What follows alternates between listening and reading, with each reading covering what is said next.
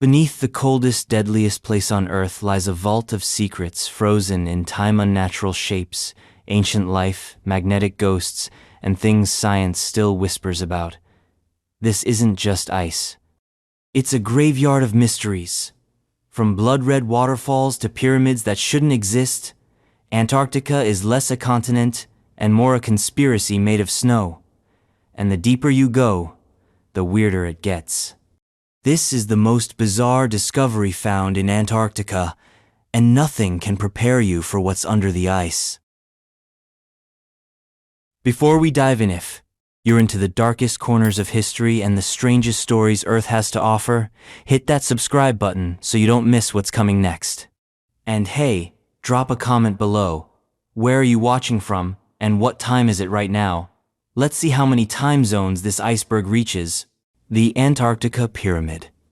At the bottom of the world, there's a shape that shouldn't exist. A perfect triangle carved into the icy void of Antarctica, sharp enough to cut through the white silence of an entire continent.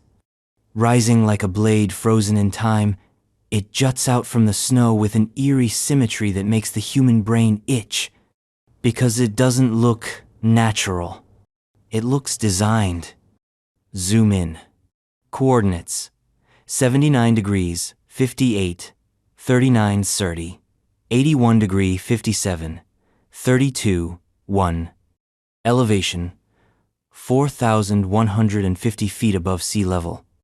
Location: Queen Maud Land. Temperature: minus 50 degrees Celsius.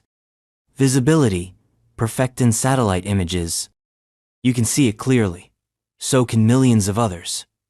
And that, right there, is where the descent begins.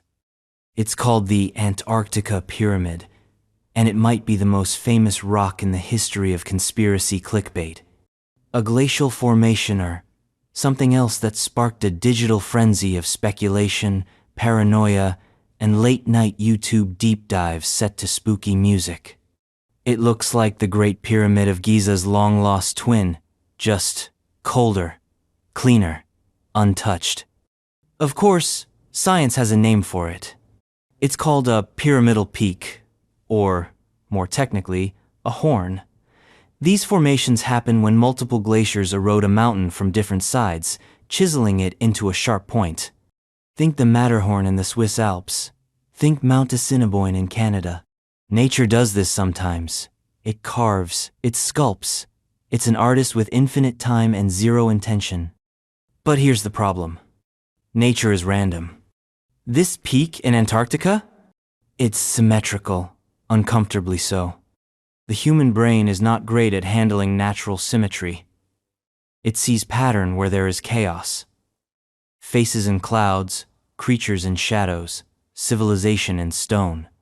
So when people saw this triangular outcrop poking through the snow, four sharp faces, rising out of an uninhabited wastelander, collective inner conspiracy theorist perked up like a meerkat. Ancient aliens, said the forums.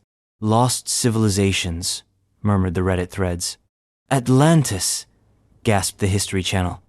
Suddenly, Queen Maud Land wasn't just home to a mountain. It was a goddamn mystery. The year is 2012. The world is obsessed with apocalypse theories. Mayan calendars, solar flares, polar shifts, it's peak end times energy. And in the middle of it all, satellite imagery becomes publicly accessible in ways it never has before. Google Earth is giving the masses God vision. Suddenly, you're not just some dude in Ohio, you're an orbital observer with a mouse and too much time on your hands. And someone finds it. That triangle. That impossible geometry. Screenshots go viral. Facebook posts rack up tens of thousands of shares. YouTube videos appear, often narrated in grainy, whispery tones. Could this be evidence of an ancient, technologically advanced civilization buried beneath the ice? What follows is a firestorm of clickbait headlines. The Antarctic Pyramid. The government doesn't want you to see. Proof of alien architecture at the South Pole? Why is NASA hiding this? NASA, for the record, was not hiding anything. But when has that ever stopped a good mystery? Antarctica is the most remote continent on Earth. No permanent population, no cities, no borders, just endless ice, blizzards, and death. It's a place where compasses fail, radios crackle, and time seems to freeze. There are ancient rocks here older than most continents, winds that can skin a person in minutes, ice sheets 2 miles thick pressing down on secrets we haven't even begun to understand. If you wanted to hide something from humanity, something ancient, something big, this would be the place. And this triangle? It's positioned in one of the most inaccessible parts of an already inaccessible land. Queen Maud Land is named after a Norwegian queen, but it might as well be named after Lovecraft. There are real mountain ranges there, the Orvan Mountains, the Waldat Massif, and within them, a cluster of sharp peaks buried in mystery. Geologists have tried to explain it. The pyramid is most likely part of the Ellsworth Mountains. It's a Nunataka rocky element that sticks out above the ice. These things are ancient, like pre-humanity ancient, formed during the last great geological upheavals. And, yes, they can look symmetrical. That doesn't mean they are artificial. But the explanations never fully stick. Because once the image is in your head, that perfect pyramid rising from endless white, your imagination doesn't care about erosion. Your brain wants answers. And in the absence of facts, it invents stories. From here, it gets weird. And by weird, we mean Ancient Aliens meets X-Files in the Arctic weird. Some theorists claim the Antarctica pyramid is a remnant of a pre-flood civilization. A global cataclysm, maybe a pole shift, maybe a comet impact buried the evidence under ice. This pyramid is the tip of something vast, hidden beneath miles of frozen time. Others suggest it's not human at all. The angles are too perfect, the alignment too precise. They point to the Piri Reis Mappa 16th century chart that supposedly shows the coastline of Antarctica without ice. How could ancient cartographers have mapped Antarctica if it wasn't discovered until 1820? Well, science says the map probably shows South America, not Antarctica. But the seed is planted. People want to believe. And then there's the big one, the one that never dies. What if the pyramid wasn't built by humans or even for humans? What if it's a beacon? A relay? An ancient structure left behind by a long-departed species? Satellite anomalies fuel this further. Thermal images showing unusual heat signatures in the area. EM readings that spike inexplicably. A supposed no-fly zone surrounding the coordinates, though this is heavily disputed. Then there are the whispers of expeditions turned back without explanation, of military aircraft sighted in restricted regions, of journalists denied access and scientists sworn to secrecy. Again, most of this is likely exaggeration, misinterpretation, or flat-out fiction. But Antarctica encourages fiction. It's too big, too silent, too unknown. And that triangle, that impossible glacial monolith, becomes a canvas for every forgotten fear and buried myth. So what is it, really? The boring answer? It's just a mountain. A nunatak, shaped by intersecting glacial flows. Its symmetry is exaggerated by shadow, angle, and our tendency to pattern match. But the compelling answer? It's a question. One that looms larger than the structure itself. Because the Antarctica pyramid isn't just a piece of geology, it's a signal. Not from aliens or lost civilizations. But from the human mind itself, the part of us that looks at a lifeless continent and insists there must be more. The part that refuses to believe the world is fully mapped, fully known, fully mundane. And maybe, just maybe, that refusal is the most human thing about us. Because whether it's carved by aliens, glaciers, or just the slow knife of time, this triangle still stands. Sharp, cold, watching, And just over the next ridge? Something even stranger. Not an object this time, but a trick. A lie of the light that has fooled the eyes of hardened explorers and cracked the minds of rational men. It's not just what you see in Antarctica, it's what sees you. Welcome to the place where the landscape turns upside down. Upside down landscape. Mirages. Imagine standing at the edge of the world. Your boots are buried in snow so dry it squeaks. Your breath fogs up like you're exhaling ghosts. The sky is a dome of blue ice.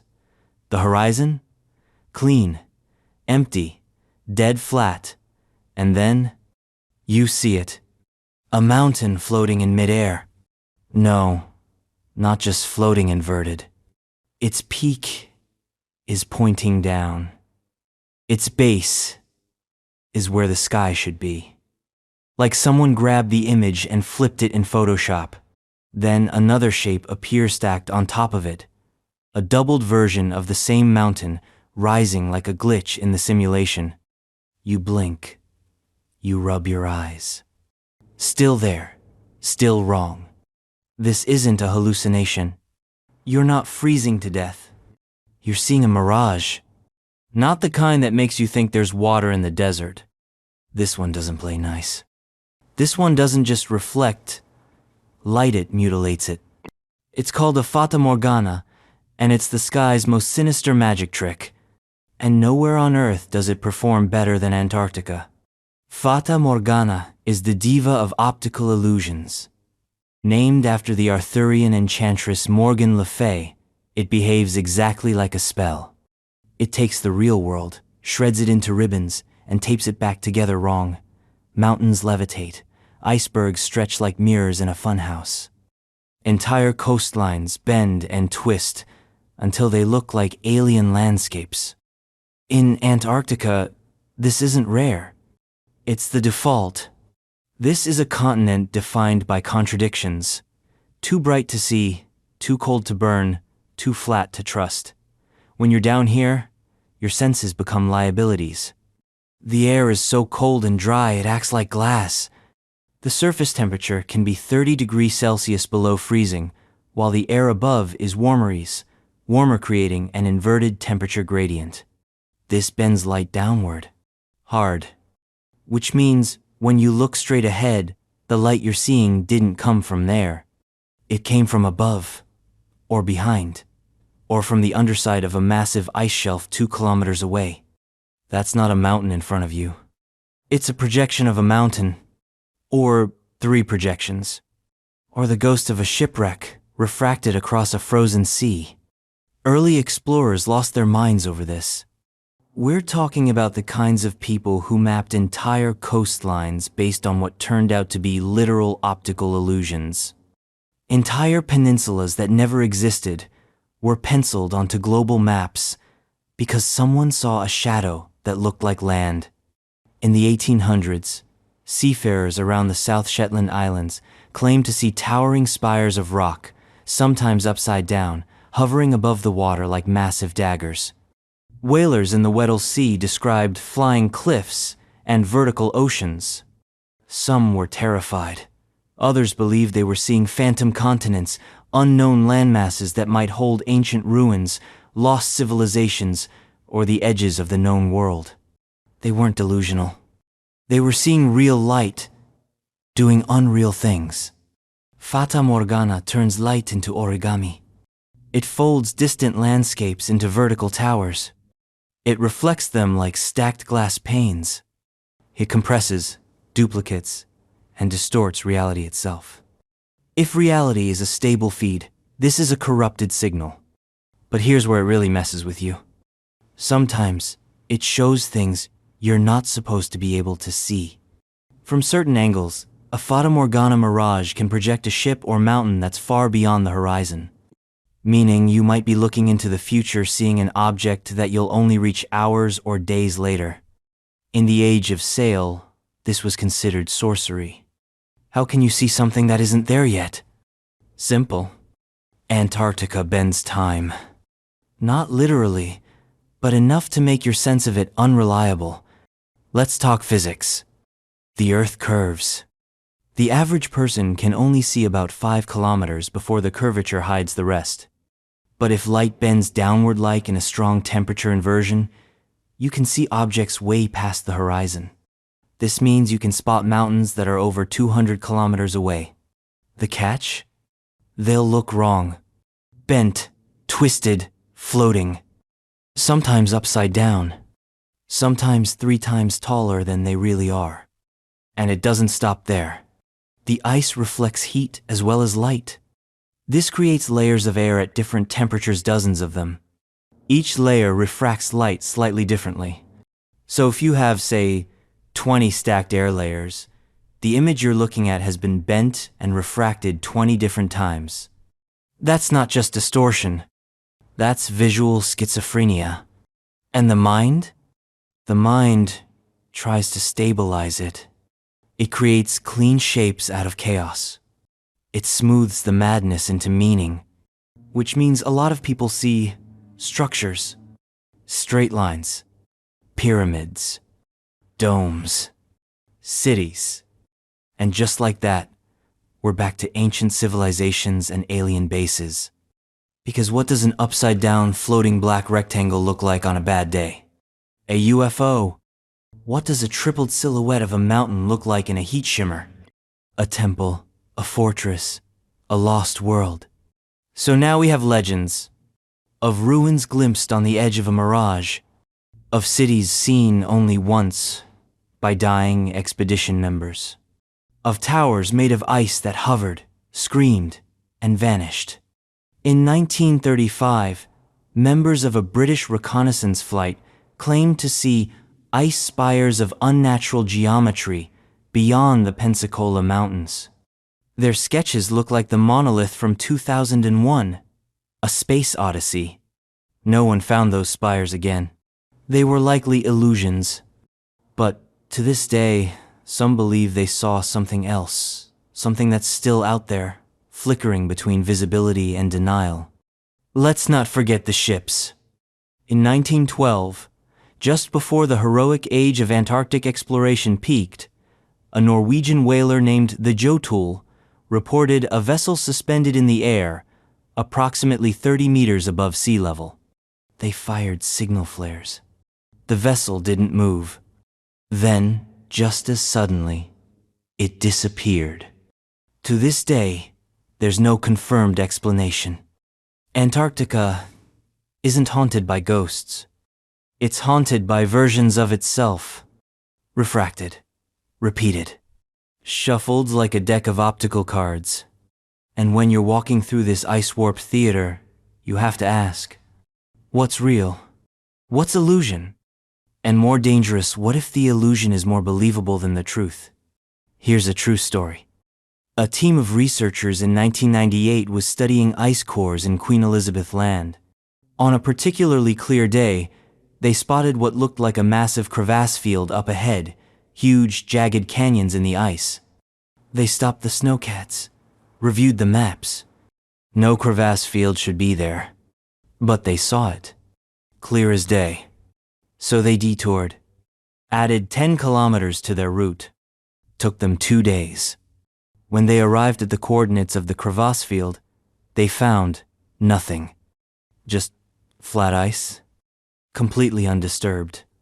The canyons had been a mirage, and it had cost them 48 hours of fuel, food, and time. They later called it a map made by the sky. Beautiful, terrifying, false. So let's zoom out. You're standing in Antarctica. You see mountains, ships, spires. Are they real? Or are they a trick of the light, bent and woven into your eyes by layers of air? More importantly, does it matter? If you believe them, if you change course, if you write about them, don't they become real? Maps are filled with places that started as mirages. Legends are born from illusions. And in a place where almost nothing lives, stories are the only thing that multiplies. But here's the most disturbing part. Mirages don't just create things that aren't there. Sometimes they hide things that are. That's right, Fata. Morgana can act like a cloak. By redirecting light away from your eyes, it can erase objects on the horizon. Meaning there could be a mountain or a ship or a structure 10 kilometers away, and you wouldn't see it at all. Now flip that. What if there's something watching you, and the light bends around it? A natural cloaking device. Perfect camouflage. Not because it's advanced, because it's physics. Because Antarctica doesn't need to lie. It just lets the air do the lying for it. The question isn't whether Antarctica has secrets. The question is whether we've ever really seen the continent at all. Every explorer has trusted their eyes. Every mirage has said, don't. And just when you think it can't get more unreal, when light has stopped making sense and geometry is hallucinating in midair, you find something else. Something beneath the ice. So deep, not even the sun knows it's there. A massive dent in the Earth's crust. Hundreds of kilometers wide, generating gravity anomalies strong enough to wobble satellite orbits. They say it might be a crater, or a scar, or a grave. And whatever hit it, it hit hard enough to crack the planet and maybe end an entire era of life. Because Antarctica doesn't just reflect the sky, it hides the past. Next stop, the Wilkes land gravity anomaly. And just like that, what looked like an upside-down mountain turns out to be a trick of light, distance, and cold, a mirage dressed as madness.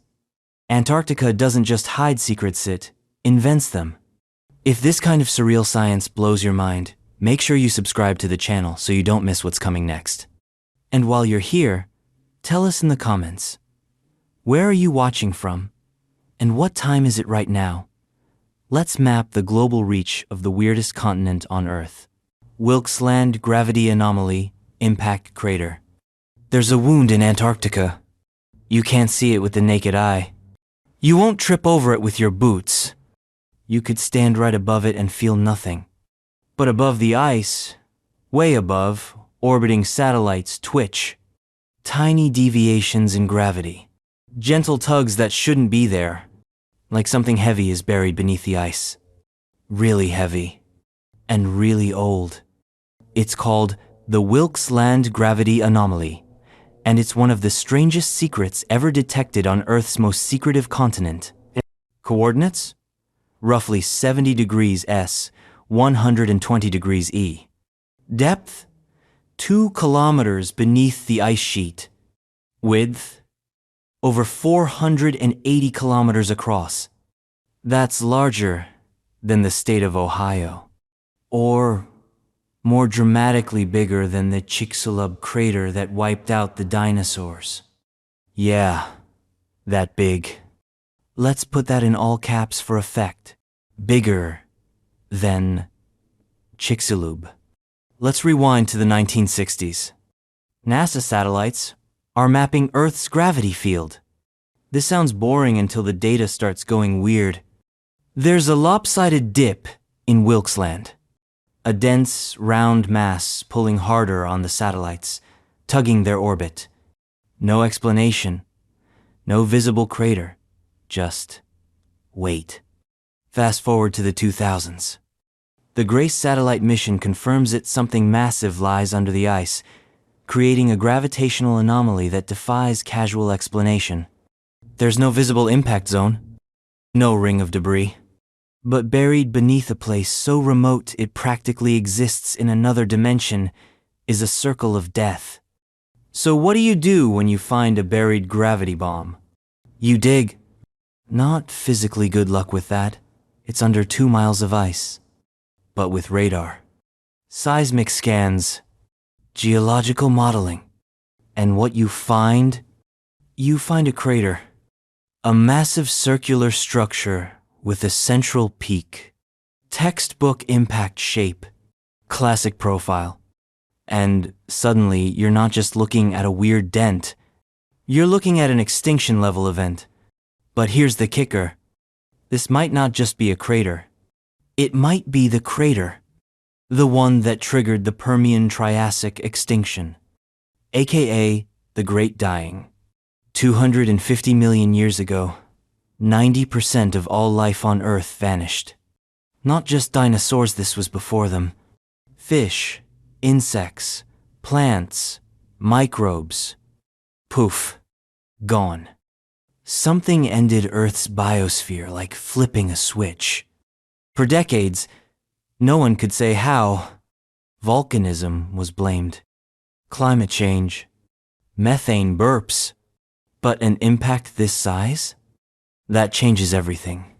If the Wilkes land crater is real, and that's still technically an if, then we're staring down the scar of the worst day in Earth's biological history.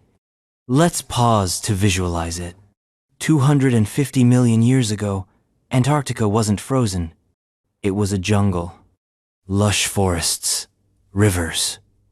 Dinosaurs' weird uncles wandering around, unaware of the doom streaking toward them at 72,000 kilometers per hour. Then, from the void, a rock the size of Manhattan, screaming through the atmosphere. Hit point. Wilkes land. Impact energy. 100 trillion tons of TNT. Shockwaves flatten forests 5,000 kilometers away. Firestorms cook the atmosphere. Oceans boil. Ash and vaporized rock blot out the sun. Photosynthesis ends. The air chokes. The Earth enters a death spiral that lasts millennia. Sound ridiculous? So did the idea of dinosaur-killing asteroids until we found the crater in Mexico. Same with this. All the data fits. It's big enough. It's round enough. It's located where tectonic drift says Gondwana would have been at the time. But that's not the weirdest part. The weirdest part is how quiet this thing is. No headlines. No textbooks. No pop science specials screaming, "Second killer asteroid found." Because it's buried. Because it's in Antarctica. And because we still don't know for sure what it is. It could be an impact site. It could be a massive volcanic caldera. It could even be a combination, a spot where an asteroid hit magma chambers and supercharged the death toll. Scientists love to argue this one. Is it real? Is it an illusion created by overlapping geological processes? Or worse, something we don't even have a category for yet? Let's get stranger. Some conspiracy theorists have latched onto the Wilkes land anomaly like a lamprey. They claim the anomaly isn't just dense rockets, metal, artificial. A structure, a buried spacecraft, an alien base, a nuclear war relic from a civilization we never knew existed. Why? Because parts of the anomaly reflect radar oddly. They're too symmetrical, too geometrically consistent. That's right. In some corners of the internet, this isn't just a crater. It's a lid, a door, a plug sealing something ancient below the ice. Cue the usual suspects. Pyramids, UFOs, hollow earth gateways, secret Nazi excavations. Yes, really, there are maps online purporting to show entrances to the anomaly, matched with flight paths, blacked out satellite imagery, and unmarked scientific stations. None of it's confirmed. All of it's suggestive.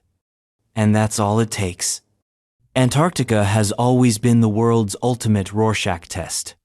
Whatever you believe, sci-fi or psychosis, you'll find proof in the white. But let's drag this back to reality. Assume the crater is real. Assume it's natural. That alone is enough.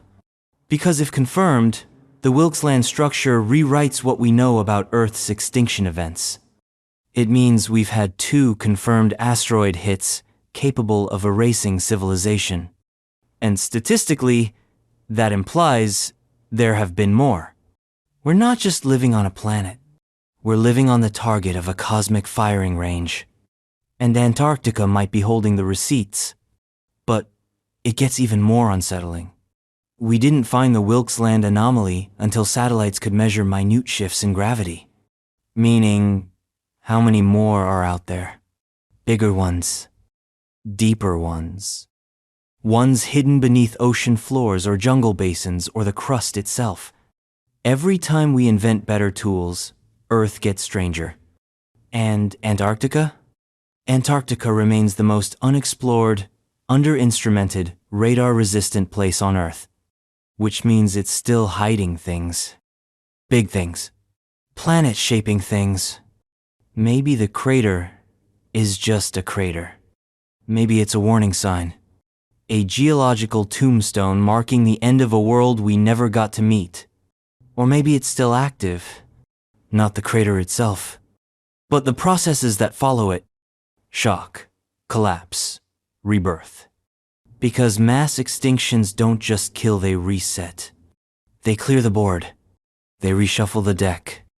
And if Antarctica once held the key to Earth's most brutal reset, what else does it hold? Something's moving beneath the ice. Something warm. Something vast. Because just a few hundred kilometers away, there's a hole in the ice that shouldn't be there. A lake where no lake should exist. A yawning wound in the sea ice the size of a country. It appears, then it vanishes, then it comes back. Scientists call it a polynya. Everyone else just calls it a mystery. And the next time it opens, it might not close. Mystery hole, giant polynya. Imagine a hole the size of Ireland opening in the middle of a frozen ocean. No warning, no seismic event, just an enormous gaping void in what should be a solid sheet of Antarctic sea ice. A hole where there should be nothing but whiteness, where there should be nothing at all. In the language of polar science, this is called a polynya. But calling it that is like calling the Grand Canyon a ditch. This isn't some minor melt or seasonal thaw. This is an opening in the frozen skin of the southern ocean, so vast it can be seen from space. And it doesn't stay open. It vanishes. Then it comes back. Then it disappears again. Like a heartbeat, or a breath, or a signal. The most infamous of these occurred in the Weddell Sea. One morning in the 1970s, satellites caught something bizarre.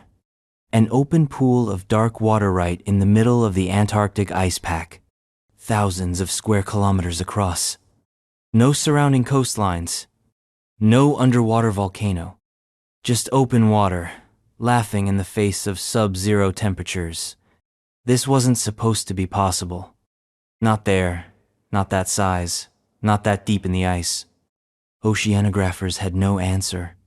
Climatologists had no data. This was like finding a fire pit in the middle of a glacier. So they watched, measured, mapped, and then, just as suddenly, it closed. Like a trapdoor slamming shut. The ice healed over. The hole was gone. Fast forward several decades. The 2010s.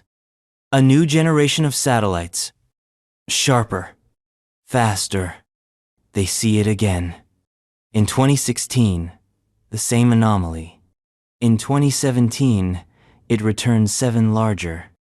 Over 50,000 square kilometers of open sea in a place that should be sealed shut by meters of frozen ocean.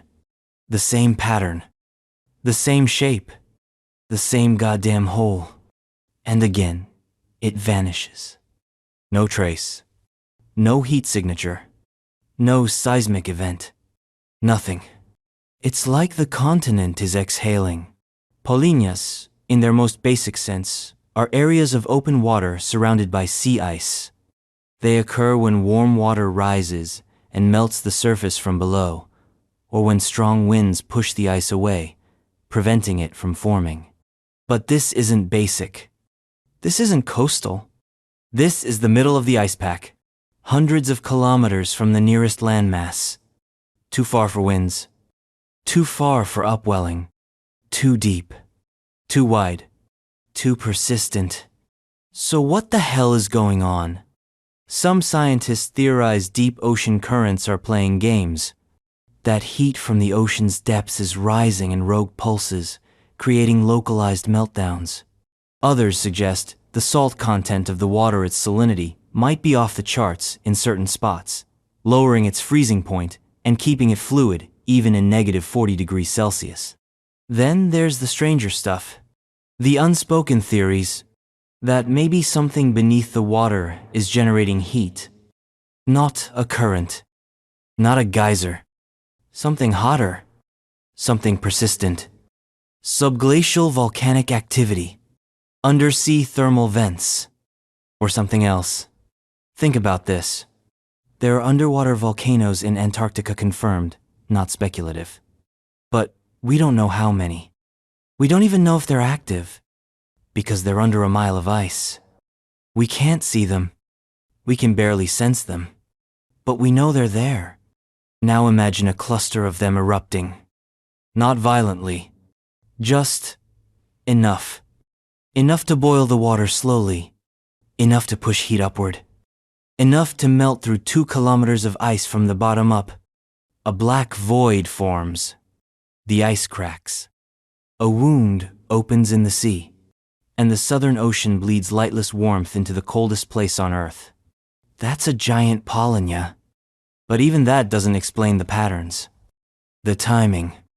The near-regular appearances. It's like the anomaly is pulsing. Like something breathes down there. Not literally, but rhythmically. And this is where the human mind steps in. Because if science can't provide a full answer, myth will. And the myth makers have been busy. Some say the polynya is an entrance. To what? Depends on who you ask. To another world. To hollow Earth. To a hidden base. To an oceanic trench that hides secrets not seen since the dawn of life. Let's talk scale. If you dropped a city into this hole, say, New York, it would vanish without touching the edges. If you flew a passenger jet over it, you wouldn't see the seafloor. Just dark, rolling water. Moving, breathing. And that's what unsettles people. Because everything else in Antarctica is still, frozen, solid, predictable. But this is chaos. Some researchers claim the anomaly affects local weather, that when it opens, the surrounding region warms. Jet streams twist. Storms become unpredictable. Like the hole is venting not just water but energy. Others have proposed even darker ideas, that there's a geothermal superstructure beneath Wilkes land and the adjacent areas, something vast and interconnected. A planetary pressure valve. And when too much heat builds up beneath the ice, pop, the valve opens. Water rushes up. Ice retreats. A temporary window into the abyss. What's down there? Nobody knows. Literally. We haven't explored it. We can't. There are no submersibles stationed in that area. No deep-sea probes. Just a blank spot on the bathymetric map. A dark pixel in an otherwise detailed picture. And that's where the questions multiply. What if it's more than just water? What if the rising heat is carrying something else with it? Microorganisms, bacteria, gases, chemicals that haven't touched open air in 100 million years. What if something lives there? It's not a crazy idea. Antarctica has subglacial lakes with ecosystems sealed for millennia. Why not subsea environments beneath the polynya? Imagine a creature that doesn't need sunlight, that feeds on geothermal chemicals, that never evolved for the surface world, because it never needed to, and now its ceiling is gone. In 2017, when the hole reappeared at full size, some scientific reports hinted at anomalous biological signatures in the water. Nothing concrete, nothing specific, but enough to raise eyebrows. Was it microbial life? Organic residue? Or something bigger? No answers. Just more ice. Just more waiting. Because that's the game Antarctica plays. It opens its mouth, shows you the teeth, then seals up again before you can count them. And it's still happening. The most recent observations show smaller polynyas forming in new locations. West Antarctica, near the Ross Ice Shelf, even the Amundsen Sea, It's like something is testing the boundaries, probing for weakness or signaling. And you start to wonder, is Antarctica melting from the top down or the bottom up? Because if the heat is coming from below, if these holes are pressure leaks, not surface drains, then we're not looking at simple climate change. We're looking at a planetary pulse, a reminder that the Earth isn't passive. It breathes. It shifts. It breaks itself open. And maybe, just maybe, it's getting ready to do it again. But before you dive into speculative geothermal horror, remember, some holes don't just open water. Some bleed red. There's a waterfall in Antarctica that runs the color of fresh arterial blood. It seeps out of the Taylor Glacier like a wound that never heals. And it's not an illusion. It's real. It's red. And it's alive. Blood falls. Antarctica bleeds. On the edge of the Taylor Glacier, in the McMurdo Dry Valleys, a wound in the ice drips red into the whiteness. No exaggeration, no metaphor. This isn't the poetic bleeding of melting ice caps or the metaphorical blood of extinction. This is literal crimson liquid pouring from the face of a glacier, staining the frozen earth in a slow-motion hemorrhage that looks like something out of a horror film. It's called blood falls, and it shouldn't exist. You're walking across the dry valley zone of the most desolate alien landscapes on the planet. No snow, no ice, just cracked, lifeless earth and silent, wind-carved rock. You turn a corner in this Martian valley, and suddenly there it is. Red, dark, flowing. It seeps from a gash in the glacier, pools at the base, then fans out across the frozen lake bed in rivulets of rust. It looks wrong. It feels wrong. Not just because it's blood-colored, but because it's moving. It shouldn't be moving. Nothing moves in the dry valleys. This is one of the coldest and driest places on Earth. There's no precipitation, no visible weather. Even the glaciers here barely creep. It's a place where time feels paused.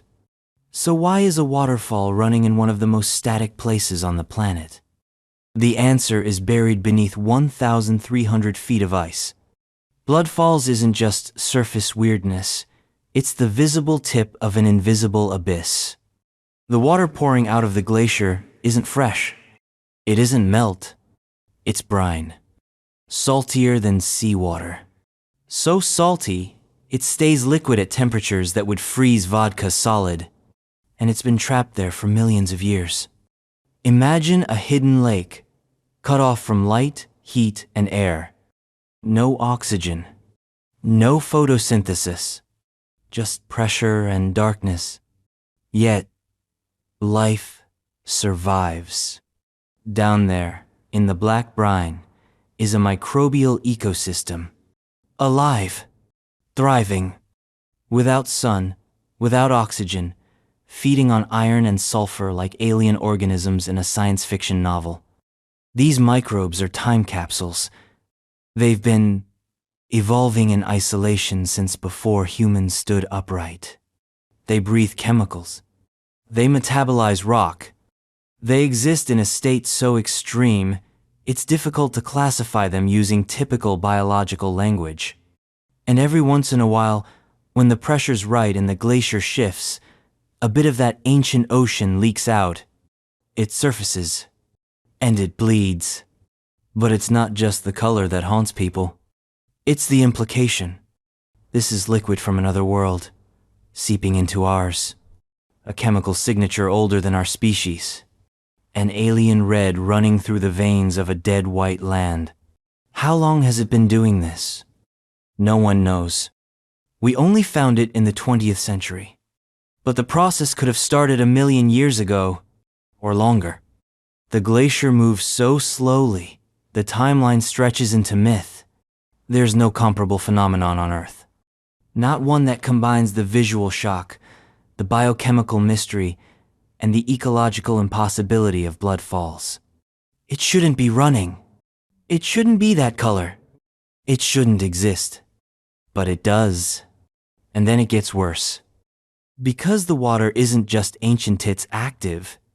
Every drop carries a microscopic legacy. Genetic material, chemical signals, survivors from a time before time.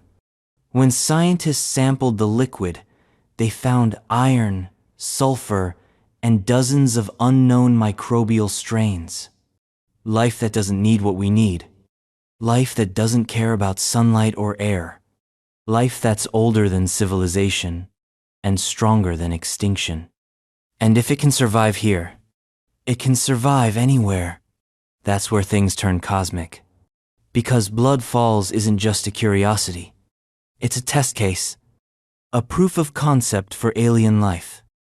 If microbes can live in a dark, pressurized, oxygen-free hypersaline lake beneath a glacier in Antarctica, then microbes can live beneath the ice crust of Europa, or Enceladus, or deep under the Martian permafrost. That's not speculation. That's extrapolation. NASA has directly cited Blood Falls as an Earth analog for potential extraterrestrial ecosystems. When we build probes for icy moons, we use this place as the control. Because if we find briny plumes shooting from the ice of Europagus, what color they might be? Exactly. But back to Earth. There's something disturbingly sentient about Blood Falls. It waits. It bleeds when it wants. You can't force it. The glacier's internal pressure decides when and how much of its hidden sea to release. The flow changes year to year. Sometimes it's strong. Sometimes it trickles. Sometimes it stops completely, only to start again months later, more vivid than ever. And when it runs, the color isn't always the same. Sometimes it's rust red. Sometimes more orange. Sometimes dark enough to be black. Each hue tells a story. More iron. Less oxygen.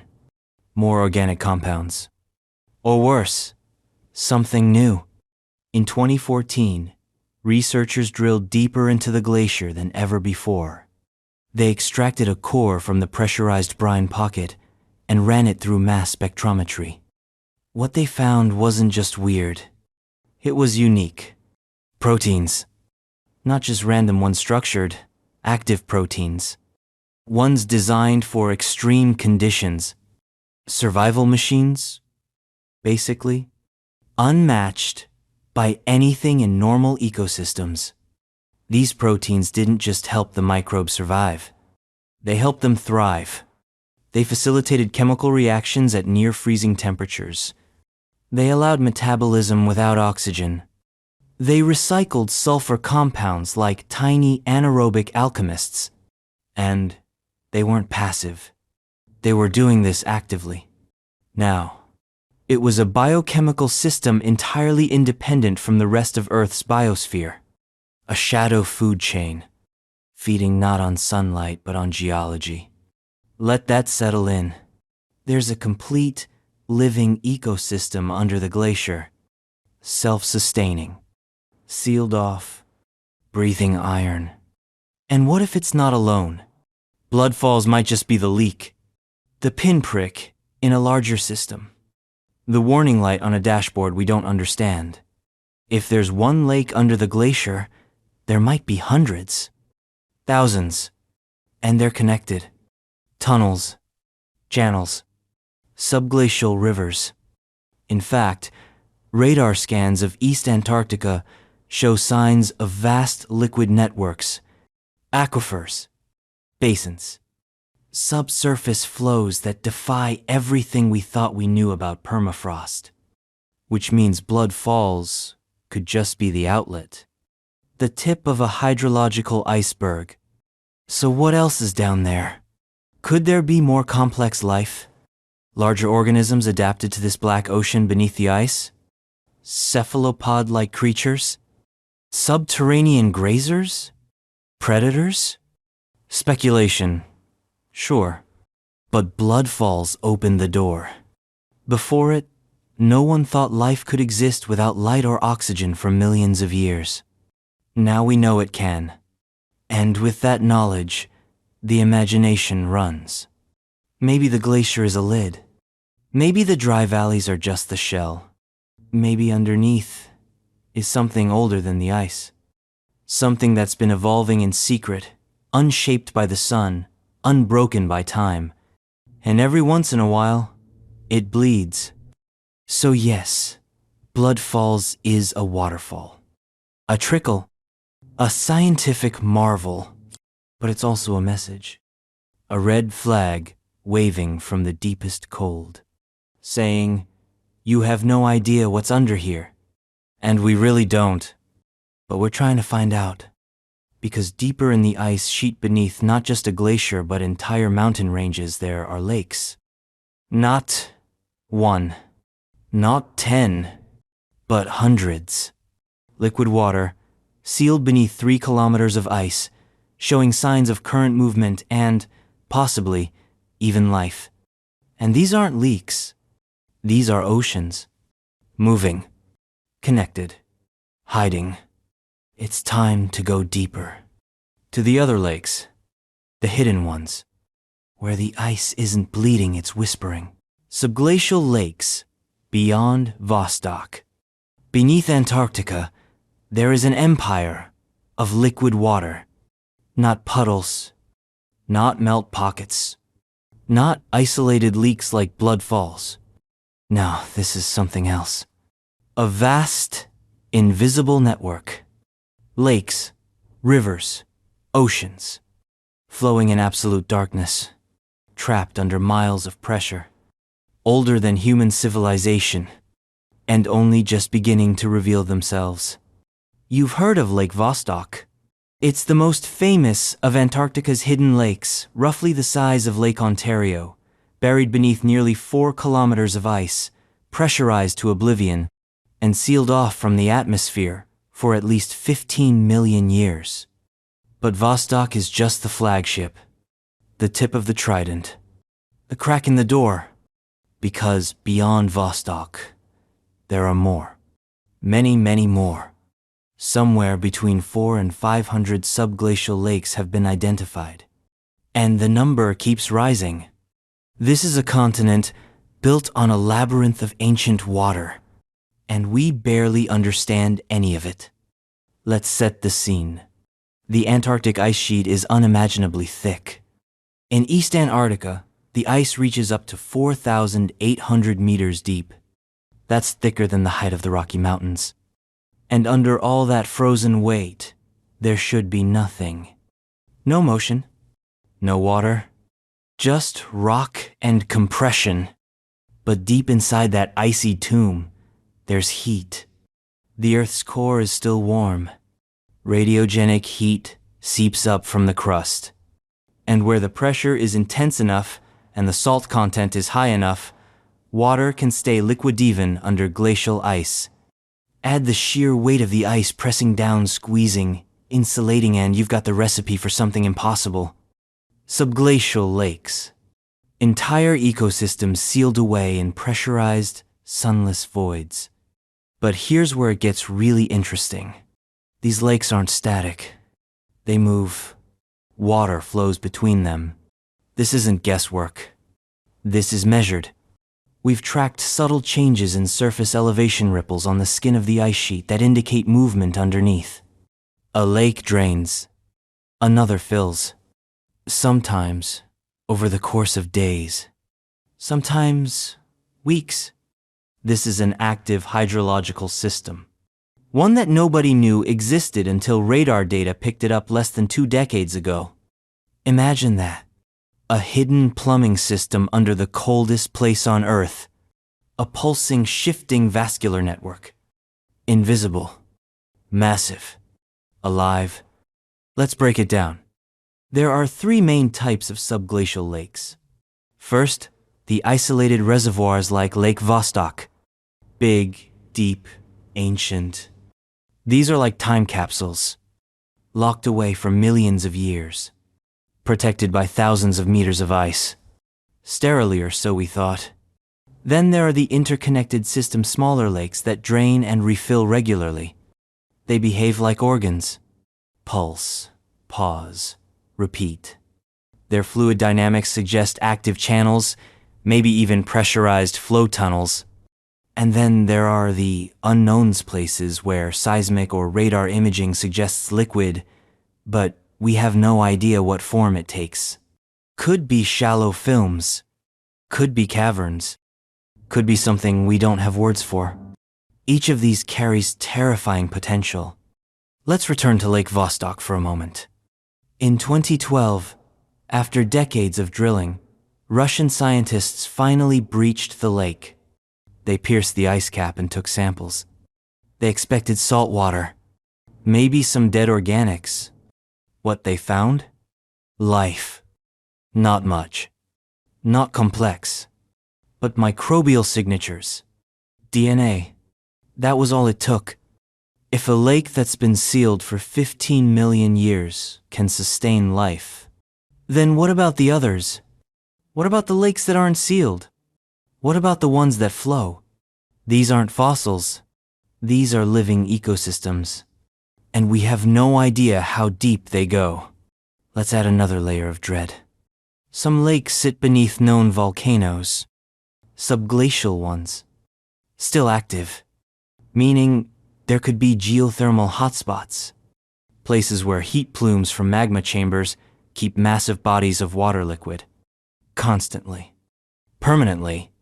These aren't cold, dormant puddles. They're warm, turbulent, primordial.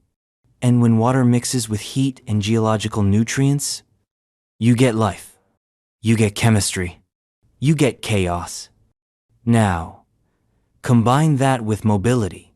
Some of these subglacial lakes drain suddenly, without warning. In 2007, a massive subglacial lake under the Wilkes ice stream released 6 billion gallons of water in just 3 months. That's equivalent to draining an entire freshwater reservoir beneath a kilometer of ice without cracking the surface. It happened silently. No surface crevasse, no earthquake. Just gone. Where did it go? Downstream. To another lake. To the ocean. Maybe to places no one has even detected yet. Because the Antarctic subglacial system isn't just hidden, it's vast. These water systems stretch for thousands of kilometers. Some may link directly to the Southern Ocean, which means these aren't closed systems. They're part of Earth's circulatory flow. Water from beneath Antarctica could be entering the global ocean system right now, along with whatever's in it. Organic matter, microbial life, biochemical byproducts. Whatever has been stewing down there for millions of years could already be leaking into the rest of the planet. Silently, gradually, unnoticed. And then there's the worst-case scenario. What if one of these lakes isn't a reservoir? What if it's a pressure cooker? An underground chamber building tension for a cataclysmic release? A glacial blowout? A megaflood from beneath the ice? Not fantasy. This has happened before. In Iceland. In Greenland. Even in Washington state during the last ice age. They're called Jökullaupsglacial outburst floods. Now, imagine a Jökullaup from Lake Vostok, or from a cluster of lakes beneath East Antarctica. A rupture. A sudden release of billions of tons of pressurized water. The ice above collapses. The flow rips through valleys and tunnels. Speeds beneath the ice sheet. Emerges at the coast as a surge of ancient brine and buried life. And we wouldn't see it coming. Because everything down there is hidden. Radar picks up hints. Seismic sensors capture echoes. But the system is too large. Too complex. Too under-observed. We're flying blind. And yet, the clock is ticking. Climate change is warming the ice. Not just from above, but from below. Melt rates are accelerating. Subglacial lakes are growing. Ice sheets are thinning. Every variable is getting weirder. And we're still arguing about what lives down there. Because that's the core mystery. What if the Antarctic subglacial system is not just water, What if it's habitat? What if we've discovered a second Earth underneath this one? One that doesn't need light, doesn't need air, doesn't need us. And if that's true, what else is living down there? What else is evolving? Because every lake we find under the ice stretches the boundary of biology. Every flow changes our maps. Every echo from beneath tells us this continent is not dead. It's moving, it's alive, and it's hiding something. Something that hasn't seen the sun in millions of years. Something that might still remember a world before ours.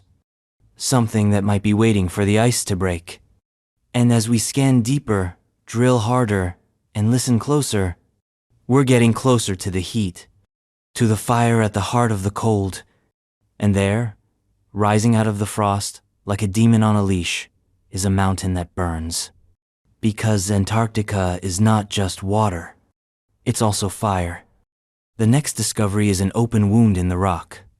A lava lake. A hellmouth. Its name is Erebus, the lava lake of Mount Erebus. Welcome to Mount Erebus, Antarctica's tallest active volcano, the southernmost volcano on Earth. And one of only a handful of volcanoes in the world with a persistent lava lake, a literal pit of molten rock that never stops churning, never stops glowing, and never stops reminding us that beneath the ice, the planet is still alive. Alive, angry, and ancient. Let's set the scene. You're standing on the desolate slopes of Ross Island. Around you, a wasteland of black volcanic rock, ash, and wind-scoured ice. The temperature is low enough to shatter teeth. The air is so dry your nose bleeds within minutes. The wind is a blunt instrument that has no regard for survival. And there, looming in front of you, is a mountain that breathes fire. Erebus doesn't look like it belongs here. Not on this frozen continent. Not among glaciers and emperor penguins. It's as if someone pulled it from the surface of Mars and slammed it down into the snow. Its summit reaches 3,794 meters into the sky. And right at the top, cradled inside a crater, nearly 500 meters wide, is one of the rarest geological phenomena on Earth, a constantly active lava lake. This isn't a boiling pit that appears during eruptions. This isn't a brief, angry flare-up. This is a stable, open pool of molten rock that has been active for decades, possibly centuries. A cauldron of phonolytic lava, thick, slow, ancient. It bubbles. It pops. It belches gas and heat into the thin polar atmosphere. It's hell in slow motion. And it's permanent. There are fewer than 10 persistent lava lakes known to exist on this planet. Erebus is one of them. And it's by far the most improbable. How does a lava lake survive in one of the coldest places on Earth? Simple. It burns hotter than the world around it can freeze. Temperatures in the crater can reach 1,000 degrees Celsius. Enough to instantly vaporize snow. Enough to keep the lake churning in defiance of the polar winter. Imagine that. A pool of fire roaring beneath blizzards. A lightless beacon glowing against the endless Antarctic night. Now let's talk about what it sounds like. Because Erebus doesn't just glow, it speaks. Scientists have recorded infrasonic pulses from the crater. Low-frequency rumbles that shake the ground. Bursts of energy too deep to hear with the naked ear. Some short, some prolonged, some rhythmic. It's like the mountain is breathing. And sometimes, very rarely, it shouts. In 1993, Erebus exploded. Not with lava, with rocks. It hurled volcanic bombs the size of cars more than 100 meters into the sky. Chunks of burning phonolite soared above the crater like artillery shells. No warning, no eruption. Just a sudden, violent belch from the Earth's throat, and then it calmed. Returned to its lazy bubbling. as if nothing had happened. That's the thing about Erebus. It's unpredictable, but it's also strangely consistent. A monster on a leash. One that growls, occasionally snaps, but mostly waits. So why is it here? How does a volcano even exist in Antarctica? Because the Earth doesn't care about climate. The tectonic engine beneath our feet burns on, regardless of the temperature above. Ross Island sits on a rift zone where the Earth's crust is thinning. Magma seeps upward through this weak spot, feeding Erebus and several nearby, less active volcanoes. It's not just Erebus. There's Mount Terror to the east dormant, Mount Terra Nova, Mount Byrd, a whole volcanic chain, mostly buried under ice, mostly forgotten, but Erebus is the crown. The red eye in the white skull. Its lava lake isn't just rare, it's chemically unique. Most lava lakes are basaltic, thin, runny, dark. Erebus? Phonolithic. A lava type so thick, it moves like hot toothpaste. It doesn't flow. It oozes. It breathes. And inside it are gas bubbles trapped until the pressure becomes too much. Then pop. An explosion. Not enough to blow the top off the mountain, but enough to throw a rock the size of a fridge into the sky. Erebus doesn't kill often, but it can. In 1979, Air New Zealand Flight 901 slammed into the side of the volcano. All 257 people on board died. Whiteout conditions. Altitude misreading. The mountain loomed up through the mist like a ghost. They never saw it coming. Today, there's a memorial cross on the slope. A reminder that Erebus doesn't just threaten, it takes. And still, scientists come. Every year, volcanologists make the brutal ascent to study the crater, to measure gas emissions, to observe the lake, to drop seismic probes into the lava itself. They camp on the ice, endure hurricane winds, risk frostbite, altitude sickness, and falling rock. Why? Because Erebus is a window, not just into Earth's geology, but into planetary formation, volcanism under ice, the kind of environment we might find on other frozen worlds like Jupiter's moon Io or Saturn's Enceladus. Erebus is a model, a nightmare lab, a natural experiment in heat versus cold, and it doesn't care that we're watching. Let's go deeper. Some say Erebus is more than a volcano, that it's a pressure valve, a safety mechanism for the Antarctic crust. If the ice sheet acts like a lid, Erebus is a vent, releasing heat, releasing pressure, preventing bigger ruptures. But what if it fails? What if Erebus shuts down? What if the pressure doesn't get released? Or worse, what if it's just the beginning? Because here's the uncomfortable truth. Antarctica isn't as geologically dead as we thought. Recent seismic readings suggest dozens of other volcanic hotspots beneath the ice. Some active, some dormant, some entirely unknown. And if they start waking up, the ice won't stand a chance. Subglacial melt. Ice shelf collapse. Oceanic disruption. Climate chain reactions. Erebus isn't just a spectacle. It's a warning. A reminder that Antarctica isn't just freezing. It's boiling quietly, from the inside out, and maybe that explains why things down here don't just die. They sing, because beneath the crushing weight of the ice sheet, in the bowels of the continent, a sound is building. A hum, a tone, a strange low-frequency vibration echoing across the Ross Ice Shelf. It's not wind. It's not tectonics. It's something else. The next discovery isn't a structure. It isn't even alive. It's a song, made by the ice, heard by no one, until now. So, a lava lake in the middle of a frozen wasteland because, of course, Antarctica has an open wound that bleeds fire.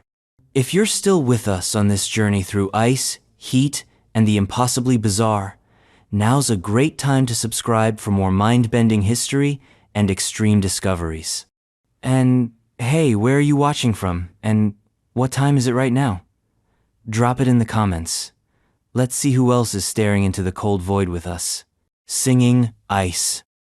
Antarctica sings. Not with voices. Not with wind. Not with crashing waves or howling storms. But with vibrations deep, long, low-frequency vibrations, whispers stretched into songs. A soundtrack played beneath the threshold of human hearing. Music for the Earth itself. It's called the singing ice phenomenon, and it's one of the strangest, most haunting natural behaviors ever recorded on this frozen continent. It's not a myth. It's not a poetic metaphor. It's measurable.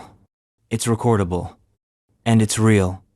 To understand it, you have to go to the Ross Ice Shelf, the largest ice shelf in Antarctica, a floating slab of frozen water the size of France, hundreds of meters thick, millions of years old, suspended between ocean and atmosphere like a hanging bridge of silence.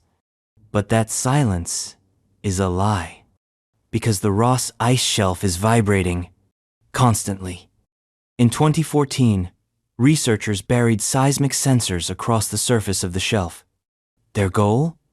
Measure the structural stability of the ice. What they found was something else entirely. The sensors picked up a strange signal, a persistent, rhythmic vibration, a hum, a song. Not once, not briefly, but continuously, day and night, summer and winter, through storms, blizzards, and darkness. A song. Each frequency had a story. Some buzzed around 5 Hz. Others fluttered between 30 and 40, far too low for human ears to detect unaided. But when translated into audible range, what emerged was eerie. A moaning, a whistling, a synthetic chorus that sounded more like an alien soundtrack than any earthly noise. And it wasn't static. It changed. Daily. Seasonally. With shifts in wind, temperature, and snow cover. Add more snow, the tone drops. Strip away the top layer with a storm, the pitch climbs. Warm the air, the resonance intensifies. Cool it, the song slows. It's alive, not sentient, not conscious, but dynamic, reactive, like a drum tuned by the elements. And that's where it gets strange. Because ice isn't supposed to behave like this. It's not elastic. It's not musical. It doesn't resonate. Or so we thought. But the Ross Ice Shelf is different. Because it's suspended, floating, anchored on land at the back, but resting on water underneath. This means it's capable of flexing, bending, acting like a frozen trampoline the size of a nation. Winds rush over the surface, carving ripples in the snow. Those ripples act like pressure sensors. The ice beneath responds. It shifts. It groans. It sings. This is not sound created by animals or machines. This is physics. A natural feedback loop between wind, snow, and ice. A vibration that creates a frequency, that becomes a signal, that becomes a pattern. And when you listen to the playback, it doesn't sound natural. It sounds manufactured. Like whale song, but colder, lower, more mechanical, more haunting. Almost like a siren buried beneath the crust. But this isn't just a curiosity. This has implications. Because by studying the ice's song, scientists realized something groundbreaking. They could detect changes in the shelf before they were visible. The music was a warning system. A shift in pitch could indicate melting. A drop in amplitude could signal structural weakening. A harmonic disruption might point to subglacial movement. The ice was giving us a heads up, an early alert, a message. Listen closely enough, and the continent tells you what it's planning. Now, imagine that applied across Antarctica. If we could cover every major shelf with sensors, if we could tune into every tone, every vibration, every secret song, we could read the future of the continent in real time. We could hear collapse before it happens. We could listen for rupture. We could predict disaster. That's the dream. But it comes with a cost. Because once you realize the ice is singing, you have to ask, what if it starts screaming? Because so far, the tone has been low, stable, predictable.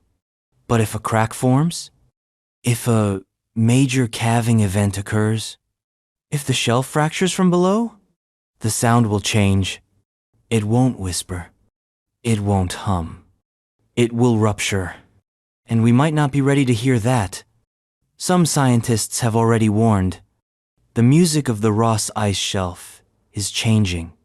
Slowly, but unmistakably. The frequencies are shifting. The rhythms are warping. The notes are going flat. Is it just seasonal? Climate-driven? Normal variation? Maybe. Or maybe the shelf is thinning, softening, preparing to break. If the Ross Ice Shelf collapses, it won't just be an ice problem. It will be a water problem. A world problem. Because it holds back some of the largest glaciers on Earth. It's a dam. A gate. A shield. If it fails, sea levels rise. Cities drown. Oceans destabilize. And the only warning might be a change in pitch. A slight shift in a song we can't hear with our ears. Only with machines. Only with patience. Only with faith in what the planet is trying to tell us. And yet, there's something beautiful in it. A continent presumed silent. Frozen. Dead. Turns out to be a living instrument. A cello tuned by weather. A cathedral built by compression. A choir of frozen matter singing into the void. It forces us to reconsider what we think of as life. As communication. As presence. Because Antarctica isn't still. It's just subtle. It moves. It pulses. It resonates. We don't have to imagine what the end of an ice shelf sounds like. We'll know. Because the ice will tell us. We just have to be willing to listen. And as the song fades into deeper frequencies, barely a hum, now you move inland. The snow deepens. The wind drops. You stumble into a place that shouldn't exist. A forest. Not of ice. Not of illusion. But of trees. Fossilized. Petrified. Frozen in time. Proof that this dead continent was once green. Once warm. Once alive. The next discovery doesn't whisper. It doesn't sing. It stands. Tall. Still. And unspeakably ancient. Ancient fossilized forests. Deep in the white wasteland, where the sky presses down like a frozen fist and the wind carves the bones of the earth into sculpture, something impossible rises from the ice. Wood. Grain.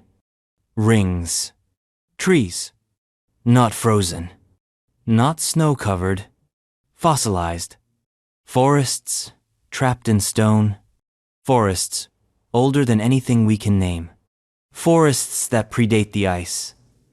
The cold. Even the continent as we know it. Forests that prove, beyond any doubt, that Antarctica was once alive. Not just surviving. Thriving. Let's rewind the clock.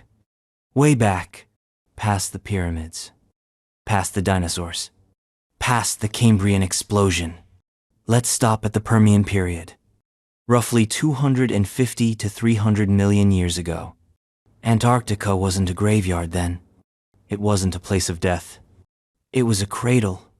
A lush, green, warm land, locked together with what are now Africa, South America, India, and Australia, forming the supercontinent Gondwana. Back then, Antarctica sat further north. The climate was temperate. Forests stretched from coast to coast. And not just shrubs or mosses. We're talking trees. Massive, towering trees. Glossopteris, a genus of seed ferns with thick, tongue-shaped leaves. The dominant flora of Gondwana. Imagine walking through that forest.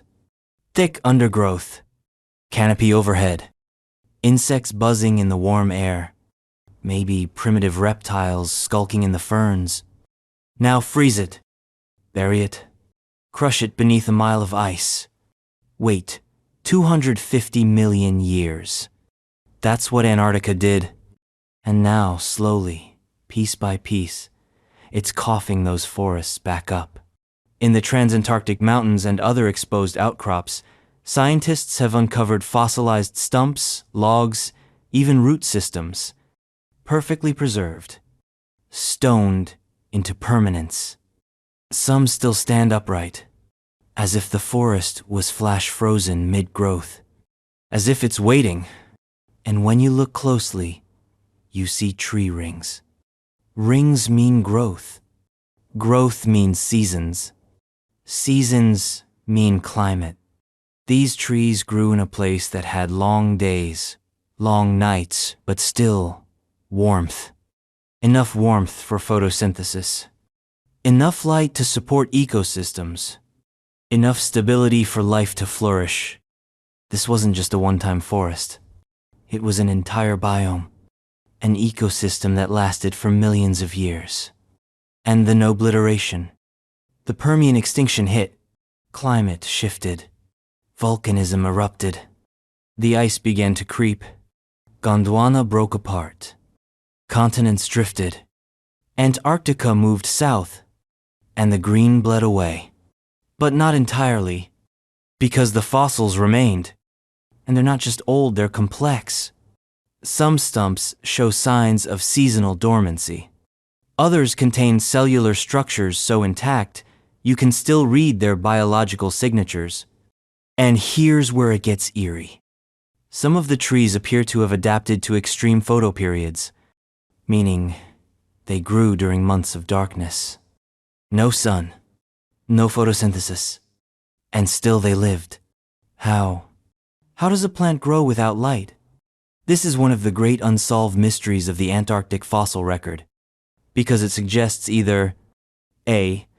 We misunderstood their physiology entirely, or B.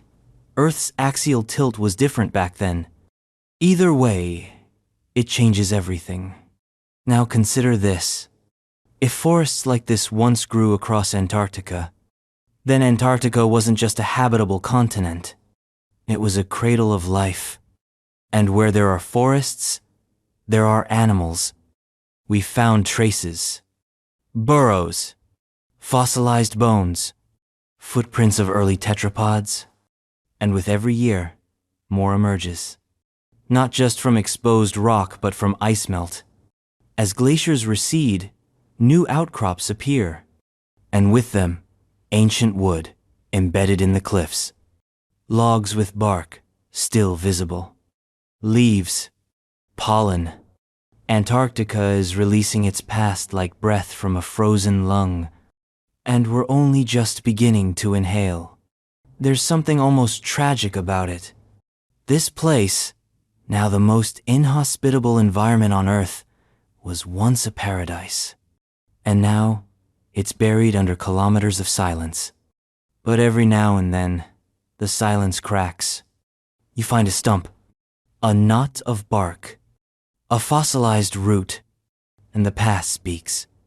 It says, I was alive, I was green, I was here. Let's talk numbers. Some fossilized trees are over 240 million years old. That's before the Jurassic, before the first birds, before anything we might recognize. And yet, they look familiar. Rings, wood grain, Structure. Life is stubborn. It wants to grow, even in places where logic says it shouldn't. And if it grew here once, could it grow again? This is where things shift from wonder to warning. Because if Antarctica was once warm, and it's warming again, what happens when the ice peels back? What dormant ecosystems lie waiting beneath? What spores? What bacteria? What viruses? We found them in ice cores, preserved, intact, viable. Some microbial samples revived after being frozen for 10,000 years. Others, even older. Now ask yourself, what was living in those forests?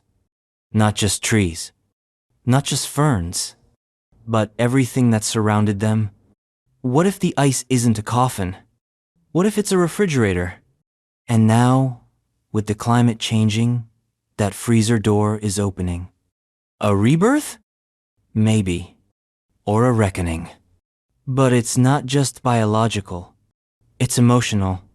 To stand before a fossilized forest in Antarctica is to confront time itself. Not just the passage of it, but the persistence. The Earth remembers.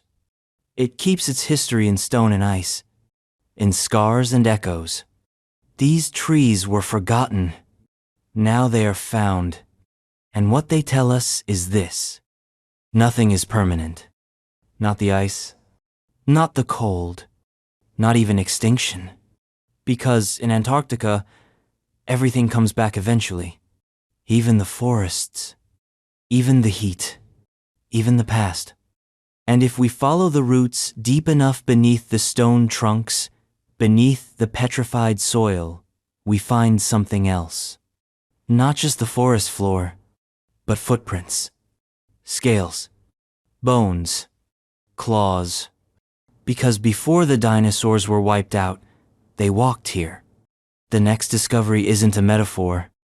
It's a fossil, a jawbone jutting from a cliff, a femur trapped in ice. Proof that once upon a time, monsters roamed the South Pole, and some of them left their teeth behind. Dinosaur fossils. Antarctica was once a kingdom of giants. Not the slow, icy titans of today's icebergs the size of countries, mountains of stone and silence, but living giants, beasts with bones of stone and blood that ran hot. Dinosaurs, real ones, roaming freely through what is now a white tomb. Hunting, nesting, grazing. Before the cold came, before the continent died. Let's get one thing out of the way. Yes, we found dinosaur fossils in Antarctica. Not speculative, not hopeful. Actual fossils. Ankylosaurs, plesiosaurs, theropods, sauropodomorphs. Their bones slept beneath the ice for tens of millions of years, preserved by the very cold that erased their world. And now, slowly, the ice is letting them go. Imagine the scene. You're an expedition scientist. You're crunching across a windswept plateau on the Antarctic peninsula. You expect rocks, maybe some ancient flora. But then something catches your eye. It's smooth, curved, too regular to be stone. You dig. You brush away dust. It's a femur. Massive, heavier than your pack. From an animal that hasn't walked the earth in 70 million years. This is not a one-off. This is part of a pattern. Antarctica holds the remains of a vanished ecosystem. Not just trees, not just moss and ferns, but creatures, predators, prey. Entire food chains turned to fossils. In the early Cretaceous period, 145 to 100 million years ago, Antarctica was connected to what is now South America, Australia, and Africa. This was Gondwana, a massive supercontinent teeming with life. The southernmost lands weren't isolated ice fields. They were dense, green, and wet. rainforests, swamps, rivers. A perfect home for dinosaurs. And they lived here in force. Some left behind teeth, sharp, serrated, curved, designed for slicing flesh. Raptor teeth, theropods. Others left behind armor plates, segments of fused bone, like biological tank treads. Ankylosaurs, low-slung herbivores with club tails and spiked backs. Defensive machines that waddled through ferns and slept under cycads. And in the water, plesiosaurs. Not technically dinosaurs, but close cousins. Massive marine reptiles with long necks and powerful flippers. They ruled the Antarctic seas like crocodilian whales. It's not theory. It's evidence. Fossils have been pulled from James Ross Island, Vega Island, and other rocky outcrops poking through the snow. Each one tells a story of a time when the continent was not a grave, but a cradle. Let's talk about the logistics. Finding fossils in Antarctica isn't like finding them in the Badlands or the Gobi Desert. You don't have exposed sandstone for miles. You don't have sun-baked cliffs begging to be chipped. You have ice. Lots of it. And rock. Cold, hard, wind-polished rock that tries to kill you with every step. Expeditions are limited. Drilling is dangerous. Weather windows are small. But still bones rise. Sometimes they emerge from melting permafrost. Other times they're embedded in exposed sediment. In a few rare cases, they sit almost openly, staring out across a snowfield like the frozen face of time itself. Each fossil is a fight. It takes weeks of excavation, hours of sample prep, and years of analysis. But what they tell us is worth it. For example, we know some of these dinosaurs were cold adapted. That's right. They lived during a time when polar seasons were already intense. Months of darkness, cold snaps, harsh conditions, and yet they flourished. Evidence suggests some developed special growth cycles. Fast-growing bones in the summer, slow development in winter, like tree rings, but in femurs. Others may have migrated, huge herds moving north during the coldest months, then returning when the light returned. But some stayed, year-round. Permanent residents of the southern polar forests. Let that sink in. Dinosaurs, reptiles living through Antarctic winters. Not tropical. Not warm-blooded mammals. Dinosaurs. And they didn't just survive. They thrived. It raises huge questions. How did they thermoregulate? Did they have feathers? Did some evolve insulation? Was polar survival the trigger for the kind of evolutionary innovation that would later give rise to birds? Because here's a truth many forget. Birds are dinosaurs. Every pigeon, every hawk, every penguin, all descendants. So when you see a fossilized raptor tooth in the ice, you're not just looking at extinction. You're looking at transformation. And Antarctica may hold the key to that transition, because isolation preserves secrets. The continent's freezing, static climate acted like a time capsule, whereas other fossil beds have been weathered, scavenged, and eroded. Antarctica keeps things pristine. Fossilized bones here can still contain internal structure, marrow traces, growth rings, sometimes even cell-level preservation. It's a paleontologist's dream, and a biologist's mystery. Because what if something isn't entirely fossilized?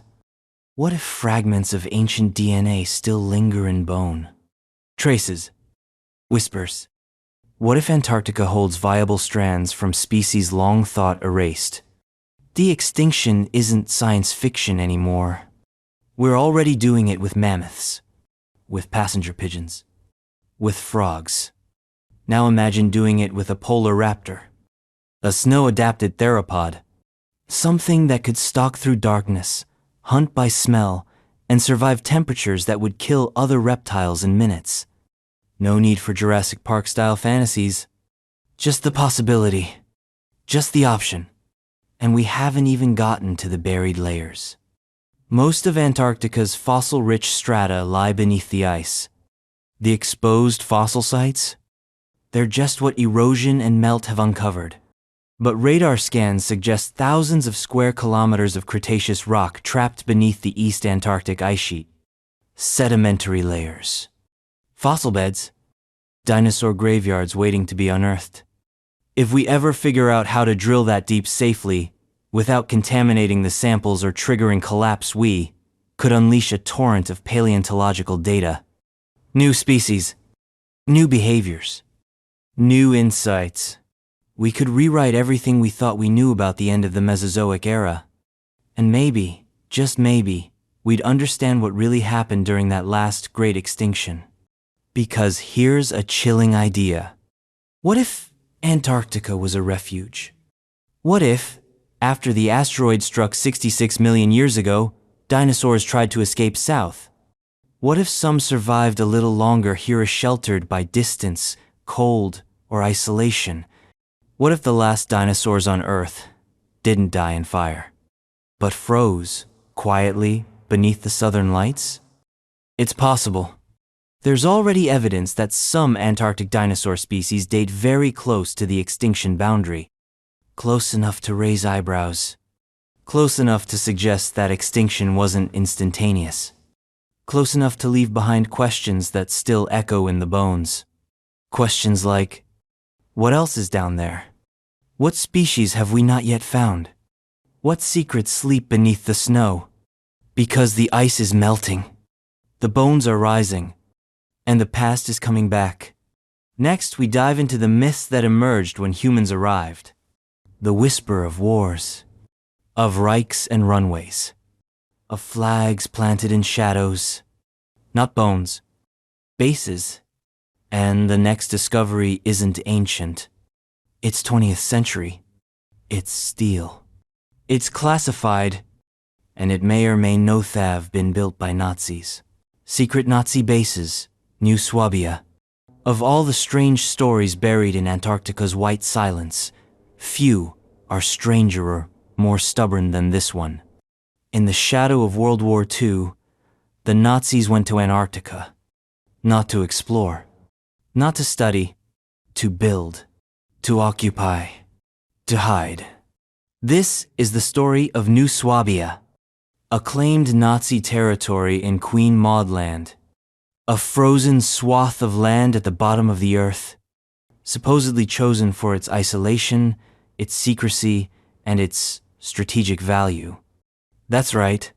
According to a persistent legend, Nazi Germany didn't just send scientists and ships south. They sent engineers, architects, technologists, and they built something. A base, a bunker, an outpost, hidden under the ice. To this day, no one can say exactly what was or wasn't constructed there, because that's the nature of this mystery. It lives in shadows. Let's start with the facts. In 1938, the German ship Schwabenland departed Hamburg. Its destination, Antarctica. Its mission, establish a presence.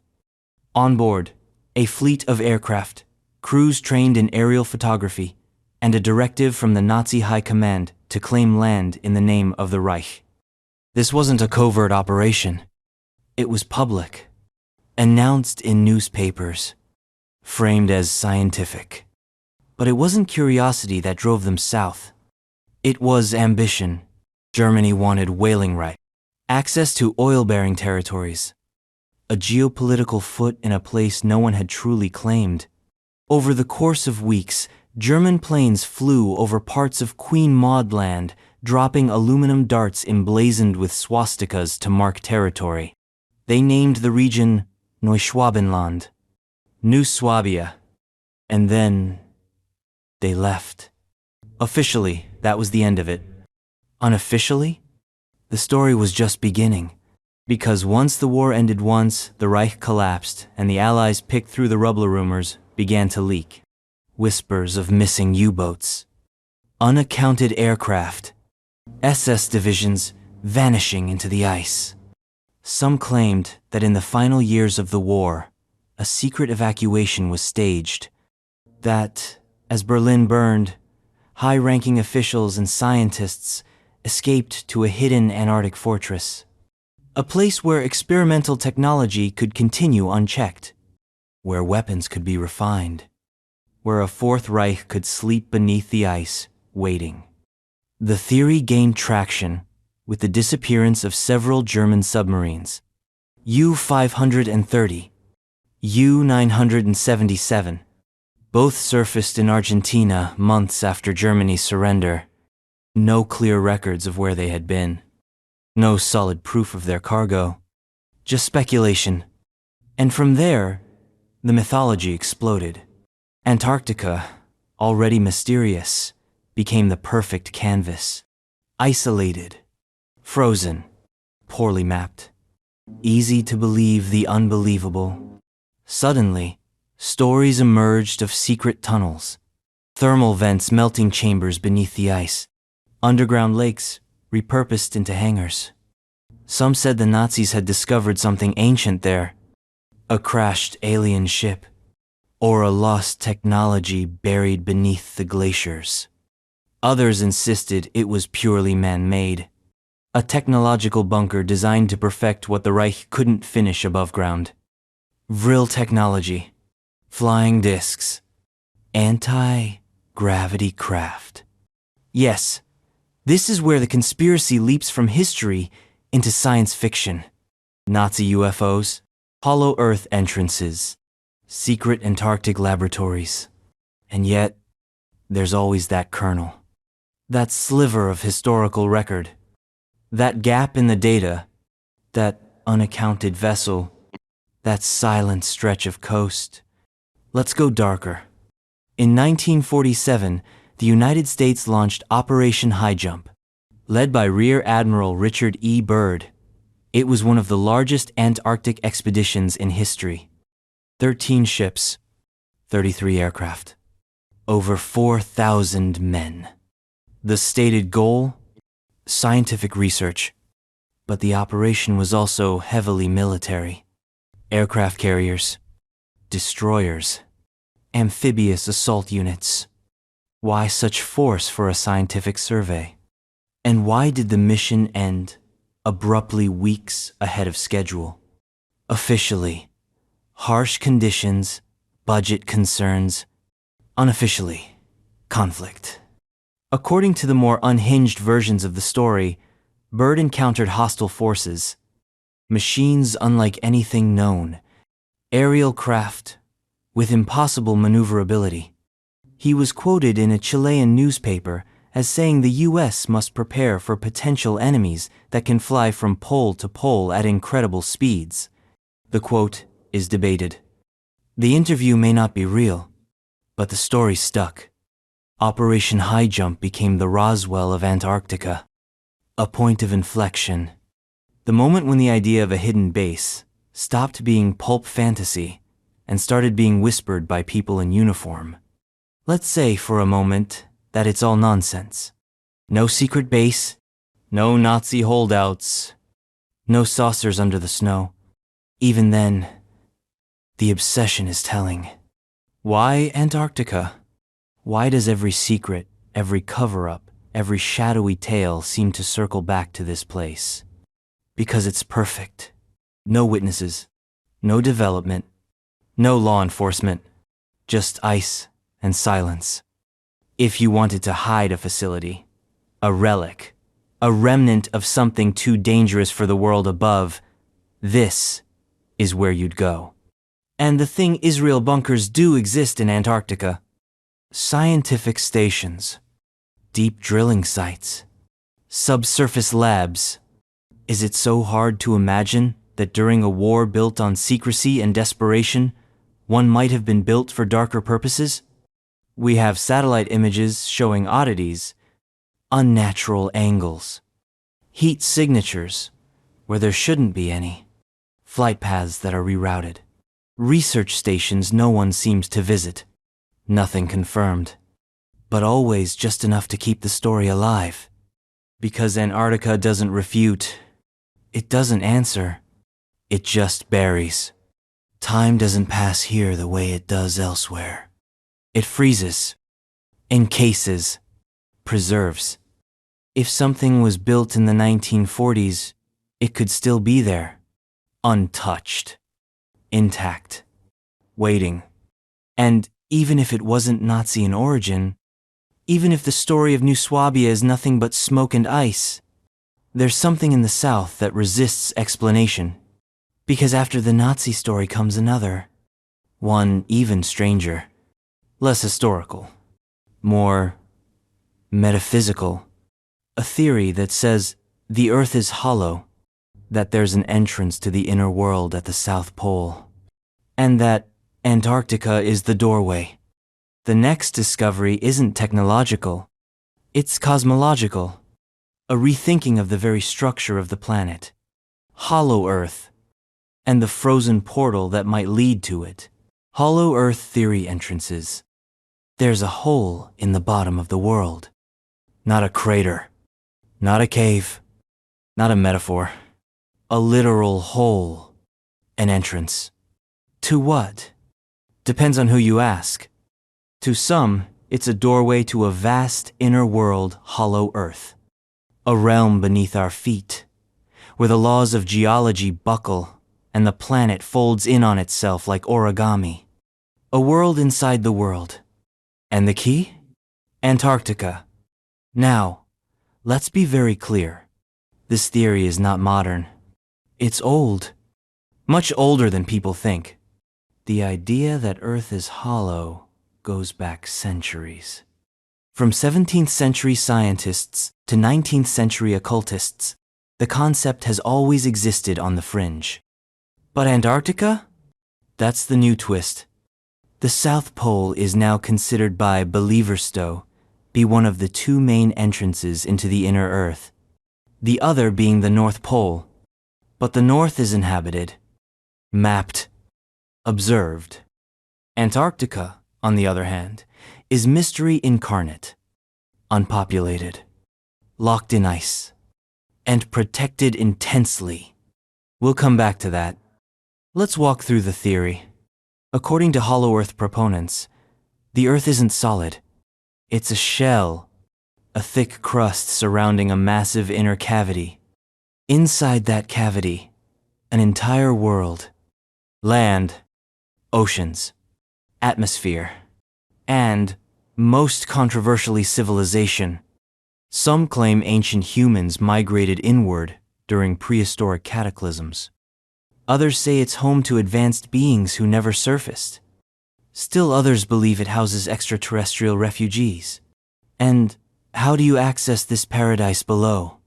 Through polar openings. Massive, perfectly circular holes at the poles. Visible from satellite. Hidden by governments. Guarded. Which brings us to Antarctica. Every version of this theory points south. To the ice. To a specific zone near the South Pole where aerial access is supposedly restricted. Maps circulate online, showing massive circular shadows on satellite imagery. Some claim to have seen the entrance. Others say it's disguised by technology, cloaked, masked, censored. The entrance is said to be several kilometers across, smooth-walled, geometrically perfect, descending not into a cavern but into light. Yes, light. Because in this theory, the inner Earth isn't dark. It has its own sun, a miniature star suspended at the planet's center, providing perpetual twilight, feeding ecosystems, warming oceans. Science fiction? Of course. But the belief is persistent and strangely consistent. The question is, why Antarctica? Why this place? Because it makes sense. A continent no one owns, where borders don't apply, where treaties forbid military presence, mineral extraction, and even unrestricted overflight. That's right. There are zones in Antarctica where flights are not permitted. Officially, it's for safety. Magnetic interference, unpredictable weather, lack of emergency landing options. But conspiracy theorists read something else into it. Why no satellite flyovers at certain latitudes? Why are high-resolution images blurred or blacked out? Why is the South Pole Station one of the most heavily guarded scientific sites on the planet? Why can't civilians just visit? The answer, if you believe the theory, is because there's something to hide. And this is where things go from speculative to mythological. Because in Hollow Earth theory, the beings inside are not just survivors. They're advanced. Some say they're ancient humans, evolved in isolation. Others describe luminous entities, tall, wise, capable of manipulating gravity, energy, and time. They live in cities made of crystal. They travel in disc-shaped craft. They communicate telepathically. And sometimes, very rarely, they come to the surface. There's a name for this place inside. Agartha, the subterranean utopia, a world of peace, knowledge, and harmony. In some versions, it's the true source of ancient wisdom, the origin of legends. Atlantis, Shambhala, Mu, all echoes of the same place. And Antarctica? It's the secret doorway, sealed, guarded, protected from prying eyes. Believers claim that during World War II, Nazi scientists sought the entrance, that they made contact, that their base New Swabia was more than just a refuge. It was a gateway. Some even argue that advanced technology recovered there was used to develop anti-gravity aircraft, the infamous Nazi UFO theory. Others tie in Admiral Byrd. His expedition, Operation High Jump, supposedly encountered resistance, flying craft emerging from the ice. Technology beyond comprehension. He returned early, warned of enemies that could strike from pole to pole. Again, official records don't confirm this, but the whispers remain. And the allure?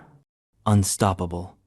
Because Hollow Earth offers something no other conspiracy does. Hope.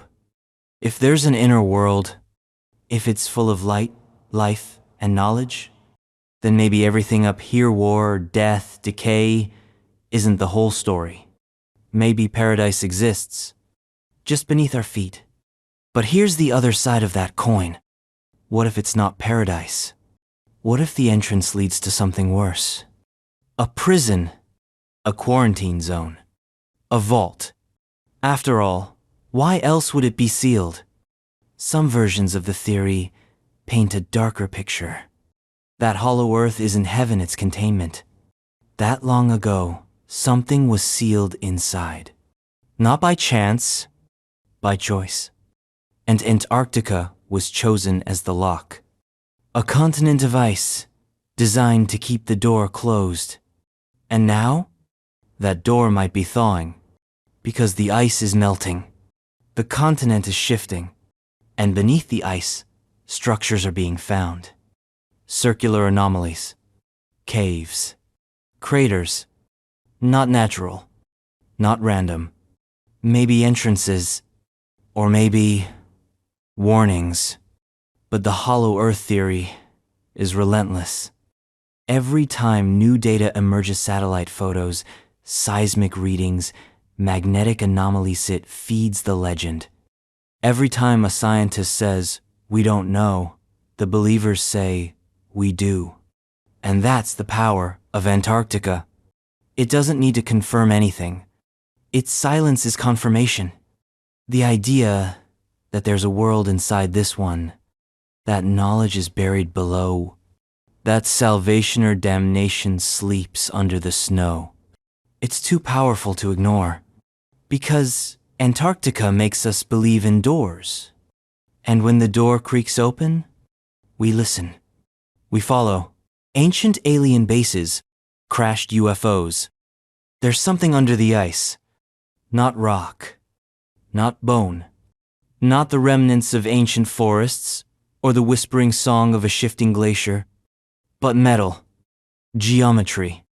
Technology. Artifacts that don't belong to this world or any recorded civilization in it. And if the theories are to be believed, Antarctica is hiding more than history. It's hiding a crash site, a facility, an alien base abandoned, buried, or maybe still active.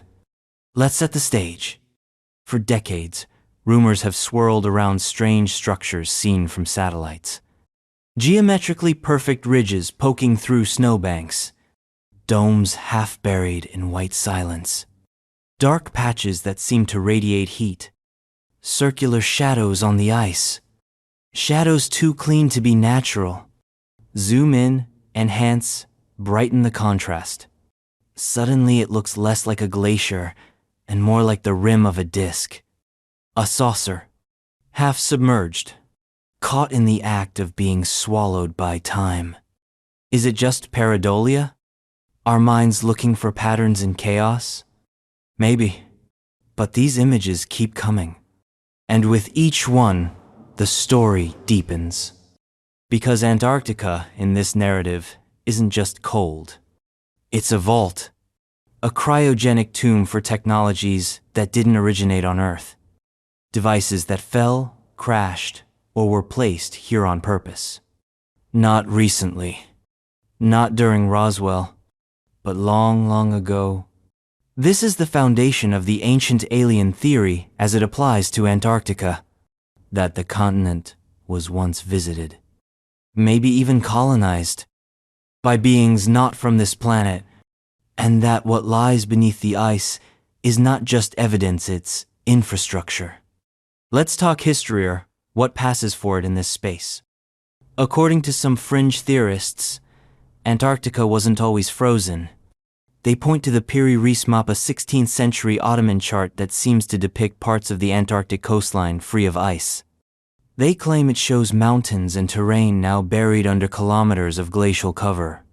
Mainstream cartographers say the map is a misinterpretation. But that doesn't stop the believers. Because if the map is accurate, then someone was looking at Antarctica before the ice. And who would have done that? Not humans. Not in that era. Certainly not seafaring civilizations of the 1500s. But maybe something or someone else. If Antarctica was ever ice-free, even briefly, then any advanced structure or object that landed there would have been exposed. Accessible. Repairable. Maybe it was a research station. Maybe a refuge. Maybe a prison. Or maybe just a crash. Because that's the other theory.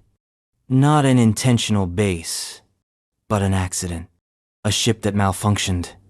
Skidded across a prehistoric Antarctic plain. Hit mountain, hit ice, hit ocean, and stayed buried. And as the Earth cooled, the ice came. And what was once visible became entombed. This would explain the circular depressions visible from satellite. The heat anomalies. The magnetic disturbances. The holes that open and close without explanation. Not polynyas. Not geological vents. Exhaust ports. Cracked hulls. A ship decaying slowly in a frozen tomb. But here's where it gets wilder. Some say we've already found it. Not we, the public. Not even we, the scientists. But they, governments, intelligence agencies, private contractors buried under non-disclosure agreements. The theory goes like this. At some point, perhaps in the 1940s, perhaps much earlier, satellite surveillance picked up anomalies in Queen Maud Land. Radar penetrated deep ice and found metal signatures. Perfect circles. Structures with 90-degree angles. Impossible in nature. And unmistakable to those who knew what they were looking for. An operation was mounted. Teams sent in under cover of research. And what they found wasn't ruins. It was machinery. Dormant. Alien. Cold to the touch, yet untarnished. An architecture that defied logic walls without seams, curves without center. Some say there were symbols, glyphs etched into panels. Others say the material wasn't metal, it was something else. Lightweight, indestructible, unrecognizable. And inside? Chambers, energy signatures, remnants of something organic. Whether it was crew, or cargo, or something else entirely, no one knows. Or rather, some know. But they're not saying. These stories often point to a joint operation between American, Russian, and perhaps even Chinese or German interests. A silent treaty to excavate and suppress. An unspoken pact. This is too big for any one nation to own. It gets darker. There are whispers that whatever was found wasn't dead. That parts of the shipper structure reacted to light, to movement, to touch. That sealed doors hummed. That pressure systems activated. That radiation levels spiked. And that some team members didn't make it back. Lost in accidents. Buried by cave-ins. Swallowed by shifting ice. All written off. All denied. But in the silence of Antarctica, who would know? Satellite imagery? Blacked out. Flight paths? Rerouted. And when someone gets too close, suddenly, funding dries up. Access is revoked. Permits are denied. Some claim that parts of the discovery were extracted, flown out, reverse engineered, stored not in Hangar 18 or Area 51, but deep in Antarctica itself.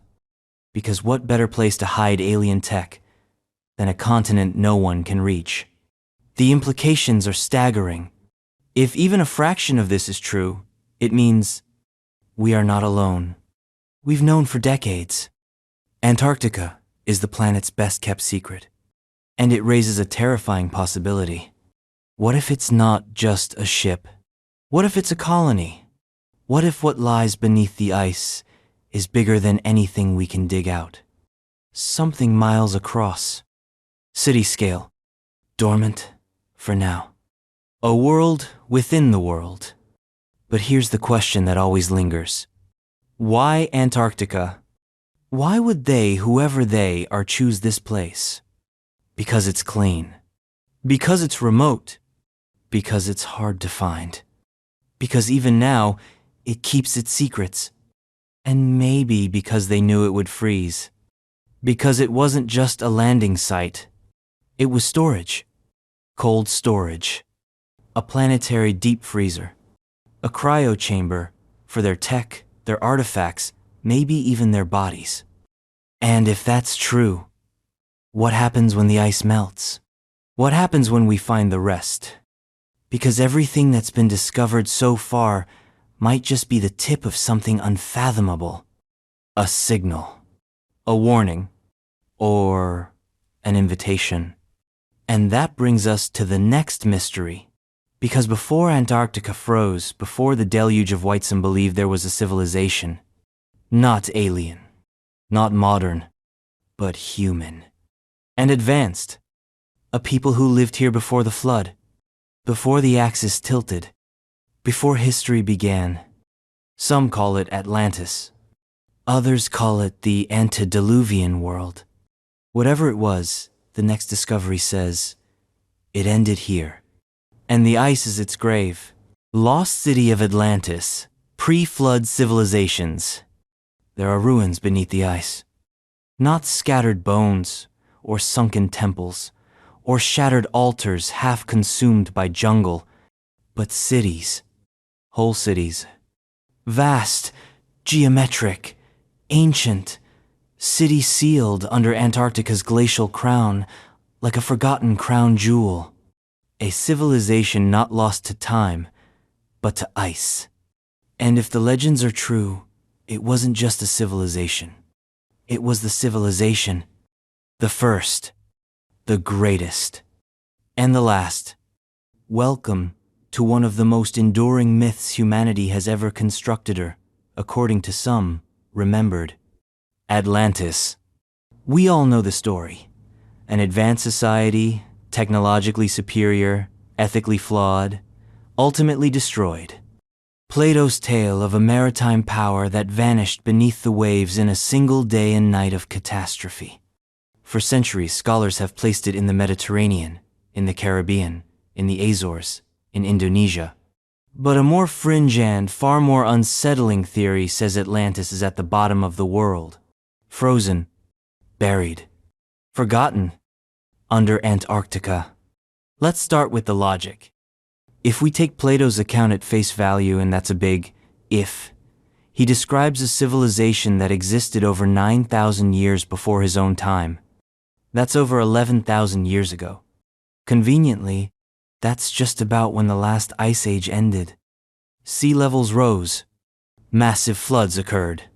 Glacial meltwater surged across continents. It was a time of planetary upheaval. And something did disappear. Not just animals, mammoths, saber-tooths, but entire human cultures. What we call prehistory may have been something else entirely. Now layer that onto Antarctica. We know that Antarctica wasn't always frozen. We know it was once part of a lush, temperate landmass connected to other southern continents through Gondwana. We know it had forests, rivers, life. And in that ancient epoch before the crust shifted, before the poles moved, before the climate collapsed, Antarctica could have supported civilization, not just life. Civilization. Farming. Architecture. Masonry. Mathematics. Even electricity, if you're willing to go that far. So what happened? The theory is as elegant as it is terrifying. A global cataclysm. A shift of Earth's crust. Maybe triggered by an asteroid. Maybe by a solar flare. Maybe by something stranger. But the result was the same. Climate collapse. Geographical displacement. Civilization obliterated. Some cities were swallowed by sea. Others by sand. And the greatest of them all by ice. Atlantis. Rebranded. Not under the ocean, but under Antarctica. So where's the evidence? It starts, as always, with anomalies. Satellite imagery shows odd-shaped angular ridges, repeating structures, impossible symmetries. One famous image shows a triangular grid pattern near the Ellsworth Mountains. Skeptics say it's just glacial crevasing. Believers say it's a foundation. The ghost of a buried city. Other images show dome-shaped protrusions beneath the ice. Too symmetrical to be natural. Too consistent in distribution. Some say these are buildings. Others say they're parts of a planetary energy grid lattice of megalithic stations designed to harness telluric power from the Earth itself. In other words, ancient infrastructure. Then there are the pyramids. Yes. Pyramids. 3 triangular peaks in Queen Maud Land, aligned in an almost impossible configuration mirroring Orion's belt, just like Giza. Geologists say they're Nunatax mountains poking through the ice. But again, the geometry is unsettling. Not just natural symmetry. Mathematical precision. And if you're following the Atlantis theory, that fits perfectly. Because this was no primitive culture. It was one that built with astronomical alignment, that encoded knowledge in stone, that thought in circles and stars. And then it ended. Or so the mainstream story goes. But here's the curveball. What if it didn't? What if some survived? Fled the cataclysm, traveled north, seeded other cultures. Plato claimed the survivors of Atlantis were scattered. That their knowledge became the root of Egyptian, Mesopotamian, and Mesoamerican civilizations. If that's true, then those pyramids around the world? Not coincidences, echoes. architectural aftershocks from a single origin, an origin that lies frozen beneath the ice of Antarctica. Let's dive deeper. Some fringe theorists claim ancient texts hint at this southern land. The Book of Enoch, the Emerald Tablets, even vague lines from the Vedas, descriptions of a land beyond the wind, a continent of gods, a place where light and darkness divide the year. Sound familiar? That's Antarctica. 6 months of daylight, 6 months of night. A land beyond navigation, unreachable, uninhabitable. But maybe, not always. And then there's the oral tradition. From Native American myths to Polynesian tales, stories of a lost southern land echo across cultures. A place where gods came from or where people fled to escape divine wrath. What if those stories are fragmented memories of a lost origin? What if Antarctica is the womb of prehistory? And here's the wildest twist of all. What if we've already found it? Not all of it, but a piece. Recovered in secret, excavated beneath the guise of climate research, studied in private, never shared. That's where the conspiracy deepens. Because for every documentary showing ice cores and penguins, there are classified operations, black budget projects, and scientific outposts that don't seem to publish papers. What are they doing down there? Drilling? Digging? Uncovering? Some say entire chambers have been found, vaults, sealed rooms deep within the ice. Not caves, not lava tubes, constructed spaces. With doors, with murals, with tools that shouldn't exist, impossible metallurgy, organic machines, glyphs in no known language, the kind of discovery that rewrites everything and therefore must be buried. Because if we admit that a civilization predated all known history, if we admit it had advanced knowledge, if we admit it ended in a global cataclysm, then we have to ask, are we next? What ended them? What made the ice rise? What else is frozen down there, still waiting to thaw? And that's the final question. Because Antarctica doesn't just hide the past. It preserves it, seals it, freezes it in place, perfectly intact. Which means, if Atlantis is down there, it's not just ruins. It's a library, a museum, a time capsule, or worse, a tomb. And if we open it, we don't just learn, we release. Next up, the mystery of a map, drawn centuries before Antarctica was supposedly discovered, showing details no one should have known. Did someone visit the ice before the ice was there? And if so, how? Why? And what did they see?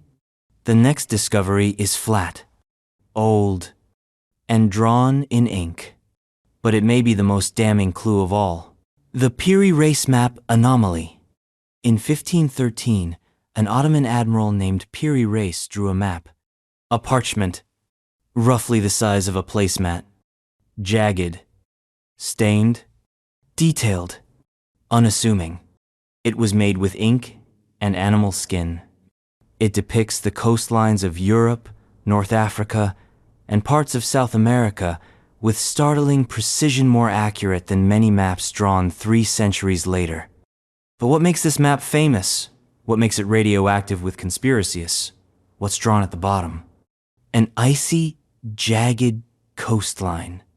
Not South America. Something else. Something impossible.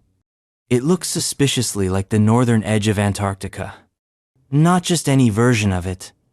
Not the version we know now buried under 2 miles of ice. But a version without the ice. With visible mountains? Detailed terrain. Coastlines that match modern seismographic surveys of what lies beneath the glacial sheet. In short, the map may show Antarctica as it looked 6,000 to 10,000 years ago. before it was covered in ice. Before history began.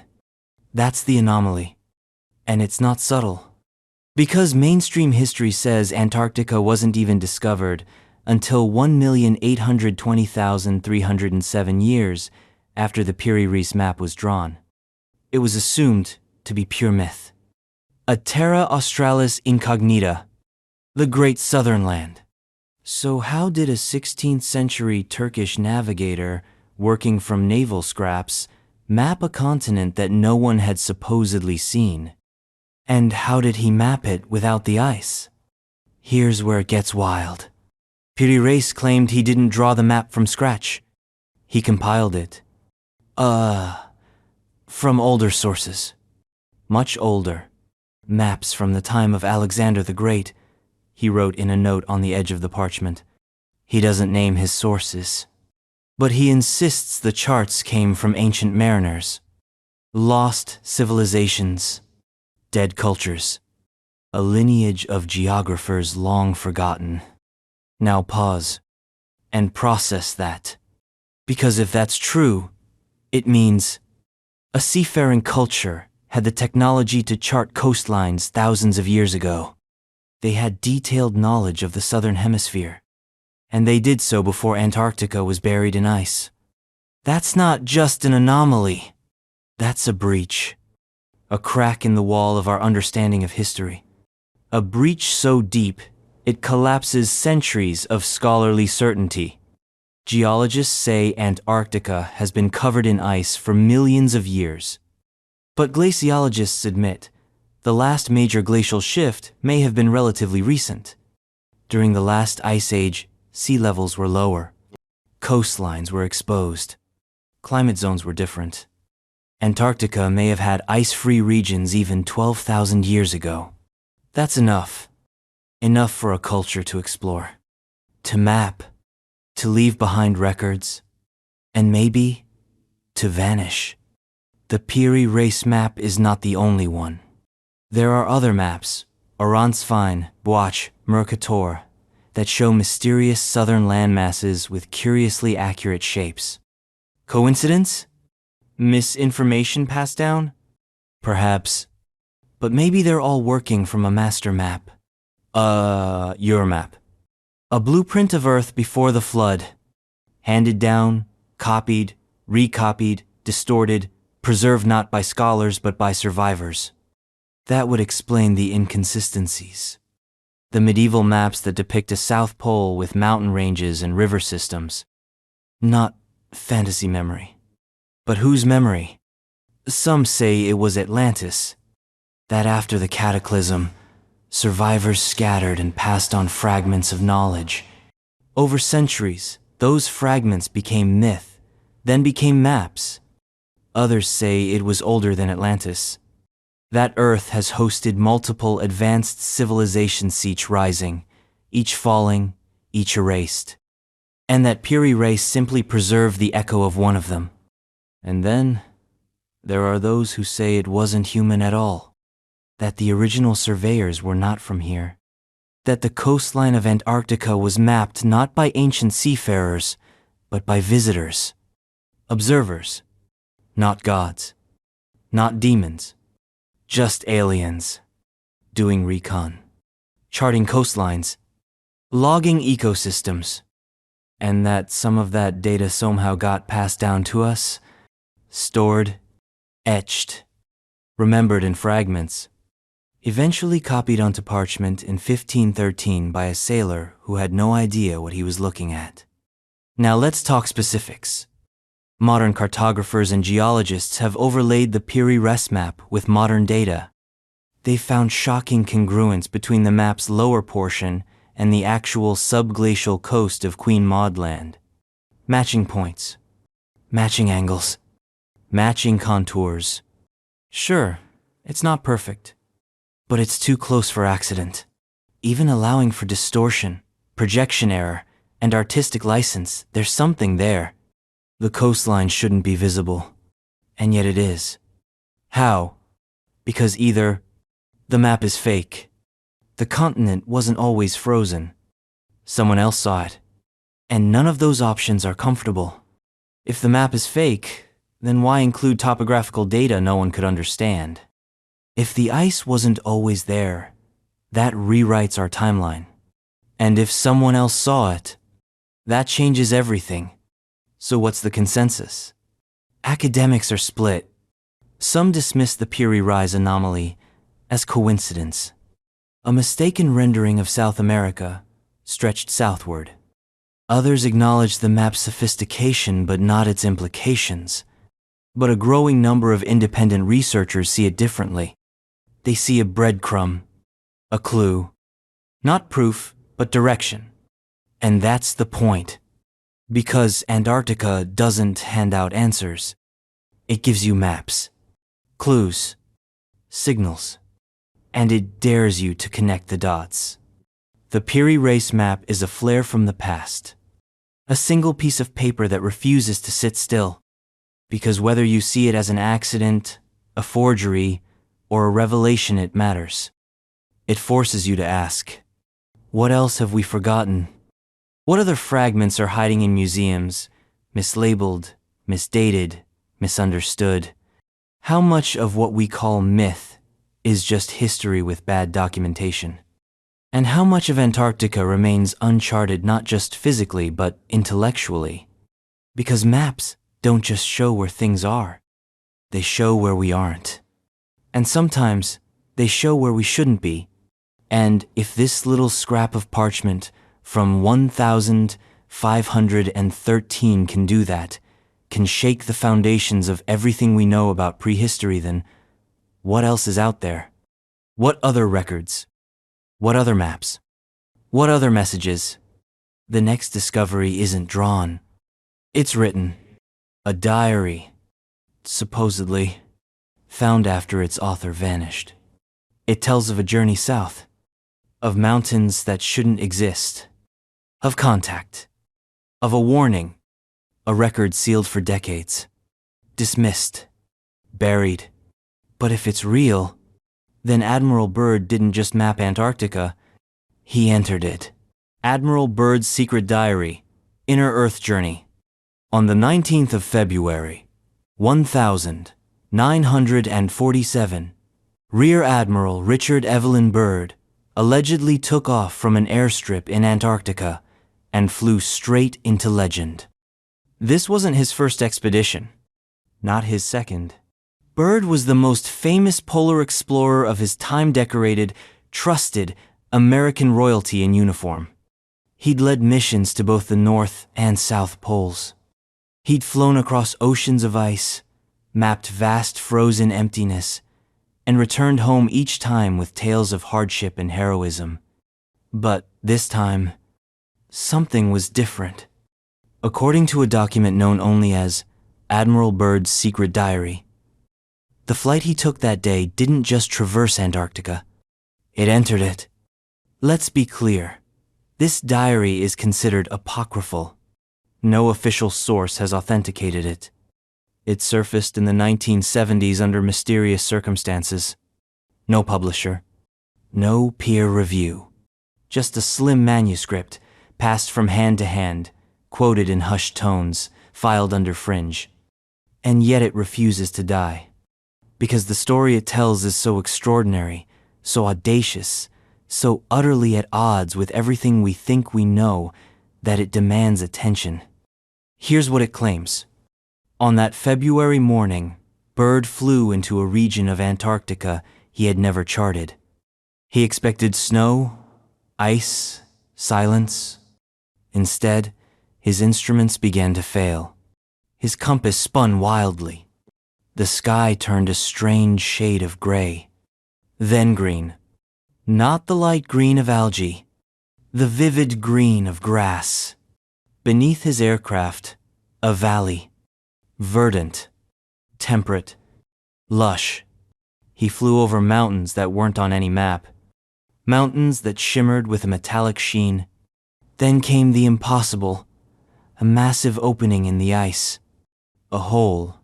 Perfectly round, leading downward not into a cave, but into light. And through it, he descended. The world inside, he wrote, was unlike anything he had ever seen. Forests of massive trees, creatures that resembled extinct species mastodons, birds with wingspans the size of aircraft, rivers that shimmered with golden light, a sky with two suns sown above, one within. Then came the contact. A craft silent, disc-shaped appeared beside him. It escorted his plane, gently guiding it to a landing zone unlike any airport on Earth. Waiting for him, beings, tall, radiant, humanoid but not human. They welcomed him, spoke to him not with mouths, but with minds. They called themselves the Ariani. They told him not to be afraid. They said they had been watching humanity for centuries. They said their world lay within our peaceful, ancient, hidden. They said Earth's surface dwellers had become dangerous. They cited the use of nuclear weapons as a turning point. We have let you play with your toys, they said. But now you are threatening the entire structure. They asked Byrd to carry a message. A warning. That humanity was on the brink. That unless we abandoned war, greed, and exploitation, catastrophe would follow. And then he was released, escorted back to his aircraft, flown back to the surface, out of the light, back into the cold. The diary ends with confusion. Byrd says he was debriefed, sworn to secrecy, his logs seized, his career redirected. No mention of this journey ever made it into the public record. But the implications? Terrifying. If true, this means the Earth is not solid but hollow. There is a civilization beneath our feet more advanced, more peaceful, and more ancient than ours.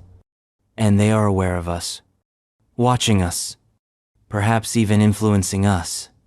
But most damning of all, our governments know, and are hiding it.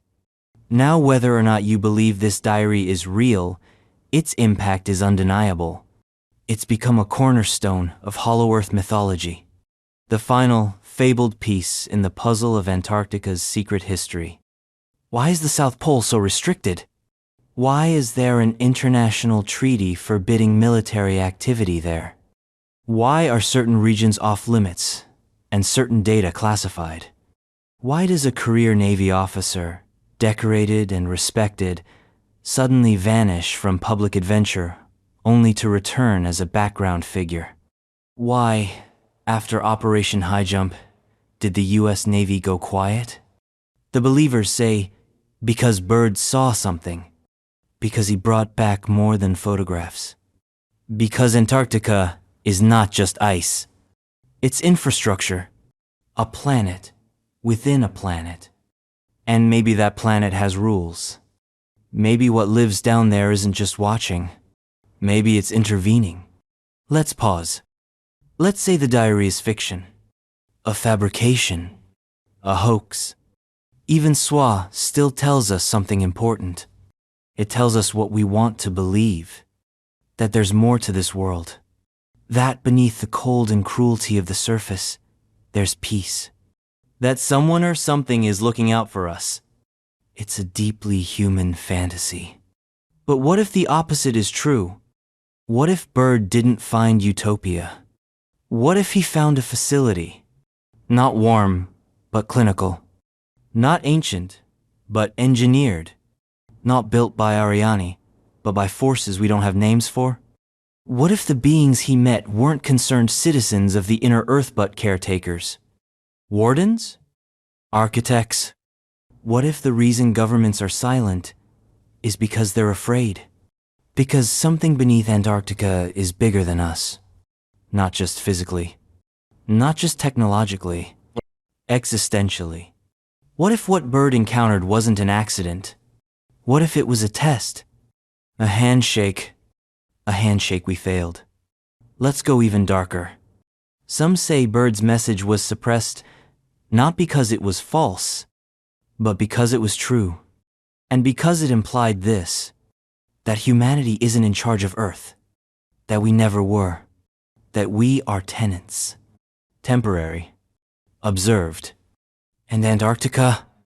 Antarctica is the landlord's office. A place of records, of judgment, of final decisions. Because if the Ariane or whoever they are wanted to contact us, they didn't choose New York, or Geneva, or Beijing. They chose the bottom of the world. Why? Because no one would believe it. Because no one could access it. Because Antarctica is the perfect firewall. And Byrd? He was the courier. The man who went too far south and came back with too much. So what happened to him? He died in 1957. Officially, of natural causes. But his final years were quiet, withdrawn, private. He never again led a major expedition. Never spoke publicly about the supposed journey. And the diary, it was his never saw daylight until decades later. But some say he left clues. In letters. In offhand remarks. In private conversations. That he hinted at a great discovery. That he feared what comes next. That he believed we are not alone and we are not in control. Whether truth or myth, Admiral Byrd's secret diary is now part of Antarctica's lore. A continent of cold truth and colder fiction. A place where boundaries dissolve, where maps end, where the known meets the unknowable. And if Byrd flew into a hole in the earth, then maybe we've only scratched the surface. Because some say Antarctica isn't just a place. It's a threshold. And behind that threshold, something waits. Watching. Always watching. Next, we shift from alleged encounters to the protectors. Not governments. Not soldiers. But something older. Something unseen. For every gate, there is a guardian. And the South Pole may have the strangest of them all. Guardians of the Earth's magnetic pole. Let's talk about guardians. Not the kind with capes. Not the ones that sit on thrones or command armies. The ones you don't see. The ones you don't know are there. Until you do something wrong. At the heart of Antarctica, buried beneath layers of frozen silence, lies one of the most quietly powerful forces on Earth. The magnetic South Pole. It's not just a point on a map. It's a swirling engine of invisible force. A moving target. A pulse. Magnetic poles aren't fixed, they wander. They drift, they lurch, they twist. And the South Pole? It's elusive, unstable, always on the move. It's like trying to catch a ghost with a compass. And yet, despite this chaos, there's a strange order around it. An order that some believe isn't accidental, or natural, or even human. Because deep in the icy heart of Antarctica, legend whispers of protectors. Entities? Forces. Guardians, who monitor the South Pole for scientific purposes, but for cosmic balance. It sounds like mythology. Because it is. But mythology has teeth. And when it gets repeated across continents, across centuries, across people who've never met each other, maybe it's not just a story. Let's rewind. Ancient cultures have always revered the poles. Not the icy wastelands we know now, but the ends of the world. The places where heaven touches earth, where the sky becomes ground, where stars stand still. In the Vedas, there's the concept of a sacred axis, Marua, cosmic pillar around which the universe revolves. In Norse myth, Yggdrasil, the world tree, connecting realms from above and below. In Mesoamerican cosmology, a central axis, flanked by 4 cardinal points, grounding cosmic order. Always a center, always guarded. Now, imagine Antarctica not as the bottom, but the center. Not geographically, but energetically. A keystone, a magnetic lock. And if Earth is a machine complex, Ancient, alive then, the poles are its tuning forks. Vibrating, balancing. So what if someone or something watches over that balance? The theory goes like this.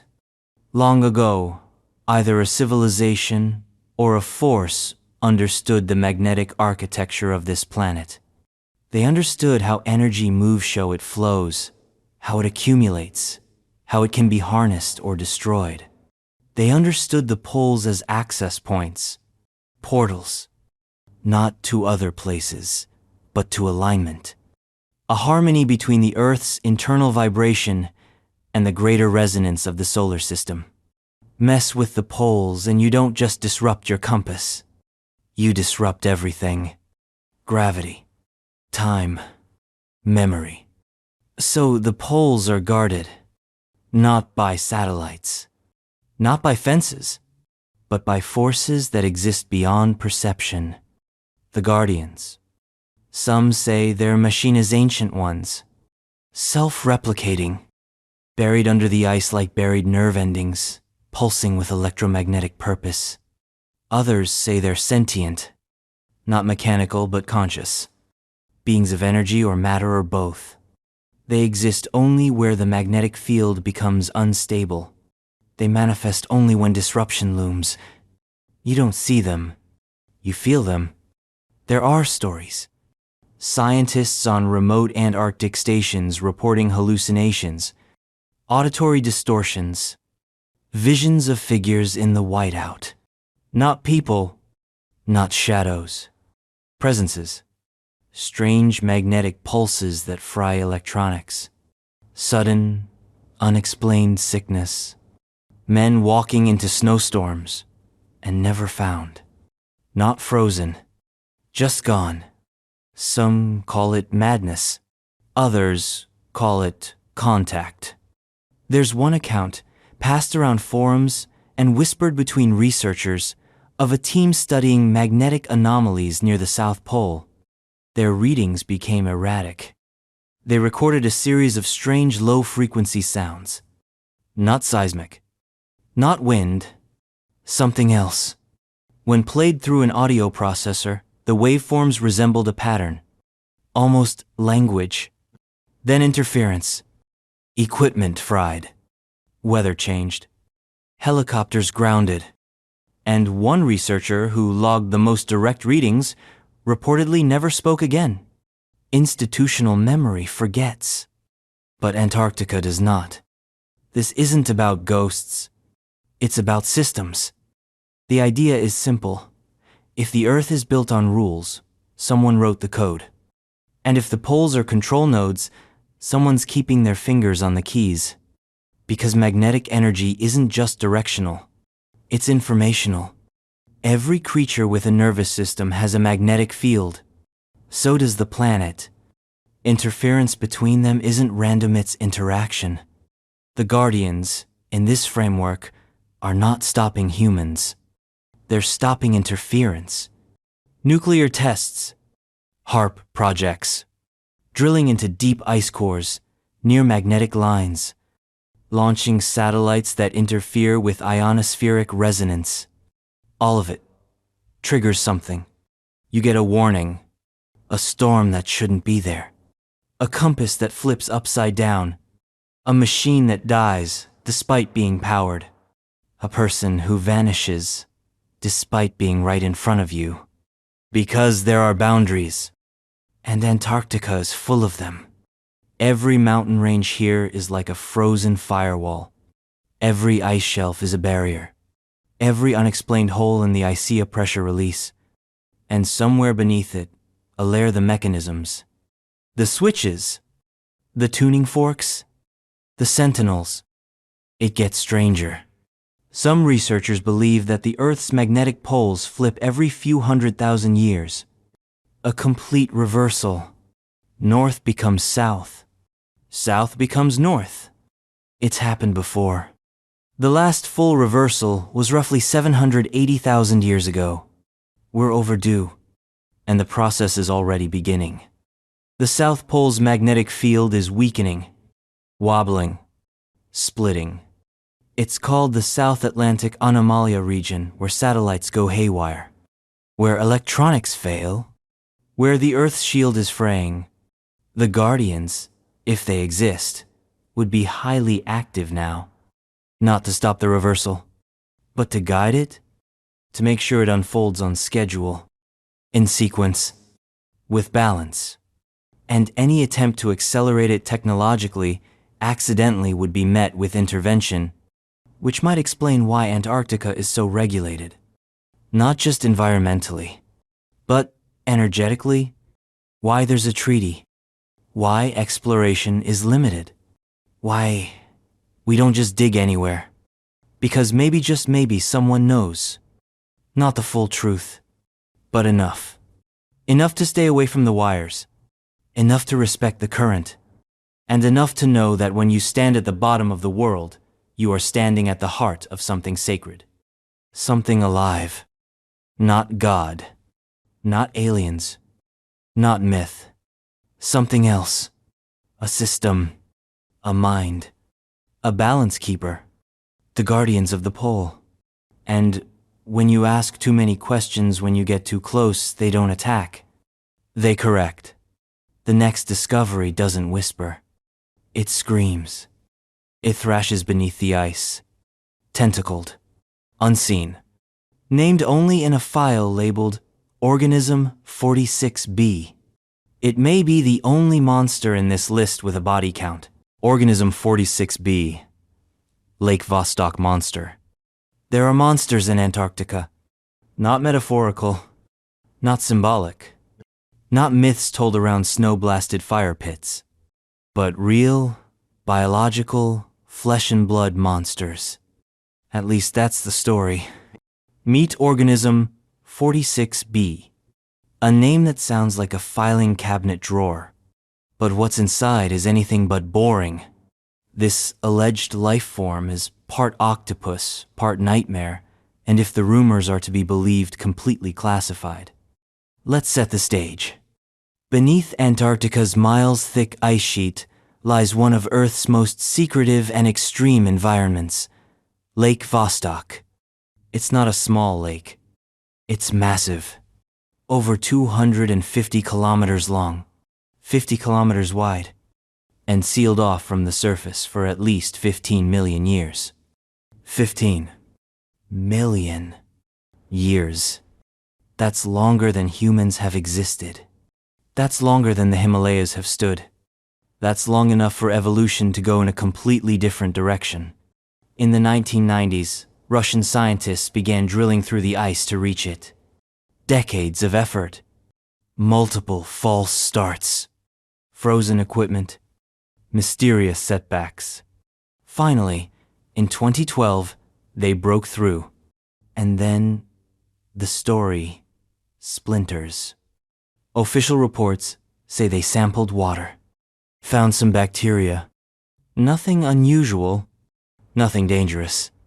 Just extremophiles doing extremophile things. But the unofficial version, that's where things get interesting. The unofficial version says they found something alive. Not microbial, not bacterial, but multicellular, large, intelligent. The organism, Organism 46B, described in whispers as a 14-tentacled cephalopod, it was allegedly unlike anything seen before or since. Larger than a giant squid. More agile. More strategic. It could paralyze prey from a distance. Emit venom through the water. Camouflage itself to appear invisible. And, worst of all, it was aware. The story goes like this. A team of Russian scientists entered the subglacial lake via a borehole, equipped with pressurized suits, submersible gear, and remote-controlled probes. What they encountered was something that shouldn't have been there. A predator, but not just a predator, a hunter. It didn't just lash out, it planned. It waited. It stalked.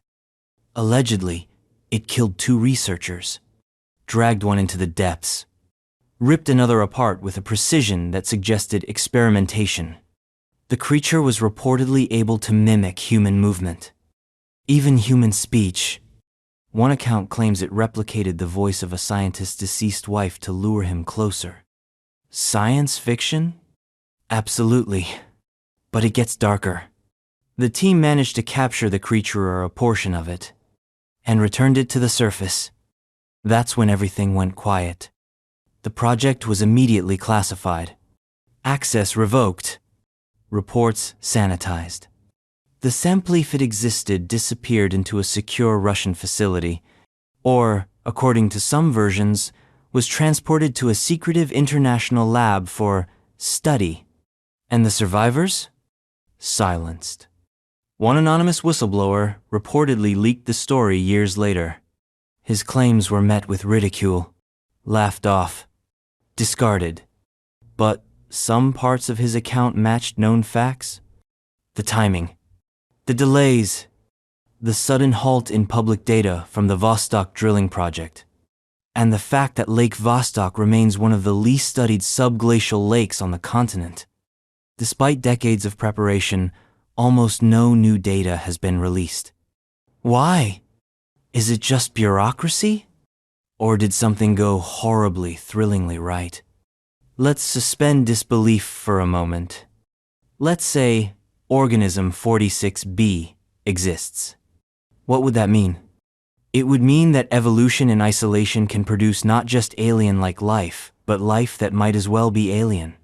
It would mean that under the right conditions, cold, pressure, darkness, nature can sculpt something not just new, but hyper-efficient. A being that doesn't just survive in a hostile environment, but dominates it.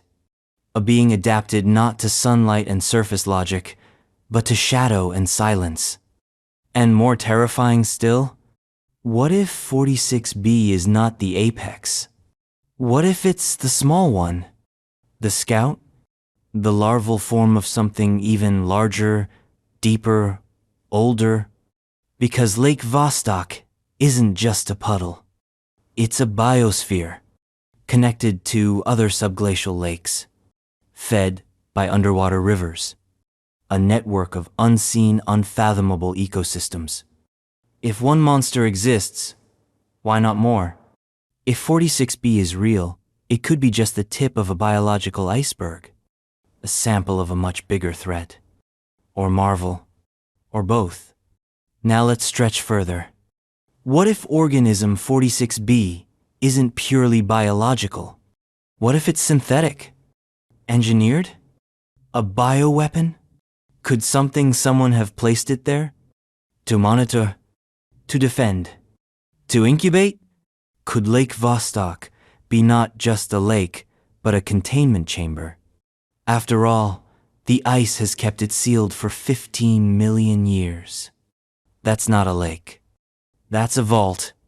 And maybe the creature inside was never supposed to be disturbed. The theory gets even more paranoid. Some say 46b was designed as a sentinel, not to protect the lake from us. To protect us from the lake. A failsafe. A lock. A warning system. And now that it's been disturbed, something is watching. Because maybe we didn't just poke a hole in the ice. Maybe we broke a seal. Maybe what lives in Vostok isn't alone. And now that the ice is thinning, it can come out. A horror scenario? Of course. But Antarctica doesn't deal in gentle stories. It deals in extremes. And nothing is more extreme than the idea that deep beneath the most uninhabitable place on Earth, life has not just survived, but thrived. Hidden, perfected, patient, waiting, and now exposed. Because the real terror of Organism 46b isn't its tentacles, or its size, or its intelligence. It's that we only just discovered it, and there's no telling what comes next. Now what if the monster isn't the end? What if it's a symptom? Because according to the next theory, Antarctica doesn't just hide monsters. It hides doorways, not metaphors. Not gateways to insight or imagination. Actual portals to somewhere else. Hidden portals to other dimensions. Some doors don't swing open. They hum. They pulse. They ripple, quiet as breath and ancient as stars. And according to some of the strangest, most persistent theories about Antarctica, there are doors like that beneath the ice portals.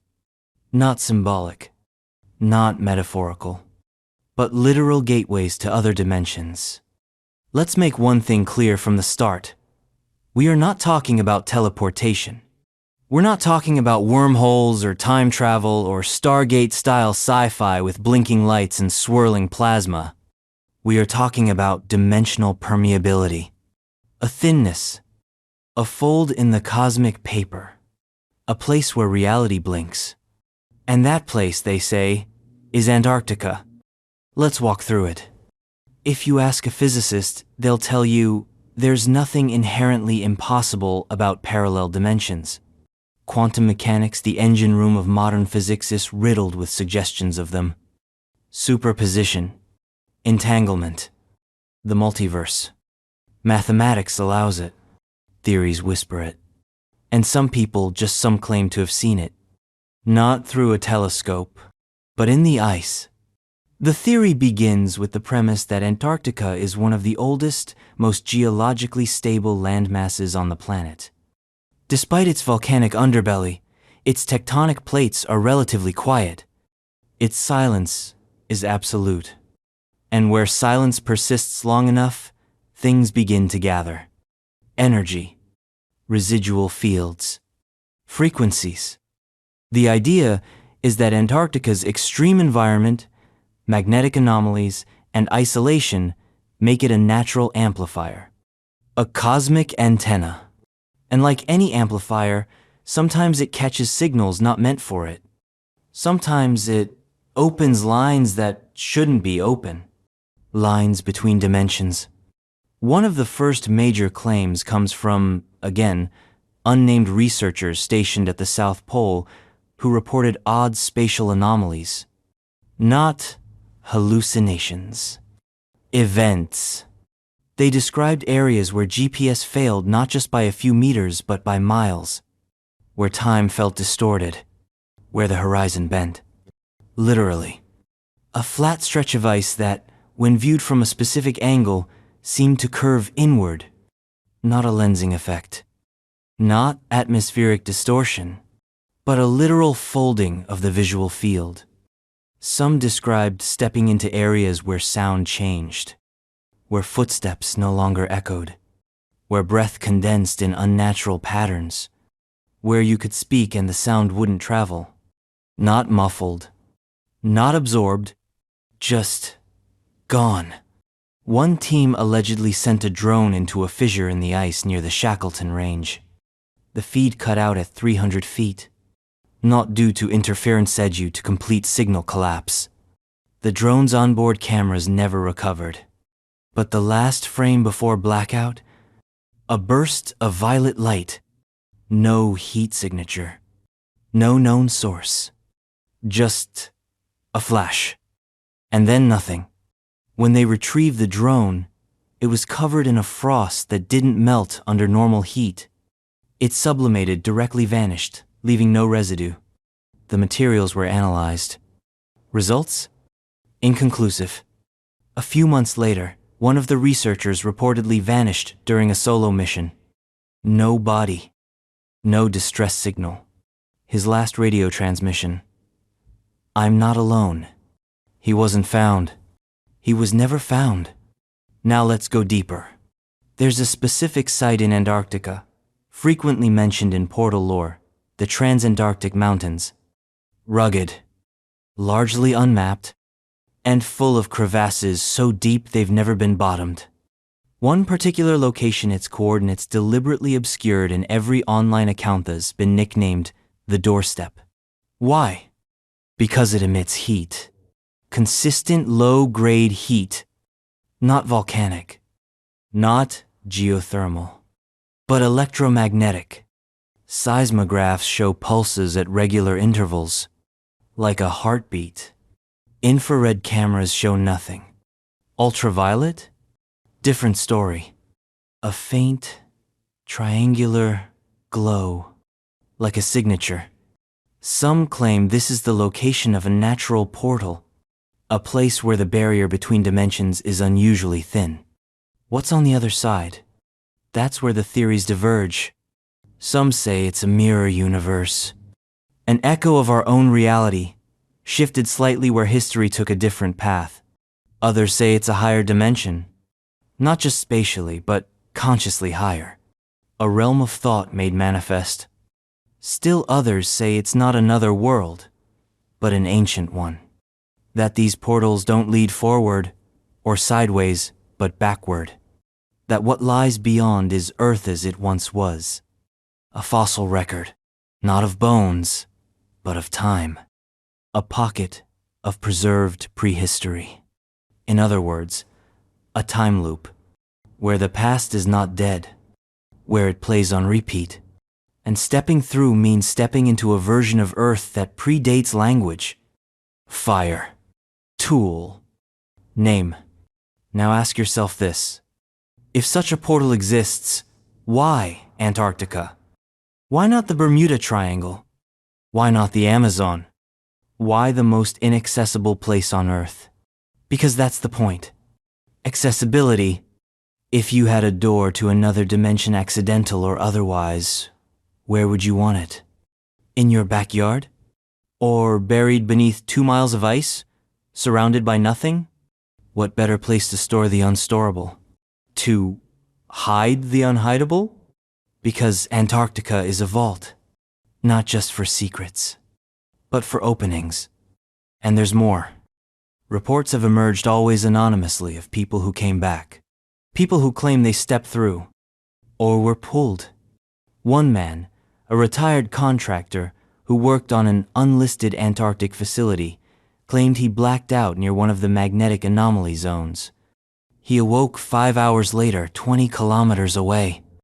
No frostbite. No injuries. But in his jacket pocket was a coin. An old coin. Not rusted. Not aged. Pristine.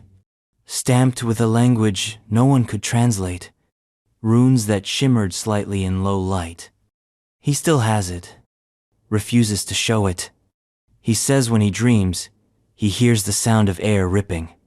He hasn't slept well in 10 years. Is any of this real? Probably not. But the consistency is troubling. Because for every scientist who rolls their eyes, there's a contractor with a story. For every denial, there's a whisper. For every sealed report, there's a warning scrawled in the margins. The implication? Antarctica doesn't just hide history. It hides access. Because a portal is more than a threshold. It's a decision. To cross.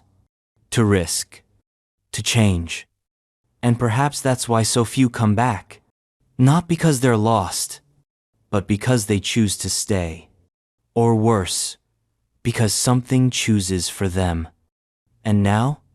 Now the ice is melting. The veil is thinning. The pulse is louder. And the next chapter isn't a theory. It's a pattern. A statistic.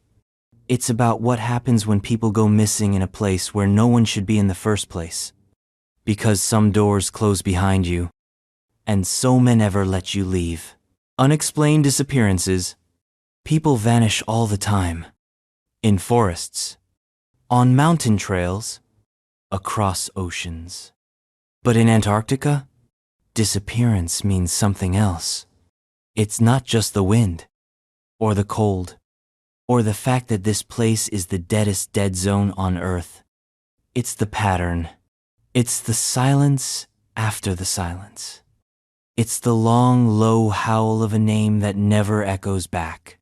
Let's be clear from the start. Antarctica is dangerous. It's not built for us. Temperatures can drop below -80 degrees Celsius. Storms appear without warning.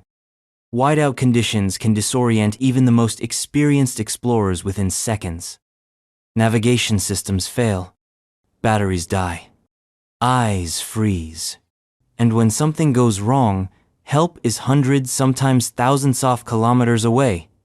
But even knowing that, some of the disappearances recorded here feel wrong. Not accidents, not malfunctions. Incidents. Let's begin with the stories that make it into the news. A glaciologist goes missing from McMurdo Station. Last seen walking to a weather station half a kilometer away. Perfect visibility. Clear skies. He never arrived. Search teams scoured the path GPS markers. Thermal drones, bloodhounds flown in. Nothing. No footprints. No signs of struggle. No gear. Just a trail that ends like someone erased it. Or the case of a documentary crew shooting footage near the Transantarctic Mountains. All contact suddenly drops. Their last transmission is static no distress call. The rescue team finds their equipment. Cameras. Food. Fuel. But no people. And here's the kicker. The tents were zipped from the inside. No signs of animal activity. No footprints leading away. Gone. Like they dissolved. And then there are the unofficial reports. Logbooks that mention personnel going off-grid. Helicopters that disappear mid-flight without sending a mayday. Individuals who wander off from bases and are never recovered even though every inch is monitored. Sometimes they're marked as accidents. Sometimes they're redacted. And sometimes they're not mentioned at all. Why? Because there's a quiet policy among some Antarctic research stations. Don't report everything. Too many incidents damage reputations. Scare away grants. Invite questions no one can answer. So what's happening? The theories range from mundane to metaphysical. Let's start with the simplest. Whiteouts. When the horizon vanishes, you lose your bearings. Up becomes down. You walk in circles. Disorientation turns deadly. But that doesn't explain the missing footprints. The zip tents. The gear left perfectly intact. So we move to theory 2. Crevasses. Hidden cracks in the ice. Fall in. You're done. No sound, no echo, just a silent, vertical grave. Plausible? Yes. But again, some of these vanishings happen in areas with no recorded fissures. Flat terrain. Mapped. Surveyed. Gone. Theory 3. Intentional disappearance. People who wanted out. Psychological breakdowns. Cabin fever. Madness brought on by the endless white.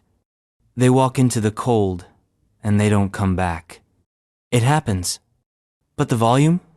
The pattern? That's where it gets chilling. Because there are clusters. Disappearances that happen in the same regions. Same longitudes. Same altitudes. Sometimes the same dates, years apart. That's not randomness. That's a fingerprint. And that's when we cross the line into stranger theories. Theory 4. Electromagnetic interference. We know Antarctica is a hotbed for magnetic anomalies. Compasses spin. Instruments glitch. The very physics of space-time feels slippery here. Could those anomalies affect more than tech? Could they affect perception? Cognition? Could people be getting lost in reality, not in terrain? Think about it. You step into a zone where the magnetic field is warped. Your mind slips a fraction. You forget which way is forward. You lose time. You keep walking. Something feels wrong. And then nothing. Your reality doesn't break. It bends. And if you step far enough into the bend, you don't come back. Theory 5. Interdimensional slip. The idea that Antarctica hosts not just physical hazards, but geometric ones. Portals. Rifts. Folds in the fabric of space-time. That people are disappearing not into snowbanks, but into alternate realities. That these are not deaths. They're exits. Unintended, unplanned, irreversible. Imagine stepping into a place that looks the same, but the sky is slightly off. The shadows fall wrong. The cold feels alive. And then you realize this isn't our Antarctica. You blink, and the door is gone. Theory 6. Predation. No, not polar bears. Not yetis. Something else. Something native. Hidden, uncatalogued. We've talked about Organism 46b. But what if it wasn't alone? What if there are predators in the ice? Adapted not to hunt food, but curiosity. Luring humans into traps. Places where they won't be found. Where their absence won't raise questions. A remote crevasse. A false signal. A glint of something that looks like a trail. And then gone. No trace. No resistance. Just removed. Surgically. Efficiently. Theory 7. Containment breaches. The darkest theory. That beneath the ice are facilities. Structures. Experiments.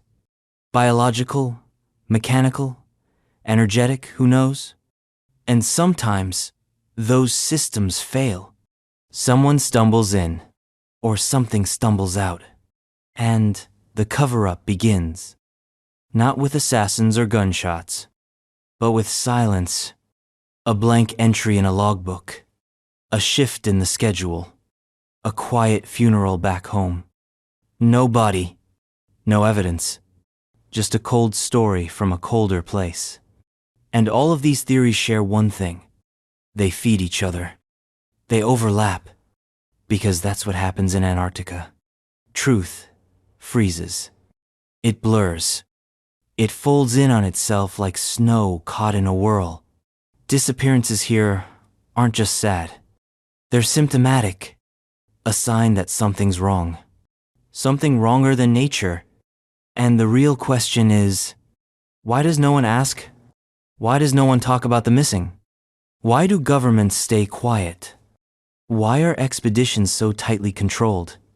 Because the numbers don't lie. Statistically, more people vanish in Antarctica per capita than in most other wilderness zones. And that's not just due to the environment. It's something else. Something systemic. Because maybe Antarctica is doing more than hiding secrets. Maybe it's keeping them. Maybe the people who vanish are the ones who got too close. Too curious. Too brave. Too willing to step off the trail. And the continent, whatever else it is, doesn't let them go. Not all the time. Because some doors swing both ways. And some? They only lock from the inside. The next discovery isn't alive. Not anymore. But it's preserved. Mummified. And it's staring at us from thousands of years in the past. Not human, but something once warm-blooded, whiskered, and very, very lost. Mummified seals and whales. There is something impossibly eerie about the sight of a seal, perfectly intact, resting miles from the ocean. Not just one, dozens, hundreds.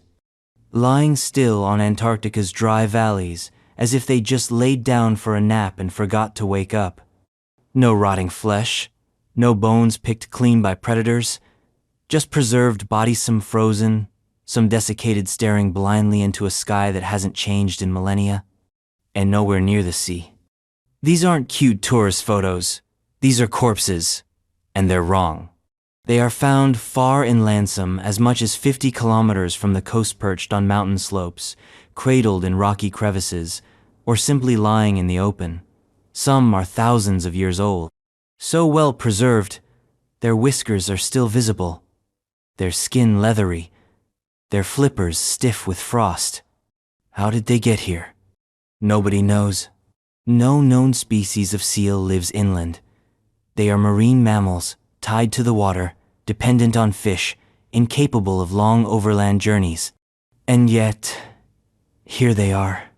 This isn't just one oddity, it's a pattern. Not only seals, whales too. At least one KCA whale skeleton discovered beneath layers of ice and sediment, miles from the modern coastline. It's like someone dragged them there, and then left them to die. In bulk. This isn't just macabre, it's a message, a whisper from deep time. Something happened here, something big, and possibly something deliberate. Antarctica's dry valleys are among the most extreme deserts on Earth. Paradoxically, they receive almost no snowfall. Their frigid, wind-scoured terrain lacks the moisture needed to sustain snowdrifts or ice sheets, which makes them a perfect natural refrigerator. Anything that dies there doesn't rot, it freezes, mummifies. Even soft tissue can remain for thousands of years. That's why these seals are so well preserved. You can count their teeth. You can still see the slits of their nostrils. But preservation isn't the question. Presence is. What are these animals doing there? Biologists have speculated. Maybe the seals got lost, disoriented by blizzards or magnetic anomalies, wandered inland by mistake. But hundreds, over centuries, following the same invisible paths? It stretches belief. Another theory says they were chasing food, but the valleys are lifeless. No fish, no krill, no water. It's a death trap. If they came for food, they were suicidal. So what's left? Migration gone wrong? Unlikely. Accidental stranding? In this many places? The facts refuse to sit comfortably. Some of the mummified seals are found in straight lines marching paths, as if they were following something. Others are scattered, as if something disrupted them mid-journey. Some show signs of violent trauma. Broken bones, twisted flippers, crushed skulls. What kind of fall breaks a seal's head? Some show no trauma at all. Just stopped moving, laid down, froze. It's a riddle locked in flesh. But what if we zoom out? What if we look at the pattern of locations? Some researchers have noted a strange regularity in the seal corpses. They tend to align near known magnetic anomalies, places where compasses spin, where radiation levels fluctuate, where GPS gets twitchy. That's not just a clue. That's a siren. Could these animals have been drawn in, pulled by something they couldn't resist? Like moths to a flame? Could electromagnetic fields be affecting marine mammal navigation? Possibly. But that doesn't explain the bodies in caves. The ones dragged behind ridge lines. The ones half buried under rocks. It doesn't explain the whale. That whale discovered in a landlocked part of the Antarctic coast, under what was once thought to be solid permafrost, perfectly preserved bones, positioned, oddly, no clear path of how it got there. No signs of flooding or ancient shorelines, just a whale, waiting. If the coastline shifted, that would make sense. But this site is too young. Geologists admit it doesn't add up. So, once again, we enter the speculative zone. Some claim Antarctica once had a massive inland sea system. Before the last ice age, before the crust shifted, before the continent froze over, there may have been riverways, estuaries, inland basins. Seals and whales might have migrated there only to be trapped when the world changed. That would explain the sudden death, the strange positions, the fact that these bodies aren't just old, they're ancient. But the timing is off, and there's no sediment to support it. Just rock and ice and death. Others think it wasn't nature, that someone or something brought the animals inland. For study, for worship, for ritual. Some point to certain formations near the seal bodies. Circular arrangements of stones, cairn-like structures, not quite natural. Others have even claimed tool marks on bones, evidence of cutting, of positioning. Could ancient humans or other beings have used these animals in rituals, offerings, or experiments? Did someone drag a whale across the ice? For what purpose? And then there's the deepest fringe, The theory that Antarctica is a beacon, that it emits frequencies not just across space but across dimensions, that certain animals more attuned than humans respond to these frequencies, drawn not by logic but by instinct, following invisible music, that these mummified seals were not lost, they were summoned. And they arrived, faithful, blind, too trusting. And then, silence. Now frozen relics of something older, something that still echoes. And here's the part no one likes to mention. The number is growing. More mummified seals are found every year. Even though seal populations haven't increased, even though migration paths haven't changed, more bodies, more miles inland, more questions. This isn't decay, it's delivery. Like something is sending them here, like Antarctica is gathering them. For what? For whom? And is the next delivery already on its way? Because in the coldest corner of the Earth, nothing dies by accident. Everything leaves a trace, a pattern, a warning. And as the ice thins, as satellites fly closer, as eyes begin to focus on the white void once ignored, Antarctica is showing its teeth. Next, we go beneath the skin, beyond bone, past flesh, into the crust itself, into the land that pulses with pressure and shifts with silence, because the ground beneath Antarctica doesn't just move, it stalls. Ghostly shipwrecks. There is no such thing as a gentle death in Antarctica. When something dies here, it doesn't dissolve. It hardens. It calcifies into legend. And nowhere is that more visible, more chillingly poetic than in the wreckage of ships that never made it home, the forgotten wooden skeletons of exploration, the splinters of imperial ambition, frozen forever in a sea that eats steel and spits out myth. They call them ghost ships, and not just for effect. These aren't your average coral-covered wrecks gently rotting on a tropical seabed. These are vessels encased in ice so clear you can still see the nameplates. Sails frozen in half-furl, cabins full of journals and maps untouched since the day they were abandoned. Every nail in place, every curse still echoing in the wood. Take the Endurance. Ernest Shackleton's ship, a legend wrapped in frost and failure. In 1915, it was trapped in pack ice and crushed not quickly, but agonizingly slowly, as if the ocean itself were savoring the kill. Shackleton and his crew survived. They made it out. Barely. The ship didn't. It sank into the Weddell Sea and vanished. For over a century, it was just a rumor beneath the waves. Then, in 2022, they found it. Perfectly preserved. 107 years underwater, and the wood still held like it was carved yesterday. You can read the word endurance on the stern, pristine as print. The ship hadn't decayed, it had been kept, protected by the cold, by the darkness, by the pressure. Like Antarctica knew this was important. Like it was saving it for a reveal. It's more than haunting. It's impossible. Because what they found was not just a ship. It was a time capsule.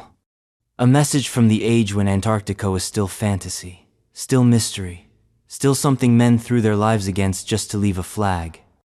And the Endurance isn't alone. There are other wrecks hidden deeper, older, stranger. Not all of them in the records. Not all of them found by explorers. Some were found by accident. Satellite images revealing unnatural shapes under the ice. A curve here, a mast there. The geometry of man-made failure embedded in a continent that never asked to be touched. One such rumored wreck was spotted in the Ross Sea. An elongated shape, almost like a submarine but too narrow, resting under ice that's been stable for 500 years. No records of any ship lost in that area.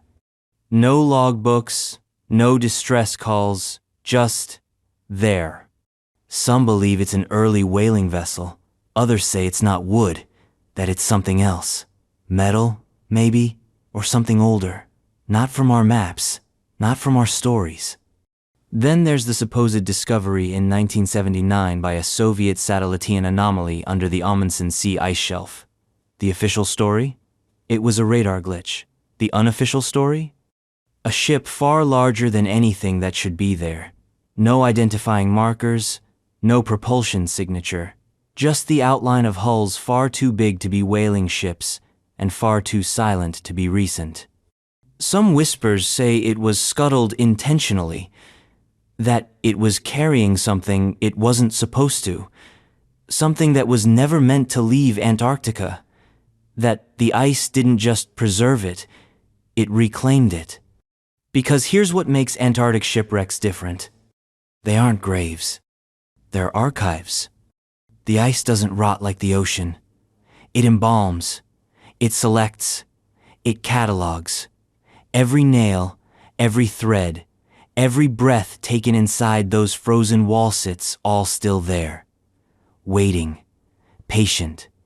And every time we go looking, the continent gives us just enough to stay obsessed.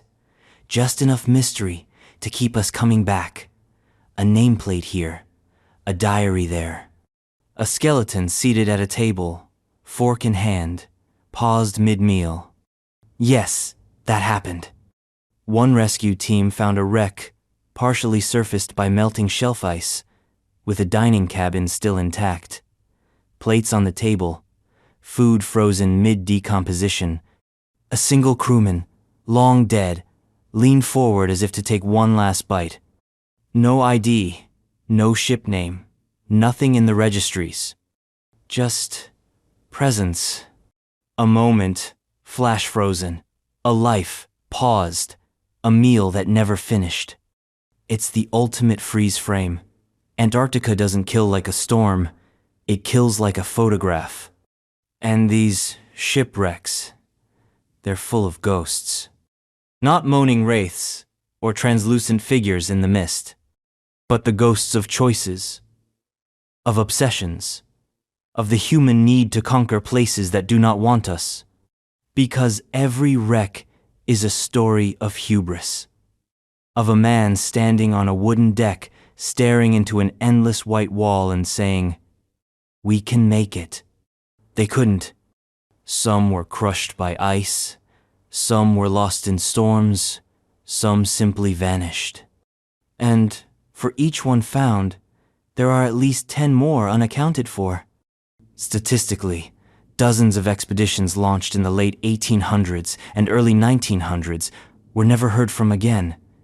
They were assumed lost, but no wreckage was ever recovered, no signals, no journals, no survivors. Where are those ships? Why aren't they on the seafloor?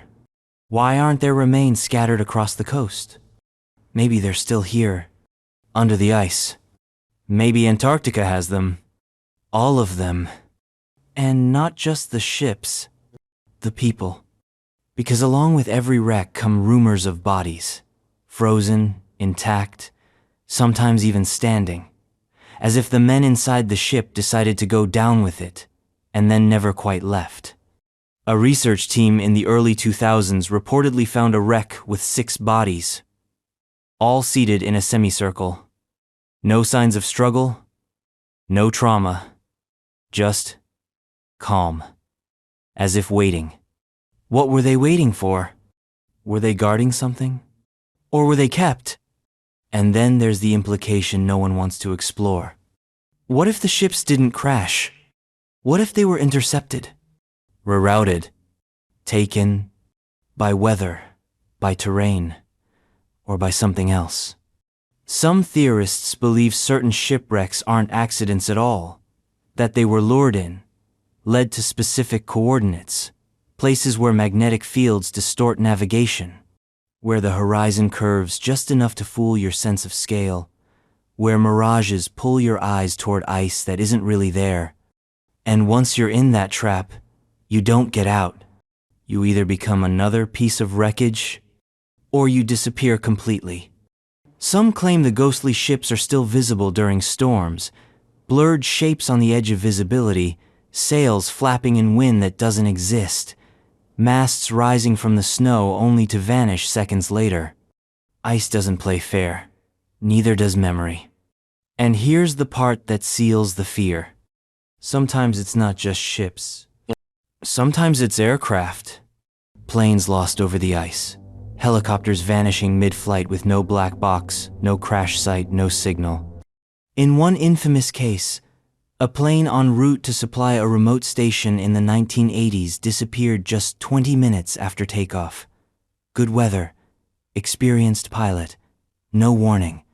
It was found years later, half submerged in a crevasse. Intact. Fuel tanks still full. No damage to the body of the aircraft.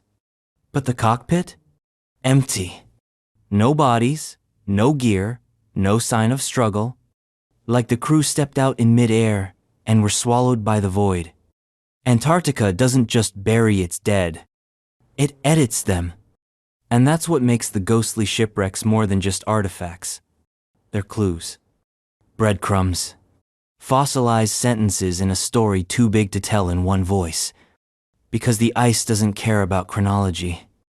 It preserves what it wants, when it wants, for as long as it wants. And just when you think you've mapped it all, just when you're sure you've recovered every myth, every lost page, it gives you another wreck, another name, another silence. Which brings us to what lies beneath even the bones of ships. Not relics of man, but relics of Earth itself. Proof that the continent isn't just a mausoleum, it's a tectonic crime scene. And what's been happening beneath the surface for millions of years? Maybe something geologically impossible. Something stalled. Evidence of plate tectonics stalling. Beneath Antarctica's massive ice sheet lies a skeleton ancient, fractured, quiet. It's not human. It's not even fossilized. It's continental. A silent network of tectonic plates, seams, and sutures that have done something no one expected. They've slowed down. Some say they've stopped altogether. This isn't just a geological curiosity. It's a planetary alarm bell. Because if plate tectonics is Earth's circulatory system, the movement that recycles crust, builds mountains, and breathes life into continents, then Antarctica is the limb that's gone numb. Let's rewind. Earth's outer shell is divided into tectonic plates, massive slabs of rock that float on a semi-molten mantle. They collide, drift, subduct, and transform. This movement has shaped every landmass, birthed every ocean, and fueled every volcano in recorded history. Tectonics is motion. Without it, Earth becomes stagnant, dead. So what happens when a continent just stops? Antarctica's plate story isn't simple. Unlike Africa or North America, which sit mostly on single plates, Antarctica's geology is a jigsaw of fragments: West Antarctica, East Antarctica, Marie Byrd Land, the Antarctic Peninsula. Each part tells a different story, with some still whispering motion and others going eerily quiet. The clearest symptom? A lack of earthquakes. Antarctica is the most seismically silent continent on the planet, not because it's peaceful, but because it's inert, tectonically suppressed. West Antarctica, especially composed of microplates, appears to have fused into a weird, sluggish block, a Frankenstein continent, glued together, frozen solid, and stuck. But the question is, why? Why did tectonic activity slow down here? And why does it matter? Geologists expected Antarctica to behave like every other major landmass. Shift, crack, shudder. It didn't. Seismic sensors placed around the continent record minimal activity. GPS data shows barely perceptible drift. Subduction zones are missing or heavily dormant. Even the ridges that should be pumping magma like arteries are barely active. And that's not just unexpected, it's terrifying. Because Antarctica might not be a continent. It might be a vault, a tectonic dead zone designed not by chance, but by necessity. Some believe a major geophysical event millions of years ago hit the Antarctic plate like a full stop, a collision perhaps, or a planetary trauma. something that arrested motion and locked it in ice. One theory? An ancient impact. Maybe the same one suspected to cause the Wilkes land gravity anomaly, a planetary strike so massive it damaged not just the crust, but the very mechanics of plate movement. Another theory says it wasn't external. It was internal. That something beneath the continent, deep in the mantle ice acting like an anchor, a geological deadweight that prevents drift, a structure or anomaly that stops the current of convection. This would make Antarctica not a passive continent, but an active suppressor, a lid, a seal. And if that's true, what's being sealed? Let's talk about the mantle plume, a rising column of superheated rock beneath West Antarctica, detected in recent years by seismic tomography. A hot spot, a pulse, like a volcano that can't erupt, because the ice is too thick, the crust too locked. It's like pressure building under a cork. If tectonics are stalling, but heat is rising, what happens next? The potential is catastrophic. Earthquakes where there shouldn't be any, ice shelves cracking from below, subglacial lakes vaporizing. An explosive release of heat and motion after millions of years of tectonic hibernation. It could change coastlines, rewrite climate projections, trigger feedback loops we barely understand. But the real mystery? Why is it only happening here? Why is Antarctica the only place on Earth where plate tectonics seem to be giving up? Could it be the weight of the ice? 2 miles thick, pressing down like a glacial vice. But tectonic plates are supposed to ride the mantle, immune to that kind of stress. So maybe it's not mass. Maybe it's design. There are fringe voices in the geological world whispers at conferences, footnotes in obscure journals that suggest something more unsettling. That Antarctica's plate stagnation isn't a bug. It's a feature, a global stability mechanism, an anchor built into Earth's structure to prevent runaway drift. Maybe every continent once had a tether. Maybe Antarctica is the last one still functioning. Or maybe it's a failsafe, a pressure plate holding back something worse. Some propose the ice sheet itself is part of the system.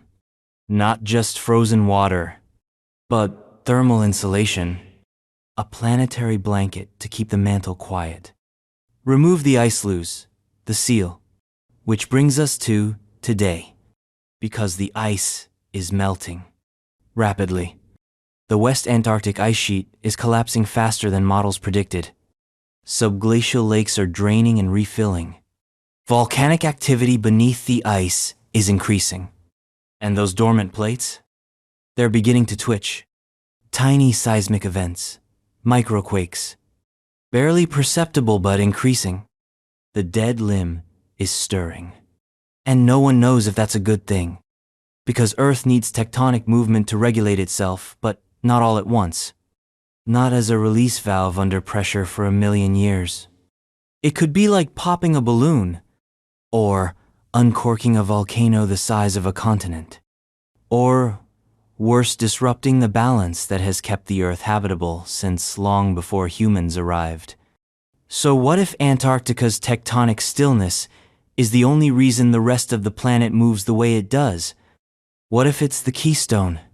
Polynya, everything else begins to slide. And the wildest possibility? What if someone or something engineered it that way? What if, in some forgotten epoch, Earth's crust was manipulated? Not just shaped by nature, but arranged, stabilized. And Antarctica was the linchpin, frozen not just by climate, but by necessity.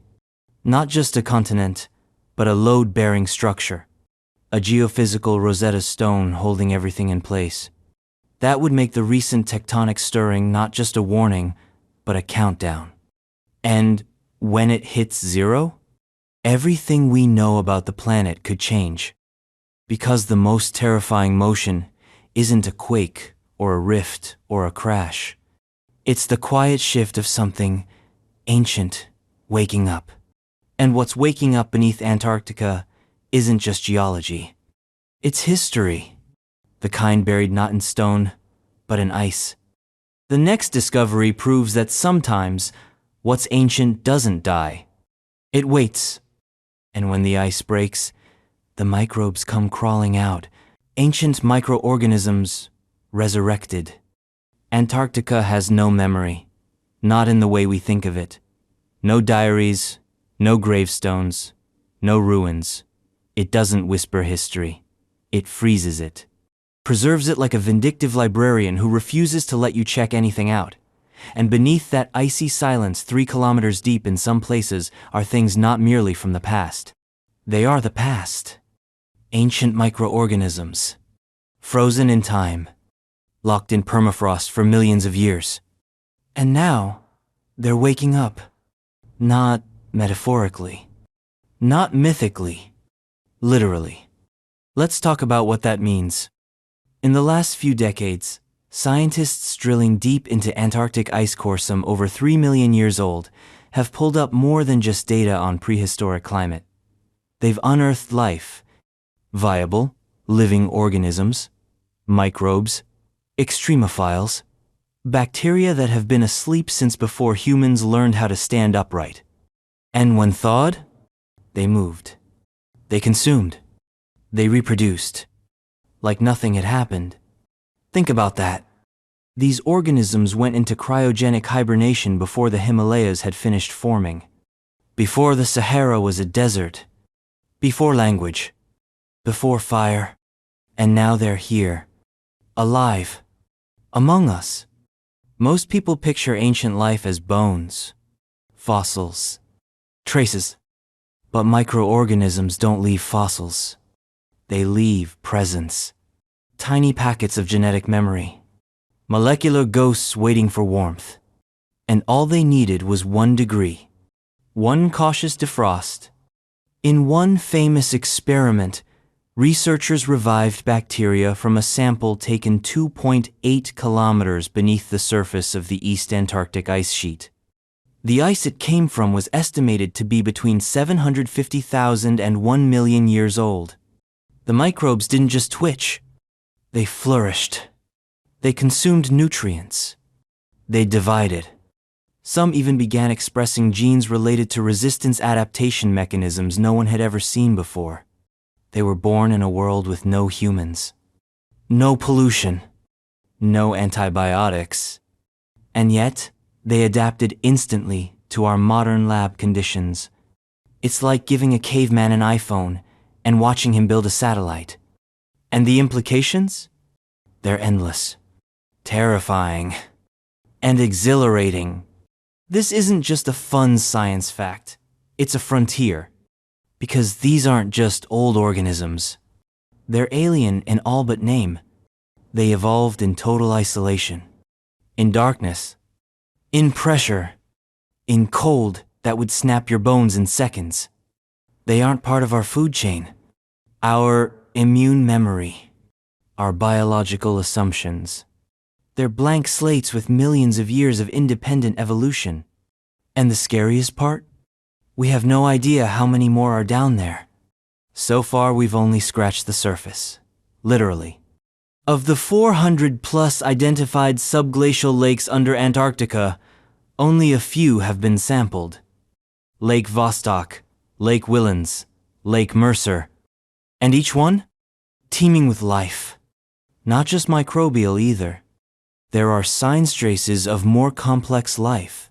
DNA fragments from multicellular organisms, possibly even proto-animals that have adapted to an entire ecosystem under the ice. Imagine a biosphere sealed off for 15 million years.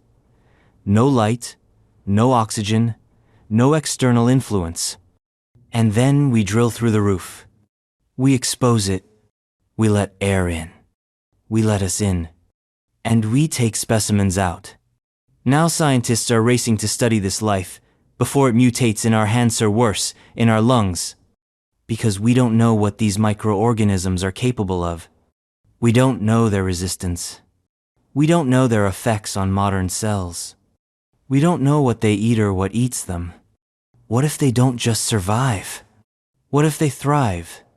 Picture a microbe frozen in a glacial tomb for 1.5 million years, suddenly dropped into a warm petri dish. It doesn't just wake up. It sees paradise.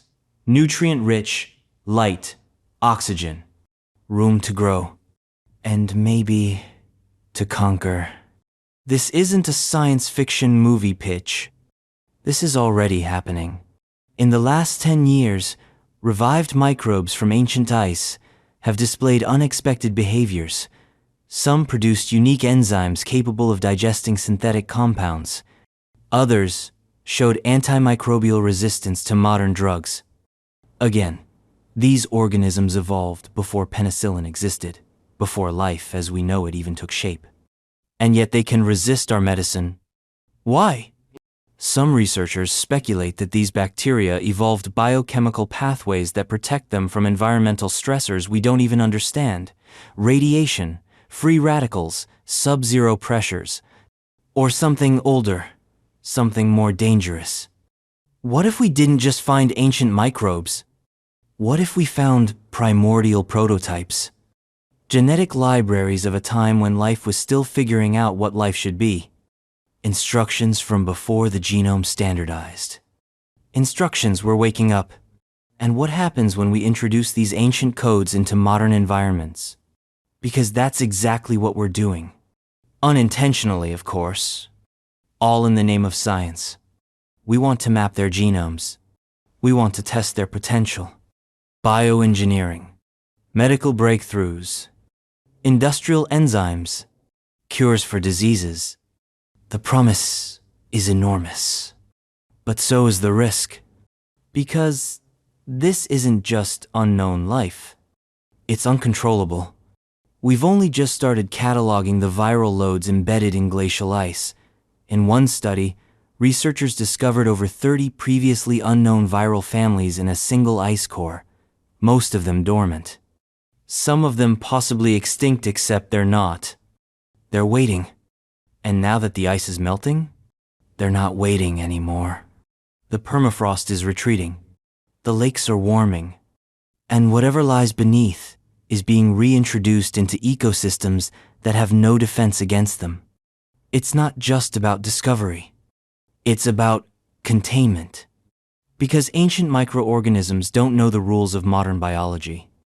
And we're not prepared for theirs. This goes beyond infection, beyond outbreak. It's about compatibility. What happens if one of these organisms finds a home in us? What happens if it adapts? Or, worse, teaches something else how to adapt? Genetic transfer isn't science fiction. It's microbiology 101. One microbe can pass survival traits to another. We've already seen that in antibiotic resistance. Now imagine those genes are millions of years old. Imagine they've seen environments our own evolution can't even conceptualize. Imagine them waking up and spreading. And here's where it gets darker. There are rumors, quiet, whispered rumors, that some of these organisms were isolated not just by time, but by design. That something about their environment was meant to keep them sealed. Not just frozen, locked. Because if these microorganisms are more than just relixive, they are carriers of dormant processes or pieces of an ancient biological system, then we may be unlocking more than just a petri dish. We may be cracking the seal on a forgotten biosphere. A system built to run without us. And now? Now we're standing in its way. Which means we have two options. Understand it, or be replaced by it. And maybe that's the real lesson of Antarctica. That the past doesn't stay buried. That the ice doesn't forgive. That the oldest life on Earth is not dead, just waiting. And as the ice sheet thins, and the air gets warmer, and the drills keep digging, it's not just life that will rise. It's what comes with it. Because the next form of life we find may not be ancient. It may be alien. Or worse, it may be both. Ice worms. There are creatures that make you question reality not because they defy it entirely, but because they bend it so slightly you can feel the fracture lines starting. Iceworms are one of those creatures. Tiny, wriggling enigmas that shouldn't exist. And yet they do. Not in some warm subterranean pocket. Not in geothermal springs or volcanic vents. But inside glacial ice. Literal ice. Solid. Freezing. Lethal. And they're alive. Let's say this up front. No, you won't see them in a Disney documentary. They don't sing. They don't have big eyes. They are short, black, and look like threads of animate soot. They measure about an inch long, and they don't do much unless you consider surviving sub-zero death chambers an accomplishment, which you should. Because these things aren't just clinging to life in Antarctica's coastal glaciers, they're thriving there, multiplying, crawling through veins of solid ice, digesting microbial biofilms like it's a 5-star buffet. They are Mesenchytreus solifagus, but you can just call them iceworms. The name undersells the miracle. Now, if you're already familiar with extremophiles, those insane microorganisms that live in acid, heat, pressure, or darkness, iceworms are their lanky, multicellular cousins. But here's the kicker. Unlike most life on Earth that merely tolerates cold, iceworms need it. They literally die if they get too warm. Temperatures above 5 degrees Celsius? Fatal. Leave one in your hand for a minute, and congratulations, you've committed a murder. So, how do they live? Science is still guessing. Their bodies are loaded with proteins that prevent ice crystals from shredding them to pieces. These antifreeze proteins bind to tiny shards of forming ice, halting their growth. They also have the rare ability to regulate their internal fluids in a way that avoids desiccation or rupture. Basically, they've evolved not to fight the cold, but to use it. They live in the crevices and melt channels of glaciers. At night, they come to the surface of the ice to feed on algae and microbes. During the day, they burrow back into the cold dark. And somehow, in the midst of this frozen hell, they form colonies. They move in groups. They have a rhythm, a system. But here's the part that gets weird. Their DNA. Initial sequencing has revealed strange quirks genes that don't quite match any known evolutionary lineage. Not bacterial, not annelid, not fully fit within the biological library we've cataloged. There's something off. Not alien per se, just foreign. Like finding a single word in an ancient manuscript that belongs to no language spoken on Earth. And this isn't some fringe theory. Even among biologists, there's quiet agreement that iceworms are an anomaly. The kind of creature you discover and immediately start asking uncomfortable questions. Where did they come from? What niche did they evolve from? And most importantly, why do they only live here? You see, iceworms aren't global. You won't find them in the Arctic, not in the Himalayas, not even in Greenland's massive ice sheet. Only here. Only in select Antarctic and Pacific Northwest glaciers, like some environmental gate only opened in these places. Coincidence? Maybe, but let's follow the darker possibilities. What if these worms are not native? What if they're remnants? Survivors of an older biosphere. A lineage that once dominated some forgotten epoch of Earth's history when ice sheets were the norm, not the exception. When temperatures dipped so low, the surface world became uninhabitable, and only the icebound survived. Maybe they weren't always small. Maybe they shrank with time. Maybe they adapted down, not up. Miniaturized themselves to fit the last cracks of a dying ecosystem. Or maybe they didn't evolve here at all. Maybe they were brought here. Some researchers have noted a structural similarity between iceworm cell membranes and certain types of extremophiles found on meteorites, especially carbonaceous chondrites. This doesn't prove anything, but it rhymes. It echoes the possibility that iceworms are more than freaks of evolution. They're messengers, or refugees, biological echoes of somewhere colder, somewhere darker, somewhere not here. And then there's the behavioral angle. When disturbed, iceworms don't scatter randomly. They move with an eerie kind of order, converging, synchronizing, retreating in spirals or parallel lines. This isn't just twitchy animal panic. It looks almost algorithmic, like they're following a program, responding to cues we can't perceive. Electromagnetic fields? Vibration? Gravity waves? No one knows. No one has tested them thoroughly. They're too small, too remote, too niche. But what if they're responding to something beneath the ice? Something old, something buried, something calling them. And if they are, what does that mean for the rest of us? Because these worms don't exist to impress us. They're not here for our curiosity.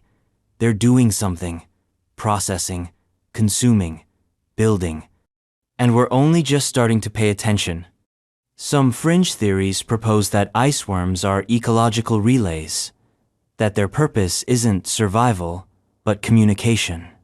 That by moving, feeding, dividing, they're transmitting data across ice sheets, between crevasses, through frozen rivers.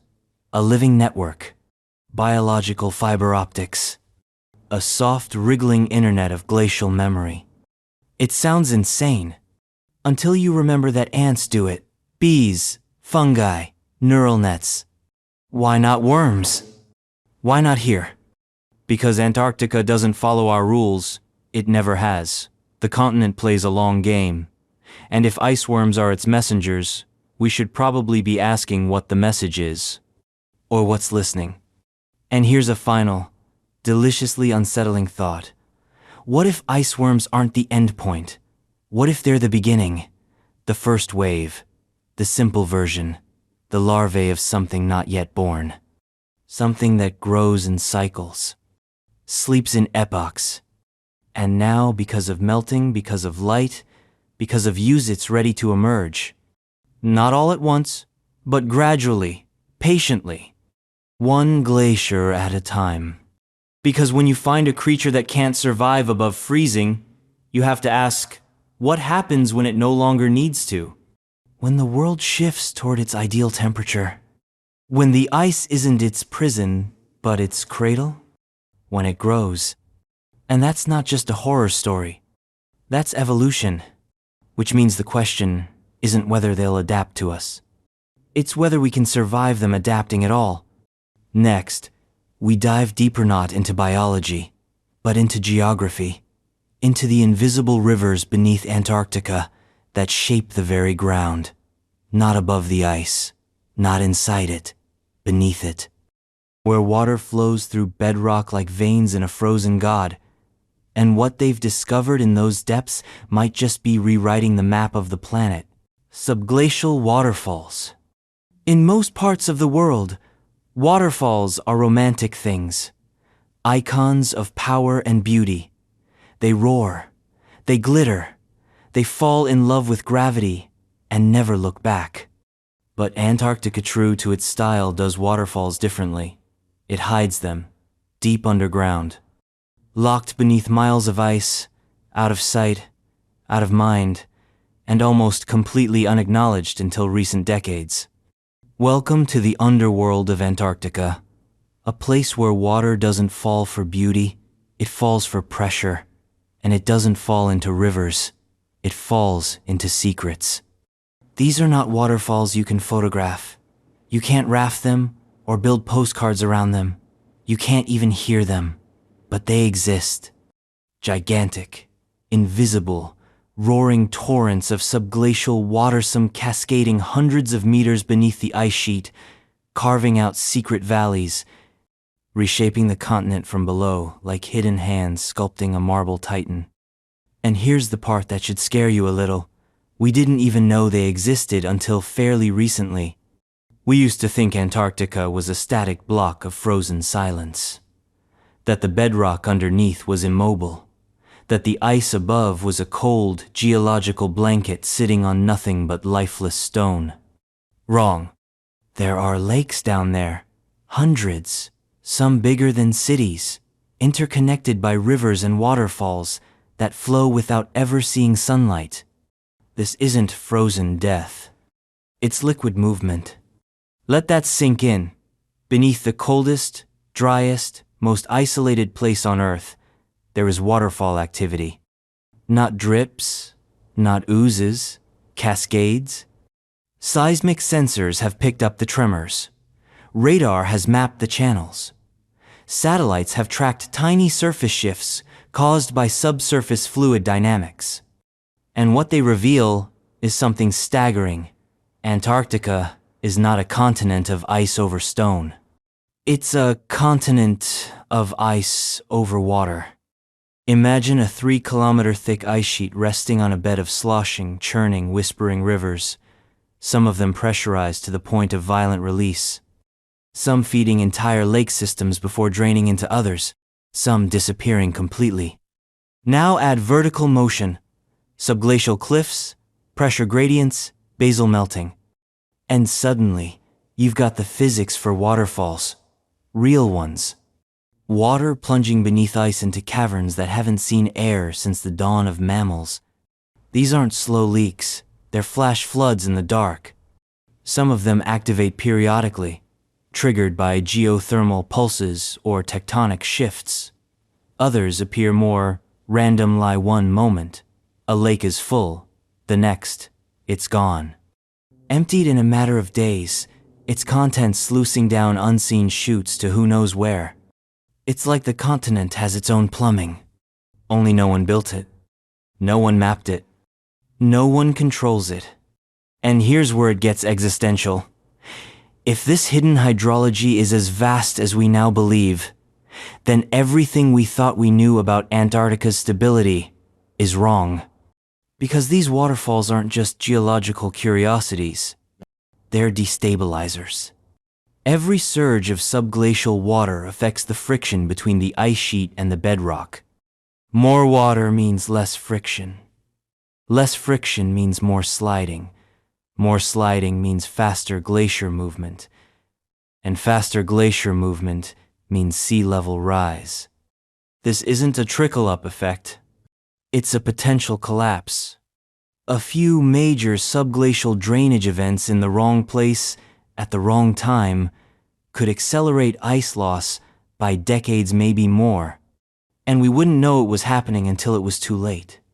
Because remember, these rivers, these falls, these floods are invisible. The continent doesn't tell us when it cries. So, how do we know any of this? Through radar, through tremors, through satellite observations that show lakes vanishing and ice sheets bulging. Scientists have started mapping what they call hydrological catchments beneath the ice-massive drainage basins, sometimes the size of small countries, with their own inlets, outlets, and flow rates. And every year, new ones are discovered. In 2007, a massive subglacial lake was found to have drained over a period of 16 months, spilling more than 2 cubic kilometers of water into a lower basin. That's twice the volume of Lake Geneva. Gone. Underground. In silence. Some of that water dropped through what could only be described as a subglacial waterfall, a rapid pressure-driven descent into deeper terrain. That's not erosion. That's sculpting. Which brings us to the deeper, weirder implication. These waterfalls might not just be shaping the continent. They might be alive. Not sentient, obviously, but dynamic, evolving, interacting with geothermal heat, tectonic flexing, microbial ecosystems, and climate variability in ways that suggest a system more like a living organ than a static feature. Imagine the continent as a massive organism. The ice is its skin. The rock is its skeleton. And these rivers, these waterfalls, they're the bloodstream, pumping, draining, recirculating, and maybe just maybe communicating. Some researchers believe the subglacial water system plays a role in regulating ice flow, not just mechanically, but informationally, like feedback loops in a neural net, a watery nervous system. If true, That would mean the continent isn't just melting, it's adapting, responding, changing shape in reaction to inputs we don't fully understand. Which, in turn, makes our climate models wildly incomplete. Because how do you model a waterfall you can't see? How do you predict a flood that happens beneath 2 miles of ice? How do you react to a change in the pulse of something that doesn't technically have a heartbeat? You don't. You guess. You run simulations. You try to map pressure zones and friction coefficients and hope the next lake doesn't drain under a critical glacier. Because if it does, if just one major ice stream gets lubricated the wrong way by a waterfall we didn't know existed, the result could be catastrophic. Not local, global. That's the real threat. Not the waterfall itself, but the fact that it's hidden, unseen, unmeasured, uncontrollable. And as the ice melts, the system changes. More water, faster flow, larger drops, bigger collapses. The falls get louder, and we still can't hear them, because Antarctica's whispering in a frequency too deep for ears. And it's not a song, it's a warning. Next, we rise from the depths of hidden water to the heights of atmospheric horror, because not all destruction comes from below. Sometimes, it comes from above. And the next Antarctic discovery? It punched a hole straight through the sky. Antarctic ozone hole. Human-made. In the pantheon of planetary wounds, few are as literal or as Gapinga's, the Antarctic ozone hole. It's not a metaphor. It's not a figure of speech. It is a real chemical void wound in the atmosphere, torn open by decades of human carelessness, hanging like a ghost above the South Pole. It started small, invisible, a blip in the data, a deviation in the stratosphere that didn't seem urgent. Ozone measurements taken by British scientists at the Halley Research Station in the late 1970s began showing unexpected drops, lower and lower. Until, one day, the instruments were returning numbers that made no sense. At first, they thought it was broken. A sensor glitch? Some calibration issue. Because it couldn't be real, this massive thinning of the ozone layer above Antarctica. This wasn't just a decline. It was a crater, a chemical sinkhole in the sky, a hole. And yet, it was real. And it was ours. Let's rewind the clock a bit. The ozone layer is a thin band of gas high in Earth's stratosphere, roughly 10 to 30 miles above our heads. It's made of ozone molecules, O3, and exists for one crucial reason: to absorb the sun's ultraviolet radiation. Without it, Earth becomes a UV-riddled wasteland, a microwaved planet, a cancer lab. So, when we talk about the ozone hole, we're not being poetic. We're describing a literal absence of protection, a thinning of the only barrier between us and a world where sunlight kills. And what caused it? Not volcanoes, not meteors, not cosmic rays, but hairspray, refrigerants, aerosol cans, air conditioners. The culprits were chlorofluorocarbons, CFCs for short. Invented in the 1930s, widely used by the mid-century, these compounds were miracle chemicals. Stable, non-toxic, non-flammable. Perfect for consumer products. And they were everywhere. For decades, CFCs floated upward, rising slowly through the troposphere. And when they reached the stratosphere where the ozone layer lives, they broke down under ultraviolet light, releasing chlorine atoms. Each of those chlorine atoms could destroy up to 100,000 ozone molecules. By the time we realized what was happening, it was almost too late. Because the destruction wasn't evenly distributed, it concentrated over Antarctica. And the question was, why? The answer was as beautiful as it was horrific. Antarctica's stratosphere is unlike anywhere else on Earth. Every winter, as the polar vortex tightens, a giant whirlpool of icy air forms in the upper atmosphere.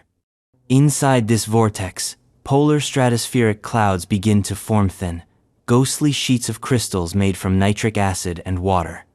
And these clouds are where the chemistry of the apocalypse begins. CFC-derived chlorine compounds bind to the surfaces of these clouds during the long Antarctic night. They sit there, inert, waiting. And then, when spring arrives, when sunlight returns, the whole thing ignites. Photolysis breaks those compounds apart, releasing chlorine gas into the stratosphere. And with sunlight to fuel them, those chlorine atoms begin their rampage. Ozone molecules are shredded by the billions. And what's left behind is a wound the size of a continent. The Antarctic ozone hole. At its peak, in the early 2000s, the hole stretched over 25 million square kilometers. That's the size of North America, a fifth of the planet's protective ozone gone. People started to notice. Skin cancer rates in the southern hemisphere surged, crops wilted under abnormal UV levels. Plankton at the base of the marine food chain began to suffer. And all of this came from decades of convenience, from cooling systems and spray cans and technological arrogance. We broke the sky, and Antarctica took the fall. But here's what makes this story even stranger. Unlike climate change, which is slow and murky and tangled in denial, the ozone hole was a slap in the face, immediate, obvious, undeniable. And for once, the world listened. In 1987, the Montreal Protocol was signed. It was the first global environmental agreement of its kind, a pact to phase out CFCs and protect what was left of the ozone layer. It worked. Slowly, painfully, but it worked. CFC levels peaked in the 1990s and began to decline. The ozone layer, in turn, began a slow, creaky path toward recovery. It's still healing today. The hole is still there, seasonal, variable, but shrinking. It's a rare environmental success story, but not without caveats, because the hole's recovery has been erratic. Some years, it's smaller. Some years, it's bigger. In 2015, it was still the size of Russia. In 2020, it was one of the deepest and longest-lasting holes ever recorded. Scientists now believe climate change may be interfering with ozone recovery. Rising greenhouse gases cool the stratosphere, which can intensify the formation of polar stratospheric clouds, which, in turn, creates more surfaces for chlorine activation. So we're trapped in a feedback loop. Heal the ozone, and you risk slowing climate response. Tackle warming, and you might reignite ozone damage. It's like trying to fix a sinking ship by plugging one hole and watching another spring open. And this brings us back to Antarctica not as a victim, but as a signal. Because the ozone hole wasn't just a crisis. It was a revelation. It showed us that the atmosphere is not infinite, not immune, that even the highest layers of our sky can be wounded by the choices we make on the ground. It revealed the planet's interconnectedness in brutal clarity. And it showed us that Antarctica is more than just a frozen desert. It's a mirror. A place where the invisible becomes visible, where planetary processes leave visible scars, where global pollution doesn't just accumulate, concentrates, reacts, amplifies. And maybe that's Antarctica's truest role in our story, not just a stage for exploration, but a crucible for consequence. Because when we poison the sky, Antarctica was the first to scream. When the Earth changes, the South Pole tells us first. And what it's telling us now, through ozone, through ice loss, through waterfalls and worms, and resurrected microbesis, that we are not as distant from the edge as we think. The next sign comes not from the sky, but from the sea. Because Antarctica has another trick. A party trick. It breaks off. It sheds weight. It calves. And the chunks it throws into the ocean aren't ice cubes. They're nations. Massive icebergs the size of countries. There's something cartoonishly unreal about the phrase, iceberg the size of a country. It sounds like bad tabloid science, like finding Elvis in a glacier. But when it comes to Antarctica, it's not a metaphor. It's a regular headline, because in this continent of extremes, even the breakups are biblical. Antarctica doesn't just lose ice, it ejects it. It cracks and groans and lets loose monolithic slabs of frozen continentsum the size of entire European nations into the ocean, floating cathedrals of ancient water sheared from the motherland with surgical violence. We call them icebergs, but the term barely does them justice. These aren't cruise ship dodgers or Titanic killers. These are drifting landmasses, frozen empires. And they're on the move. The numbers don't lie. In 2000, iceberg B-15 broke off from the Ross Ice Shelf. It was roughly 11,000 square kilometers larger than the island of Jamaica. And it didn't just melt and vanish. It stuck around, for years, drifting, breaking into smaller icebergs, each one still massive by normal standards, like children of a frozen titan, carrying its DNA across the Southern Ocean. B-15 wasn't the first, and it wasn't the last.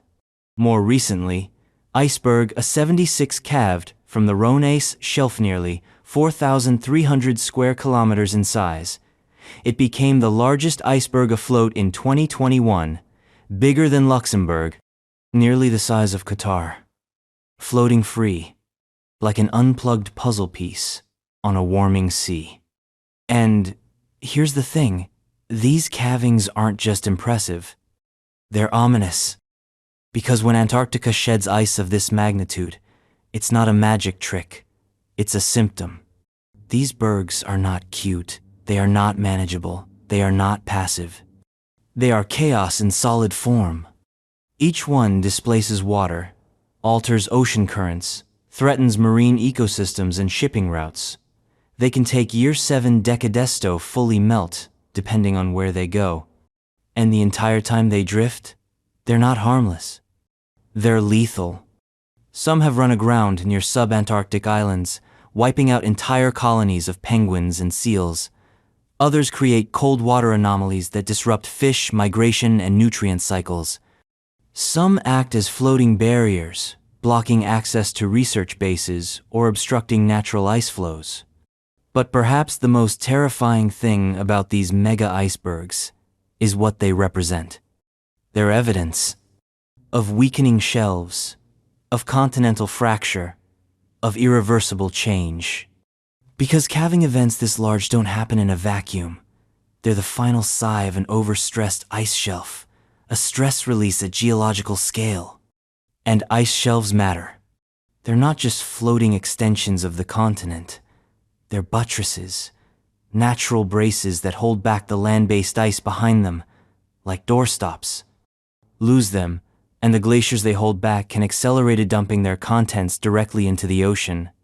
That's not just scary, that's sea level rise. It's not the iceberg in the water that causes disaster. It's what comes after. Because once the shelf is gone, the whole system behind it destabilizes. Think of it like removing the dam in front of a reservoir. You don't just lose the dam, you lose the water. And Antarctica has a lot of water to lose. Enough to raise sea levels by dozens of meters if unleashed entirely. And while the full melt might take centuries, the processes that trigger it are happening now. Faster, louder, more frequently. Calving used to be episodic. Now it's seasonal. In some regions, annual. And what we're seeing isn't just random fracture. It's systematic breakdown. Satellite imagery now shows longitudinal fissures stretching deep into some shelves. Canyons in the ice, slowly widening, waiting for the moment when gravity finishes what climate began. The Larsen Ice Shelf System is a case study in catastrophe. Larsen A collapsed in 1995. Larsen B followed in 2002, shattering into 1,000 pieces in just over a month. Larsen C held on longer, but in 2017 it calved iceberg A68, a chunk nearly the size of Delaware. It drifted north, dissolving into splinters over the course of 3 years, but its parent shelf was forever weakened. And Larsen D? Still intact. But for how long? The calving of these megabergs isn't an accident, it's an exhale. The breath of a dying glacier, and Antarctica is running out of breath. So, what happens when an iceberg, the size of a country, enters the global ocean system? It acts like a rogue state. It travels where it wants, slows down currents, alters heat transfer, shuffles marine nutrient maps like a deck of cards. Its cold water cools surrounding areas temporarily, but that cooling masks the bigger problem. The source is dying. And once that cold engine is gone, once the last frozen piece dissolves, what's left is an ocean warmer than before. It's a thermal debt. A cold credit card with a very high interest rate. And the debt collectors are coming. But even now, there are those who marvel at the icebergs, who photograph them from cruise ships, who frame them as art. Beauty in collapse. And to be fair, they are beautiful. Stunning. Cathedral white. Monumental. Like drifting catacombs filled with ancient air, some of it trapped since before human civilization existed. Icebergs carry bubbles of prehistoric atmosphere, snapshots of Earth before cities, before carbon footprints. Before us, they are time capsules. And when they melt, that ancient air is released. We're not just changing the future, we're erasing the past. So, what's the takeaway? When Antarctica breaks, it doesn't shatter like glass. It peels. It flakes. It unhooks from itself. And every time an iceberg the size of a nation slips into the sea, it's not just a spectacle. It's a signature. A record of weakening structure. A sign of what's coming next. Because this continent doesn't just respond to change, it announces it. Loudly, coldly, indifferently. The question is not if the next berg will break. It's when, and how big, and what it will take with it. Next, we'll follow the compass. South, but stranger. Because the next mystery isn't a thing. It's a field. An invisible distortion in the air, in the instruments, in the very code of the Earth's skin. Something magnetic. Something anomalous. Something not quite right. Magnetic anomalies from subglacial volcanic activity. In Antarctica, even the compass can't be trusted. You might think the continent, with its vast white nothingness, would be a place of perfect clarity. No roads, no clutter, no cities to scramble signals.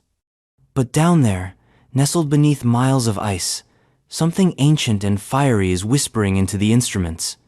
Not loud enough to scream, but just enough to throw off the readings, tilt the needle, bend the field, make the planet's magnetic map smudge. We're talking about magnetic anomalies, invisible disruptions in Earth's magnetic field that make compasses drift, GPS falter, and satellite sensors squint in confusion. And down in Antarctica, they're not just glitches, they're patterns. Pulses, all footprints. And they come from the last thing anyone expected to find under all that ice, volcanoes. Yes, volcanoes. Not extinct, not dormant, active. Not belching lava into the sky like Hawaiian postcards, but doing something quieter and far more ominous, smoldering under the ice, breathing heat upward, cooking the base of the glaciers. And in the process, generating electromagnetic signatures that confuse everything above them.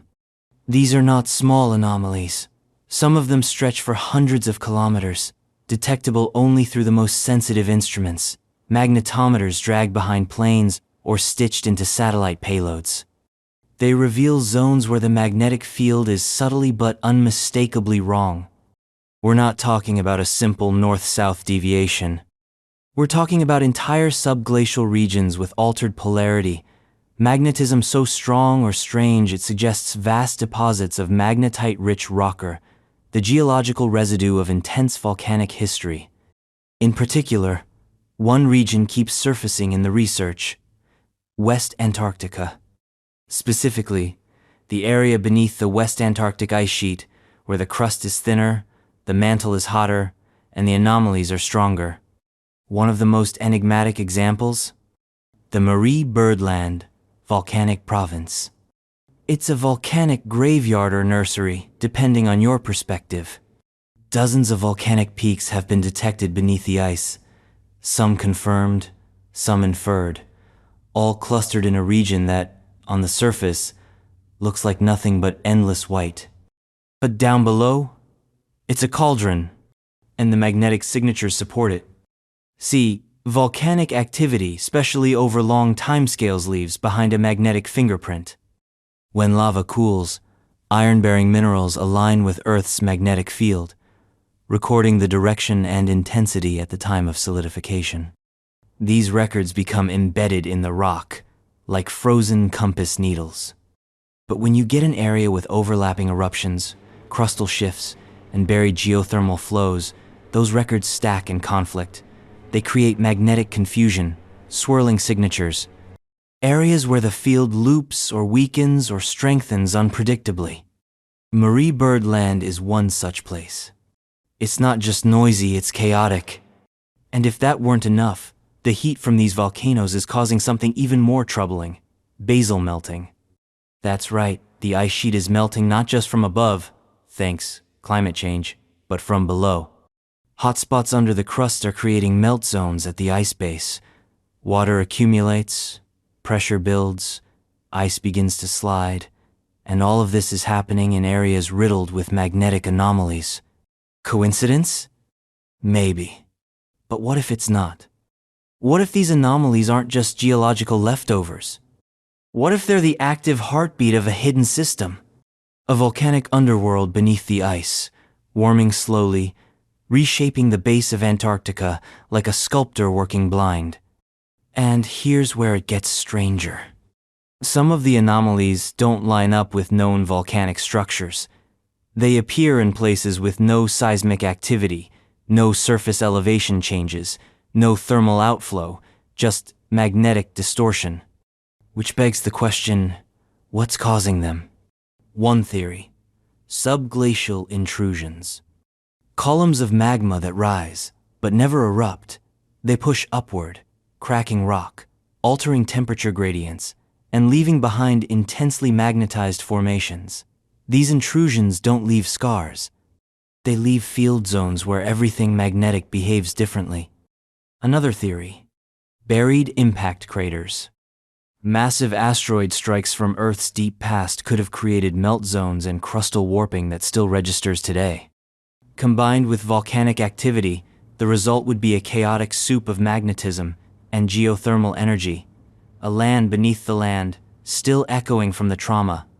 But the most unsettling idea?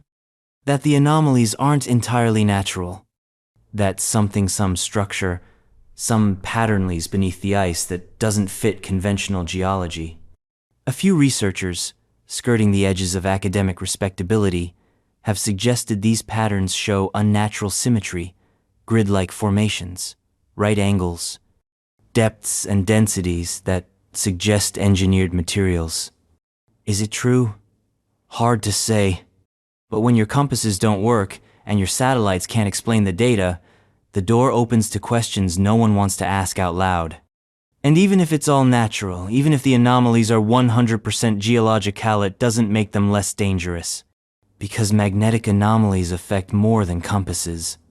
They affect climate modeling, satellite calibration, deep Earth radar, atmospheric studies.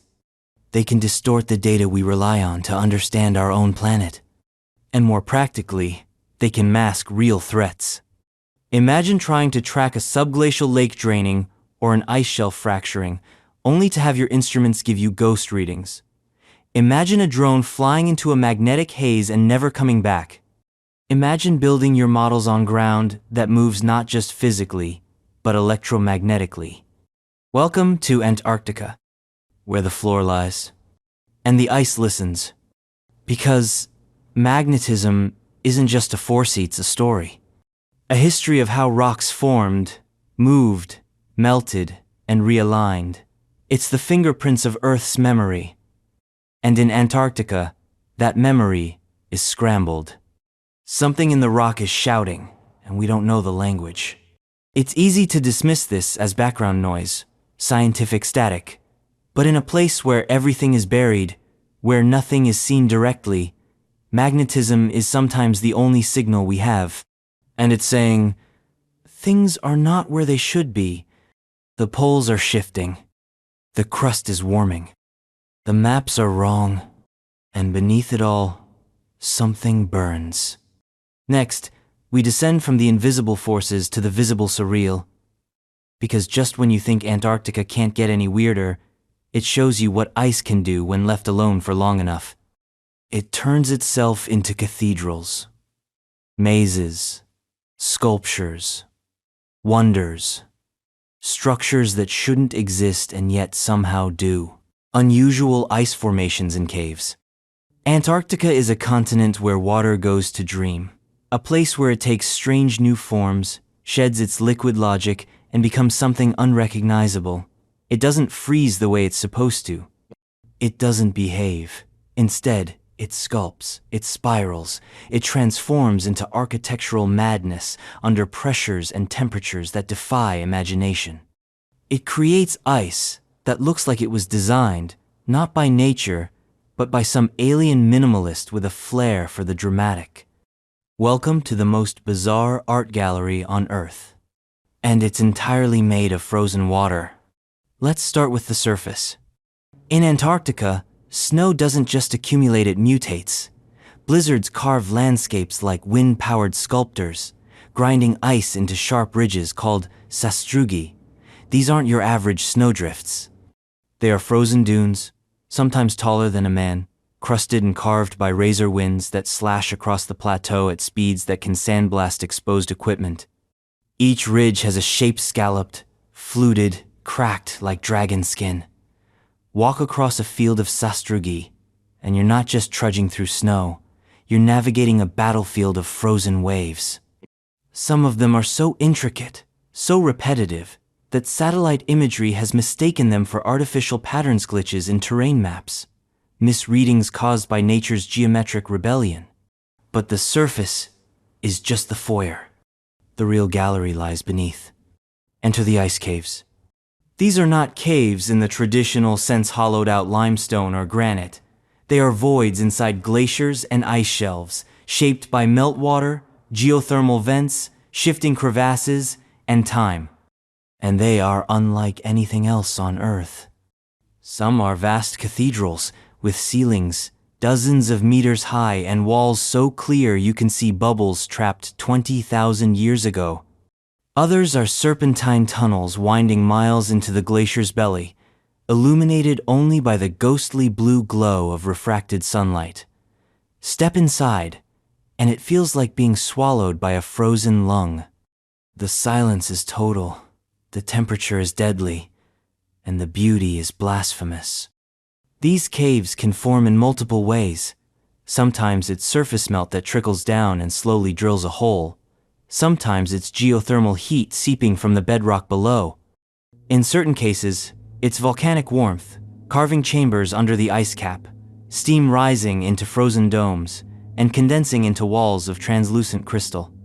In Mount Erebus, one of Antarctica's few active volcanoes, lava tubes snake through the ice-vast networks of frozen tunnels that look like the skeletal remains of some extinct glacier serpent. The air in these caves is warm enough to sustain unique microbial life. The ceilings are studded with ice stalactites, formed not by dripping water, but by sublimation frozen vapor transforming directly into solid form, molecule by molecule. Time moves differently inside these places, and so does logic. Some caves form ice pillars not from falling water, but from columns of warm air rising in a tight shaft, condensing into solid towers. Others feature inverted icicle ice reaching up from the floor, like the hands of something buried. In some regions, pressure and temperature fluctuations cause the walls to crack audibly, like the groans of an ancient leviathan turning in its sleep. Scientists working in these caves report strange acoustic effects, whispers of voices, echoes that never stop bouncing, vibrations that hum just below the threshold of human hearing. The caves themselves are unstable, temporary. One wrong footstep, one loud noise, and entire sections can collapse. Explorers don't just crawl into them, they gamble their lives on the ice's mercy. And yet, they keep going in. Because some of these caves reveal more than just frozen beauty. They reveal history. Buried in the walls are layers of compacted snowfall annual rings, like tree trunks, except these date back hundreds of thousands of years. Within them are microscopic air bubbles, trapped like time capsules. Each one holds a perfect sample of ancient atmosphere. By analyzing the gaseous oxygen, carbon dioxide, methanetists can reconstruct the climate of a time when mammoths still roamed. But even this isn't the end. Because Antarctica's most bizarre ice formations don't just exist in caves or at the surface, some are born deep within the ice sheet itself. Ice under high pressure behaves differently. It compresses into strange crystal forms. Ice 2, Ice 3, Ice V phases of solid water that only exist at extreme temperatures and pressures. The kind you find 3 kilometers down. Some of these ice polymorphs are denser than steel, others are more brittle than glass. Inside the oldest layers of the East Antarctic ice sheet, ice crystals align like kilometers long, all pointing in the same direction. They bend radar, they affect seismic waves. They turn the continent into a lens. And sometimes, they misbehave. In certain regions, the ice becomes birefringent, splitting light into 2 beams, like a diamond. In others, it begins to flow sideways, slowly spiraling as it moves, dragging ancient fossils, microbes, and volcanic ash along with it.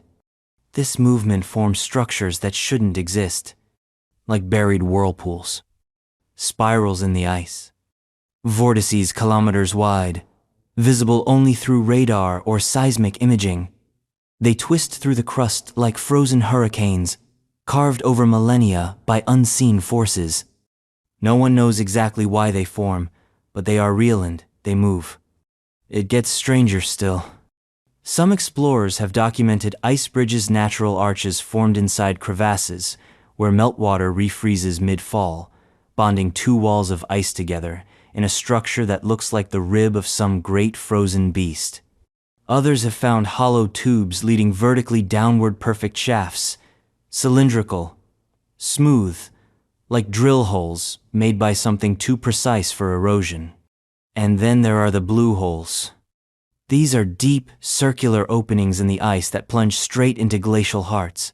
Their walls shimmer with impossible shades: turquoise, indigo, silver blue, and no one quite agrees on how they form.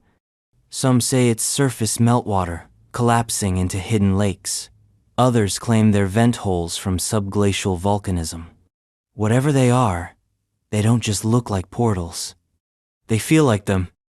Step near the edge, and you're looking into a depth that stares back, a silence so deep it seems to suck in sound, light, and thought. Antarctica doesn't do anything halfway. Not even its ice.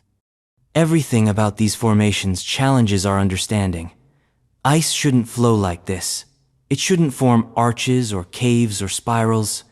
It shouldn't sing, groan, or refract seismic waves. And yet it does. It's as if the continent is trying to tell us something, in a language of crystal and silence. A message carved not into stone, but into time itself. The lesson? That beauty can be terrifying. That order can arise from chaos. That water, when stripped of all warmth and humanity, becomes the most alien substance on Earth. And maybe, just maybe, Antarctica is a monument, not to what we've discovered, but to what we've yet to understand. Next, we peer beyond the physical, into the last chapter of strangeness. Not what the ice reveals, but what it suggests. Not geology or climate or life, but myth and mystery. Disappearances. Vanishings. The human footprints that walked into the white and never came out.